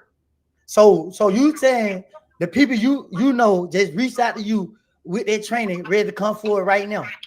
Yeah, the girl said the trainee is her friend. She said that's her friend. She was like, the trainer wanted to come forward. They would like give you their number. Oh yeah, tell that training. Look, bro. This on air down. Look, they gave me the picture last night in the 10 minutes. Guess what I say? I can't put this out because I can't remember how the training look. So I went for to put false information out, but I put the text out there, right? Mm-hmm. But people been hitting me up all day telling me that, but I trust you. I know you ain't lying. Tell that trainer, come on. At this point, I go meet the trainer. Will you hear me? Because Pee Wee Roscoe, she never started this shit. You hear me? I'm finna tell her, send you her number. Yeah, let the trainer know I'm on live right now. So if she want to talk now, we can talk now. If she want to talk out loud, I'm talking about she, it, that, whatever it is. I ain't got no problem with the trainer. The trainer will be protected by me. Tell the trainer I got it back. If the trainer got a problem, let them know. I will go lay down and spend the rest of my life to protect them because I brought the story out So I'm gonna do my due diligence. You hear me? Yep. Oh my God, y'all. So that's how that gonna go. Rice Street took me to Gwinnett County. Gwinnett County, I paid my bun up there. A stalking fan sat outside the jail all night. Paid me a little $45 fan. My niggas was outside. I went outside the jail. Down and called my niggas. Dip. I didn't know who paid my little fine until the stalker weirdo went to tell me on messages. And when I realized the stalker weirdo did it, I had to make me a message telling, hey, don't stalk me. I have too much problems as it is. If I don't say it's okay to approach me, don't approach me. Because I'm telling you now, I ain't got all the screws up here. But y'all just heard that phone call. Yup, free doc. Free doc. You know what I mean? We ain't taking away from it. You know what I mean? Whatever happened with me and Doc, there was between me and Doc. Doc ain't got no flaws. You feel what I'm saying? Between whatever happened. But as my nigga, Doc knew I would never win against him. He should never win against me. So whatever happened with me and him, it is what it is. You feel what I'm saying? So whoever keeps saying free Doc, don't do that because y'all already know I'm on 10. And when I'm on 10, I'm liable to let whatever come out. Stop. Don't provoke me. Don't do that. I'm gonna start reading coming because there ain't even no super chat anyway. But let me tell y'all this. Coming out of the closet, PB Roscoe. Let me tell you, which one you ready to be? When you in the street, which one you ready to be? Which one you ready to be? You ready to be out the streets. I ain't even gonna break that down. Cause Roscoe, he know he right here getting hit back, beat out, and hit. Oh dang, all these people don't call me. Dang, I'm sorry, I ain't calling nobody back. Nope, not today. It is what it is. And guess what? Guess what?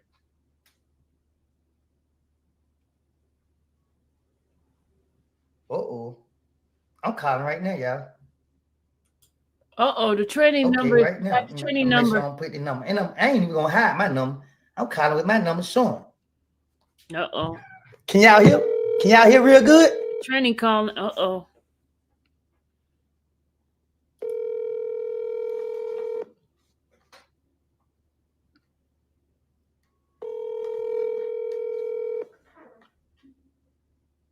Let me text and say this me.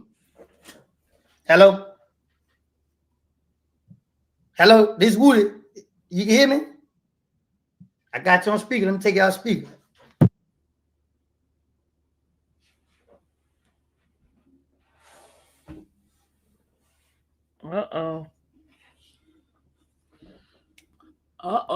Hello? Man, listen. You can watch me right now. I'm on YouTube Live, man. I ain't doing no funny business. I ain't showing your number. Ain't nothing. I don't know what's going on. I can't hear you if you can hear me. Whatever the case here, they Woody. Hang up. Let me text. I ain't doing no funny business, man. You know what I mean? One thing about me, man, ain't no mystery in this. It is what it is.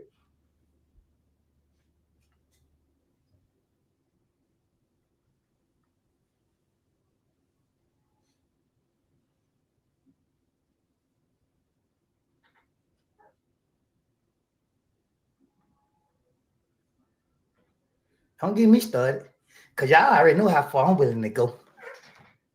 I just sent a lot of text messages, let them know I will sit in jail and protect you. Just like I was willing to protect Shamar. If anybody was gonna mess with Shamar because Shamar wanted to make some money doing 20 verses, standing on the side of me, then guess what? Shamar ain't like these cowards. You know how many people? Okay, hold up, gotta take back. Let's talk one-on-one. No, I can't do that. I'm sorry. you can't talk to me one-on-one if I'm already exposing it. Let me just take that back. We ain't got nothing to talk one-on-one. He crazy. Y'all, it's 420 on the I ain't getting off live until I die. Yes, sugar, I do. Yes, I do, sugar. Tell these gangsters what took them so long. Stop talking about y'all. The police watching me. The police gonna be watching me for the rest of my life. So what y'all niggas ain't gonna do that to me for the rest of my life? Oh.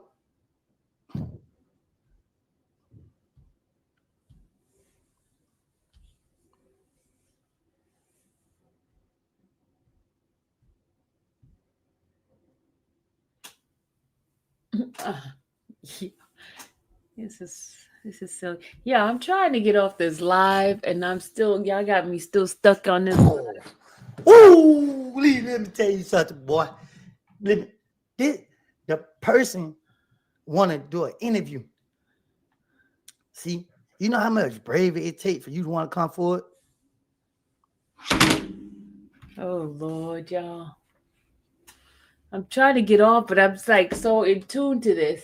You know how much bravery you want to show your face? They let you know right then and there. The good word is out about me. When Woody got your back, Woody got your back, front, side, your front house, your side house. Cause guess what? Yeah, I show it.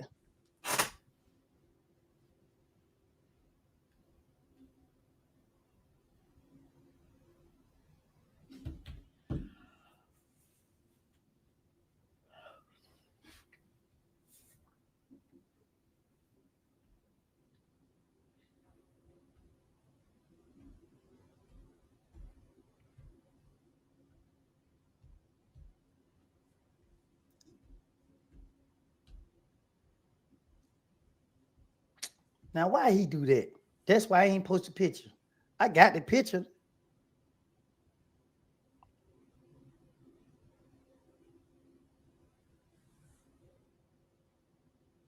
You said don't go. I was over there with Woody, but came over here with family. Okay, I won't leave. You can. Yeah. See, I been got the picture. I ain't post the picture because I didn't want to put that person in a situation that person went. So when the nigga sent me the picture or the message and a picture of the person, I couldn't remember if it was the person. So I was like, I'm not going to post that person picture.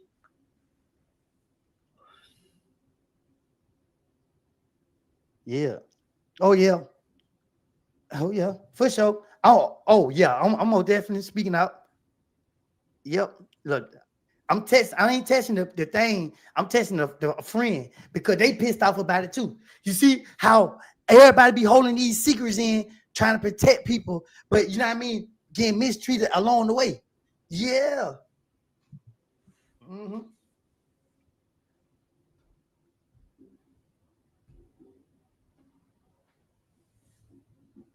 Yep. One thing about it, I ain't never crossed nobody out. I ain't never did no slime shit to nobody, boy. I just did people what they did to me. When people brought problems to me, I took problems right back to them. I ain't gonna lie. I ain't gonna pretend it. I ain't gonna fake it. I ain't being disrespectful when I say the way I talk. This is who I am, bro. So at the end of the day, it's still things I ain't even telling y'all about. The betrayal go way back. You feel what I'm saying? Yeah, man. So if y'all realize the situation I'm in, bro, y'all see. But you know what I mean. We gonna rock out. We gonna rock out. Straight up, we gonna rock out. Pee Wee Roscoe, you got on the line, you did all that capping. You know you ain't push up on the game. You know you ain't. Nah, nigga, stop lying, bro. Nigga, the gang had 100 people with him. The gang went scared. Nigga, don't get on there and twist that narrative. Nigga, if the gang was scared, why he came to Atlanta within 24 hours after getting into it with Thug? The gang had Lil Durk. He had every celebrity with him. Come on, man. Y'all know Pee Wee was lying. Y'all know that nigga Pee Wee ain't never, man. Pee Wee ain't never been known for doing that gangster. He just been known for holding a nigga nuts. You know what I mean? Oh, you feel me? Oh Lord. Yeah, we've been on this live for almost 4 hours now, y'all. We've been on this live. Look, I did not know. Has a whole community of sexual confused young black men running around with guns in Atlanta, and it's sad to see when I came home from prison to see the gang leaders in dresses. I just read a message. I just put LOL because I'm gonna be truthful. Doug ain't tell nobody to cop out for him. I'm gonna be truthful. I ain't like the other nigga. Doug ain't tell nobody to cop out for him. Now he knew people was looking up to him, and he still choose to do that. So, but that's on you if you want to do that. But the truth of the matter is, man, listen, nigga. But let me tell you though, like, don't get mad if I get pissed off and then I contradict myself a little later, because a part of my heart will protect you, no matter how you making me feel at this moment. So later on, if I come out and tell y'all another secret that I forgot about, Don't say, oh, who you lying and told us that you ain't know nothing about this, you ain't know that. And I'm telling y'all now, I ain't lying no more. I done lied way back then. I ain't lying no more. Right now, you getting the God honest truth. Ain't nothing but the truth. Because that's what niggas do. Niggas go on the stand and tell the God honest truth. And then everybody go home. And then niggas out here being rats. So yeah, let's go ahead. Let's do it. Let's put the God honest truth out there. Because if I get mad later on and I remember something that I forgot right now, don't be mad at me. Because you reminded me that I forgot about it and now I remember. So now I'm about to expose you. Because you know, when I talk, I'm talking out with the eyes. I don't care what the ears hurt. You hear a lot with your ears. You feel what I'm saying? Like, I hear a lot of people say a lot of things about me. Like TikTok. Every day TikTok, they talking about man, listen, man, let me tell you something, man. You know what I mean? Man, make sure y'all drop a red heart in the chat for threat, man. You know I gotta go into threat. What is life without threat? Red hearts in the chat for threat. Let me tell y'all about threat, man. Let me tell y'all about threat now. Now, I did do some wrong. I gotta admit, I did wrong. I did wrong to my brother. I did wrong to threat. You know what I'm saying? I did wrong. If I knew I did wrong to threat, I would never did that. And what I mean is not the wrong that y'all may think. I knew threat was cool with certain people. I knew threat had, a relationship with some people. And we never win against each other. Like it ain't nothing. You feel what I'm saying? Me and Threat never win against each other. But Threat got the same heart I got. If he with you, he with you. But just so happened the people that Threat with is. So if you ever heard the story, but I ain't gonna lie, y'all dealing with a whole lot with me. I can't even tell y'all because then y'all can be like, oh, this nigga is crazy. Nah, I can't even tell y'all, but me and Threat, but we ain't never hurt each other. We never hurted each other in no way. You feel what I'm saying? We never hurted each other. We never betrayed each other. Not that I know of. You feel what I'm saying? But we never did. Threat got mad at me because he ended up in the hospital and somebody lied and said I was the reason. Like I did it to him. I never knew Threat was in the hospital. They kept it a secret. I found out because of something happened to somebody else, and she went and told the police. And then while she was telling the police, she was running her mouth to somebody else who knew me and came back and told me, "Oh, your friend Threat in the hospital?" I said, "What?" I called Threat. Threat sent me to the voicemail. I text Threat, "I love you, man. Get well." But then as I'm telling Threat like this, I'm getting to the bottom of the line of what happened to Threat. See, I don't get my information from just hearing people. We're gonna make you talk. Yeah. So you gonna talk. So get what happened. You know what I mean? A couple people had to go down there, pay a little visit to the hospital. Yeah, a couple people had to go down to Grady. You feel what I'm saying? And then, a street interrogation. Ain't no badges on. If y'all feel me, ain't no badges on. So tell her what happened. And you can't lie to her. Because you know what I mean? Yeah, you can't lie. So when the truth come out, Threat end up getting out the hospital. He went and talk to me because he don't know what to believe. Before that happened to him, I didn't have all my screws on my head, right? And I'm a real friend. I consider myself a real friend, so I had told Threat the truth. You know what I mean? I sat down with Threat. I love you, bro. You feel what I'm saying? I never hurt you. You feel what I'm saying? Man, he talked about the truth. And you know what happened?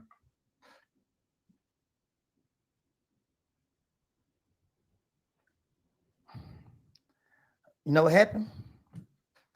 Threat looked at me and like, dang, bro, you do me like that? I like, nah, bro. You can't keep protecting these niggas, bro. You can't, bro.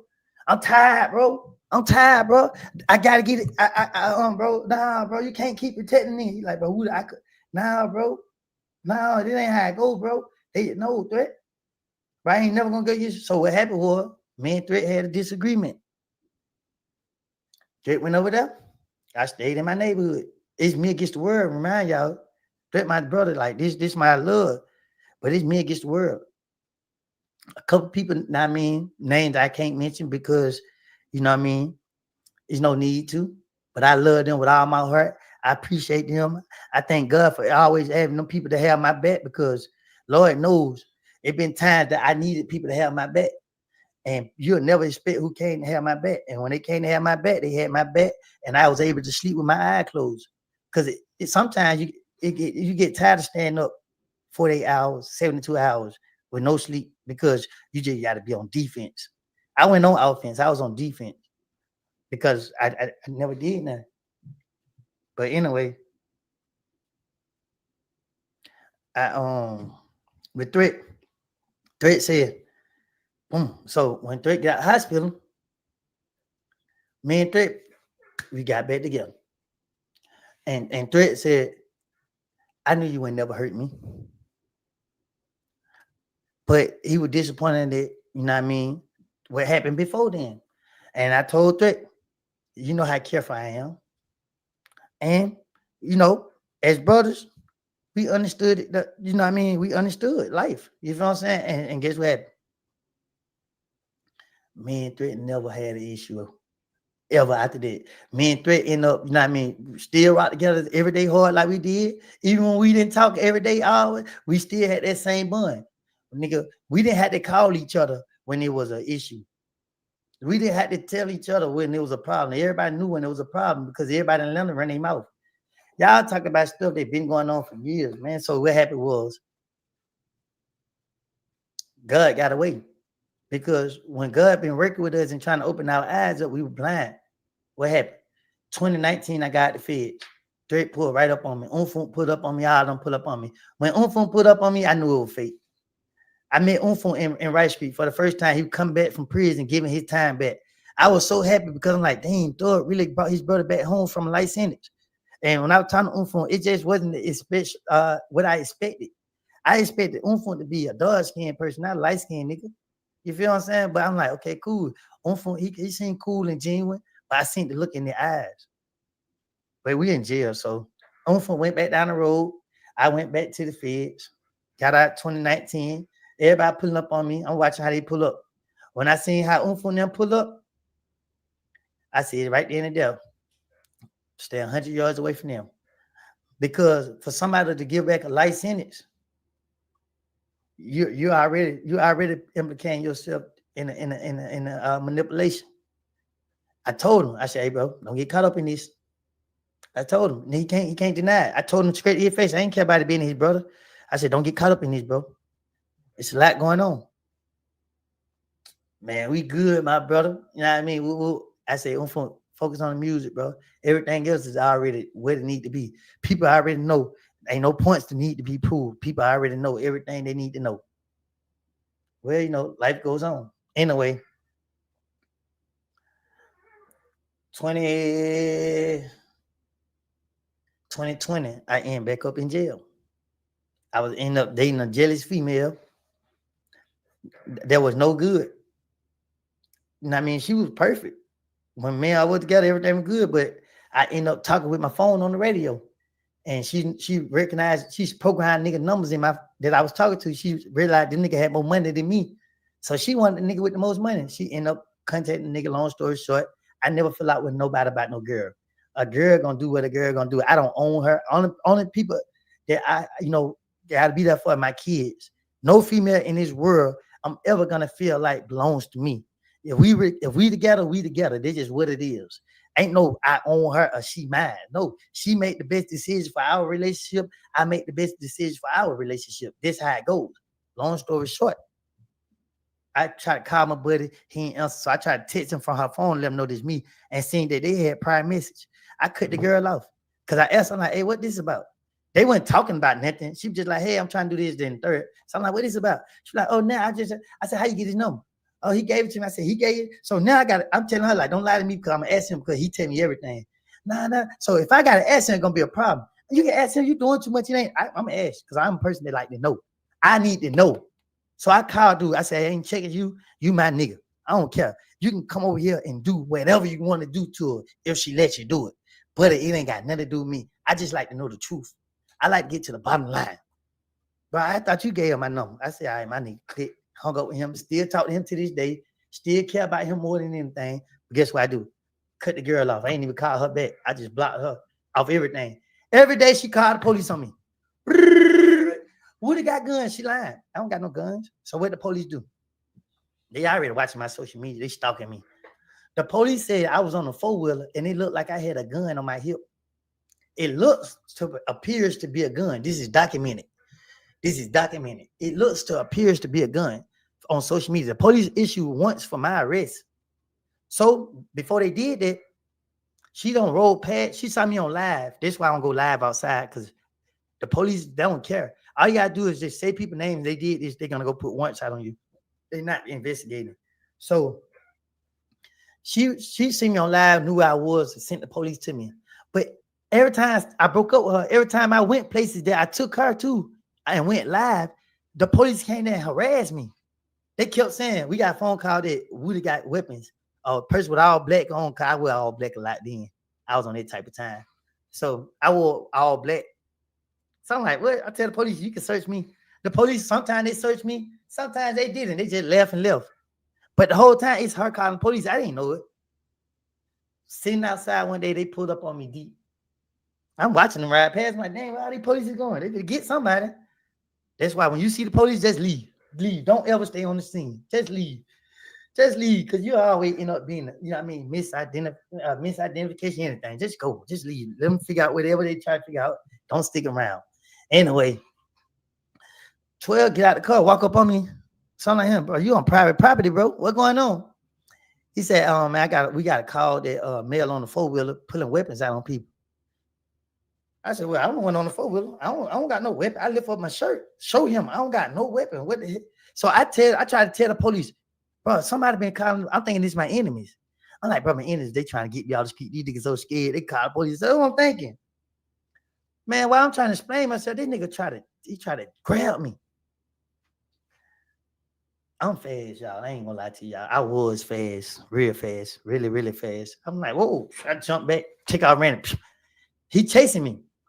My dog, see, if you know me personally, you know my dog. That's why I love dogs. A man best friend. My dogs know I ain't did nothing wrong. The dog watching me standing in the front yard. He's chilling on top of the gate. I can show y'all the video. My dog, he's sitting on top of a tall gate, and he just watching. He watching the police mess with me. So what the dog did, he jumped on top of that gate and came chasing police. So I'm running. The police ran behind me, and the dog ran behind the police. I don't know the dog is coming because the dog was in the gate. All I hear was, boom. I said, oh, this nigga trying to kill me. I took the black key out and put the red key in. All my cars got red keys. So if you don't know what a red key is, a red key is that track hawk, Hellcat, that, you know, you tap the motor, that's how it sounds. Yeah. Get right there, I put that red key in, took out. Boom! I ran so goddamn fast. I was so scared. I was praying to God. I said, God, don't let him kill me. You feel me? I got so scared I hid in a doghouse. But people know my neighborhood love me. Somebody riding down the street, pick me up in the car, drop me off somewhere else. I seen a police helicopter, everybody, GBI. I said, oh my God, what I done did? But I know there's cameras right there to prove I'm innocent. I tried to explain myself to the police. He tried to tackle me. What is you tackling me for, bro? Why is you using force to anything? I showed you I'm unarmed. I don't have warrants, no nothing. Why is you? So what this nigga did? I got away. They popped my dog. My dog lived though. God bless him. Still alive right now. This 2020. My dog still here. Shot him right here. So you know how dogs stand. Hit him right here. And it came out the side. So I see the video of my dog. I'm mad. I'm hurt. I love dogs. I love all animals. I don't like snakes no more. I don't like spiders. I don't like nothing that these niggas represent. Straight up. So I'm hurt about my dog. I ain't thinking about a police house. I'm just thinking about why you shoot my dog. I don't know that dog chasing the police. So here we go. Let me block this person. Since she wants some attention so bad. Block. Yes, sir. I'm gonna give you that attention, buddy. You much don't know me. I got time today. Anyway, I get on Instagram. I wasn't doing this on purpose. Like I respect the law. I respect each and every police. They got family just like we got family. People love them just like people love us. I'm mad about my dog. So I said, that nigga shot my dog. I hope he get what was coming from. I didn't mean to threaten nobody. You feel what I'm saying? Like, that wasn't my intentions. I wasn't saying I was gonna do anything to him, but I just didn't understand, why did you shoot the dog? Then when I found out the dog chased him, I deleted the video down. I'm like, damn. And then they say the dog tried to bite him. I'm like, okay, well, the dog okay, so it ain't that bad. So a week later, I'm asleep. I hear a doorbell. It's like 6 or 7:30 in the morning. Everybody know what time it is. That's only the U.S. Marshal Diffusion Squad. Hey, everybody knows when your dog go to getting beat on, kicked down at 6:30, 7 o'clock, it's the U.S. Marshal, FBI, and the people that mean business. Me, I'm light-footed. I creeped on to the door. But guess what I do, y'all? I sleep on camera. So where I lay it, it's a camera show me laying on camera because it's so much going on that people don't know this about me. I document my shit. I documented me sleep at home. I documented me laying on the camera. So if anybody get dropped, the pop, the lock, or hit across the head with a sock, when the police come say, "What you did it?" and they try to take my freedom, guess what I know? I know we got proof to show everywhere I was. I keep them receipt because my life mean a whole lot to me. And I ain't letting nobody just do what they gonna do to me no more. So guess what happened? When I seen that it was the police, my whole life just went upside down. I said, they can't be here for me. I ain't did nothing. I don't forgot I ran from them and everything, y'all. I ain't gonna lie to y'all. I'm like, I ain't did nothing. But I had blanked out so long that I ain't even realized the door was open. When I realized the front door was open and they were coming in, I would come back to my senses. I got on the ground, crawled out the door. I followed all they man. They didn't pull out their weapons because they already know I ain't never been a threat to law enforcement. They said, "Come on, man, crawl out." But when I heard them say target in sight, I said, "Dang, they got me." So what I thought they got me for? I thought they got me for something that I knew was coming. But they was like, "Well, you got warrants." So I'm looking at all these people like, who are y'all? Why nobody got no badge showing? Well, this guy was Homeland Security. He was ATF. He was FBI. He was Secret Service. He was U.S. Marshals. They were Atlanta gang unit. Get what I'm seeing that saying myself? Oh, shit. What I do? Yep, I'm scared. Just like the normal nigga gonna be. Every criminal in the streets be scared when they start saying Homeland Security, FBI, ATF, GBI. When have they ever put all y'all together? Then I ain't even see all the ones that was outside. They had cars that go all the way down. Man, look, do I tell you, the neighbors like, who that is they got over there? That nigga must be, he done did a lot of stuff. 414 work. RP on Discord. Join. Well, y'all heard what he said. Thank you for the super chat. I don't know how to read that good, my boy. But listen, when I hear all these police is out to me, what I say? Forget that. Forget everything. Did this man just say he FBI? Did this other one say he ATF? And the other one said Homeland Security? At that point, I'm like, oh my God. But let me tell y'all what they didn't do though. They scared me so bad, right? That when they got me, I told them take me straight to jail. I don't even want to get no interrogation. Take me straight to the jail. Oh, see, get what they ain't do, y'all. They ain't show you. They ain't tell y'all about it. They didn't talk about that arrest because it was in my favor. Anytime anything was in my favor to prove that I wasn't working with these people, they hide it. They sweep it under the rug. But let me tell y'all this. Y'all don't want to see that. Y'all don't want to see that combination. ATF, FBI, GBI, Homeland Security, U.S. Marshal, Atlanta gang detective. When I tell y'all, I was sitting right there and said, I done fucked up. That's when I came to the realization, I done fucked up. So guess what I told them? Take me straight to the jail. And you know what happened? You know what happened? They took me down to the headquarters, put me in the holding tank. Put me in the interrogation room, and they didn't get one word out of me. Well, I can't lie to these people. They already know because a lot of these niggas already be working for them. So what I need, I can't talk my way out of this. Go on to get me. I know not to play with the feds because they already know. The feds already know. Go on and get me. They took me to jail. Guess what happened? I didn't get no additional charges. So they I had a warrant for when I ran, and they popped my dog. They charged me because they said they went on Instagram and seen that it looked like I had a gun. I be seeing all these niggas posting these guns and they convicted felons. Why y'all niggas ain't went to jail? What do you feel like these folks gonna spin back on you? And do you recommend snitching? Yes, I recommend snitching. Yes, I do. I hate that I say that because let me tell you why. No matter what you do for people, when it's time for them to do it for you, they're not going to do it. If somebody truly love you, they would not put you in that situation. If somebody truly care for you, they will not put you in that situation. If somebody really is in your best interest, they would not put you in that situation. If you really matter to somebody, they would not put you in that situation. So this for everybody who listening to me and everybody who want to be in the streets, let me tell you something. If you're in a position to snitch, because I got friends that was in a position to snitch, and they said, I'm going to stick to the street code.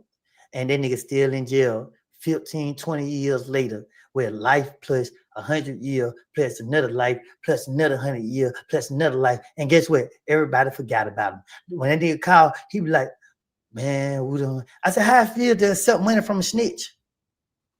Man, shit, bro. Nigga want to say it so bad. Man, I wish I could snitch, bro. But you can't. Because you don't put yourself in a situation where you got to stand tall. Because you already know you can't have it on you. You already in prison. But you called me. I said, do people know you taking money from a snitch? I'm petty, y'all. I'm petty. Because I care for these niggas, bro. And the facts are the facts. Like, they want y'all niggas to think that, okay, this and that. Nah, nigga, if you take money from a snitch, you're a snitch. If you do business with a snitch, you're a snitch. You condoning it. But they want y'all to think that, nah, man, that's part of life, bro. If you get caught, they wasn't gonna do. If I get in any trouble, will I tell? No. I know better. It's nothing to tell. I got myself in trouble. I got to deal with the consequences. That's why I don't commit crimes. That's why I don't hang with people that do. Nigga ain't got to worry about me telling on them, because guess what? Nobody I hang with or associate with break the law. They don't break the law. So we don't care about what nigga talk about. If somebody try to hurt me and the people I'm with, and just so happen, they end up getting hurt, we gonna stay on the scene and tell the police what happened. They try to hurt us and they got hurt. Simple as that. You know what I mean? If the person come up on me and say they try to hurt me because I told on Young Thug and police got us because we defended ourselves, and they asked us what person, that person said I told on Thug, so that's why he finna hurt me, and that's why he got hurt. I ain't finna go to jail for these niggas. I already done did it already. Do you feel like the females be the cause behind the violence more than the men? First of all, men supposed to be in control of our emotions. Men should not allow our feelings to control men should not let our feelings bring an action that we want. You feel what I'm saying? So a lot of these niggas ain't been raised around men. I haven't. But I have spent so much time in and out of jail, being in situations where I'm being too loyal to people, having people back, and I got to deal with everything. Once you go through what I go through, you just see life from a different perspective, and you just understand, like, yeah. So at the end of the day, don't hang with no criminals. Don't associate with no criminals, because they're not gonna confess to their crime. If you ride in the car with somebody and they got drugs in the car and the police stop the car, they're not gonna say the drugs are there. You got 1 or 2 niggas out of a million that will say that. But let me tell you this. People show you every day who they are. Don't talk to me about loyalty. You forgot about your friends that's in jail or that passed away. I'm watching how y'all carry on. Y'all buying other people that's rich jewelry. Y'all, the rich helping the rich stay rich. Y'all ain't helping the poor. Know what I mean? And then, I'm telling y'all, I'm so full of it, bro. I'm so full of it. I'm so full of it. I'm so full of it. When I say I'm so full of it, I'm so full of the truth, because I've been lied to all my life. I watch other people be lied to. I'm watching it. Man, please. I ain't gonna lie to y'all. I ain't gonna mislead y'all. I ain't gonna see y'all suffer and hurt. I ain't gonna see y'all. You know what I told the state, and you know what I told the defense? Don't speak on what y'all think I did. The moment anybody get on this thing and say, oh, Woody did this to this person, and Woody did that, I'm gonna plead the fifth. I'm gonna go sit in jail because kids are watching this trial and they are glorifying the ignorance of it. So if you sit right here and say, Woody did this to this person, this person, this person, this person, my nephew and them might be watching this trial and they ain't caring about the trouble that I'm in. They hearing the action that's alleged being committed by me, and they're glorifying that, oh, Woody was like that. No, I wasn't like that. No, I wasn't doing it. If you could go back to 2005 to 2012, what would you do different? Join the army? Swear to God, my right hand to God, I would go to the army. I would get it. But listen, let me tell you something. Can you call the lady Bo back that was with Pee Wee? They text me. She wouldn't get on here because Ralo don't put her face all over social media. So now it's like Ralo made it difficult for her. Ralo. Yeah, see, that's what I mean. Like, I love Ralo and I respect Ralo. But when you make Ralo mad, Ralo don't care. I still be caring a little bit. Just that little bit would keep me contained. I didn't want to post her picture last night. That picture, you know what I mean? I didn't want to post it because I didn't want to do no damage to that person. That person have a life, despite whatever happened in 2015. It's my fault. I the one brought it to light. So I wasn't gonna put that person picture on my social media when I got everybody who used to mess with Pee Wee, everybody who messed with Doug calling me saying, Woody, post a picture. They know I'm stupid. They know they tell me to do it. They know I'm liable to do it. No, it ain't. No, I ain't. Because that person ain't got nothing to do with this. That person laid down with Roscoe, did the grown people with Roscoe. That person wasn't thinking about being exposed. That person was thinking about being pleased. So Roscoe did what he did. Roscoe, again, dragged that person in this. But I don't want who brought it to the table, so I wasn't going to put that person picture out. But the person want to come to me because that person want to be heard. It's always more than one story, more than one side to the story. You know what I mean? That's why a lot of people can't come out and speak because they don't want me to get on their case because they already know. You got to go all the way there with me. You got to go there with me. Woody, you as a living testimony, may God protect you and your family. Thank you so much. Appreciate it. And God will protect me and my family. We ain't worrying about that. Woody, why not just move out of ATL? Oh my God. You know how many kids in ATL need to be motivated by me? You know how many kids in ATL need to know when to walk away from BS? But if I leave, I'm doing the same thing that the OGs did to me. I'm leaving these kids in the blind. I can't let these kids stay in the blind. Don't glorify these niggas. Don't praise these niggas. Don't worship these niggas. It's okay to listen to their music and, you know, I mean, you know, feel it because you can relate. You can what you call it? Oh, what time is it? Oh yeah, I'm about to get off, y'all. Thug. Who can I call? What phone is she? Oh, sugar. You funny. Yep. So you know what I mean? I ain't turning my back on these kids. It is what it is. I sure did. And I hope y'all have all this right here and y'all blast it all across social media because hey, can you go pick Zyra up? Where you at? Oh yeah, I'm about to get off. It looked like he about to stop now. I think we've been on here 4 hours and 23 minutes. It's a long day. It's a whole work day, y'all. Woody had us on this live. I didn't think he was gonna be on there this long, y'all.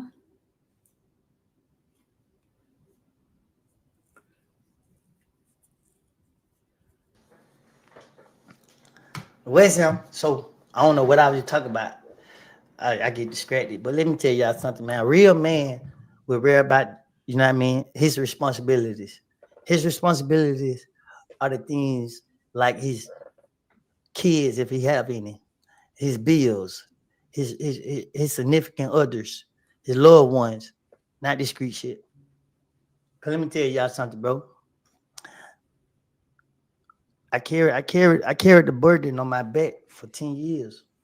For 10 years, I just sat right here and just let everybody say and do whatever they want to do. I watch niggas talk about me, not watch, because they didn't do it in my face. I ain't gonna lie, I was gonna do something that they did in my face. But I heard niggas talk about me. Tell them to bring you something to eat. Who I ain't, this is eating. I ain't hungry. I can't eat. Who a bigger devil? Thug, Roscoe, or the devil. There's no such thing who's a bigger devil. The devil is the devil. Thug is the son of God. Roscoe is the son of God. And it is being controlled by the devil. The devil is controlling their spirit. It's provoking their spirit. It causing them to do things that they normally wouldn't do. That's how the devil worked. The devil had took control of me at one point in my life, but I had to fight back and let God take control. So that's the difference. Thank you for the super chat. Understand the difference between the Lord's work and the devil work. Straight up. That's it. All right, y'all. I gotta go. That's it. Y'all That's the difference. have a good night. Bye, everybody. That's the difference. Gotta go. So at the end of the day, all right, y'all. Man, be careful, man. The devil. Take Woody off, and I am about to take my butt on. You guys can go on to Woody's live on YouTube and watch it. Woody versus Woody. For all those who are on my TikTok, I'm not TikTok, on my X. I see there's 430 folks up in this chat. So you guys have a great day. All right. Bye.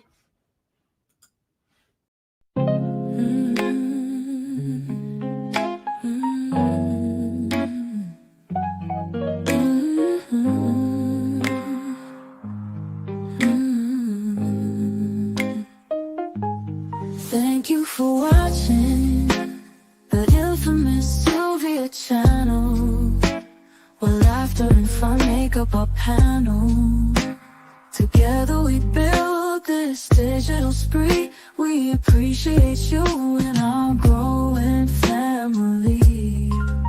With mods by our side and chat flowing free in this online space. It's just you and me, we laugh until tears roll down like the rain. In this virtual world, you ease all my pains. We're family, not just a show. Every click and comment makes us grow. Mods and chat, keeping the vibe so right. Together we shine like stars in the night.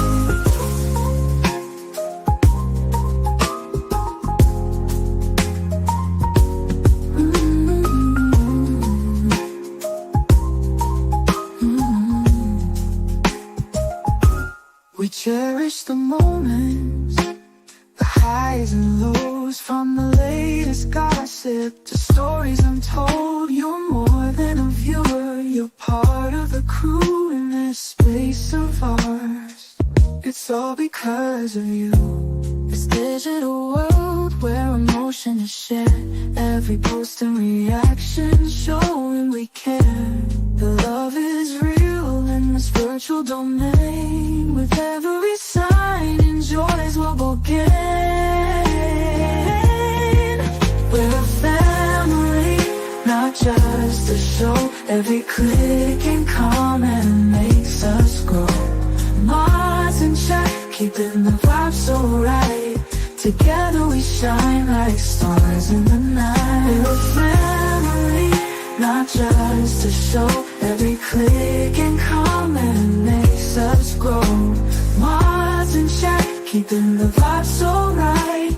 Together we shine like stars in the night.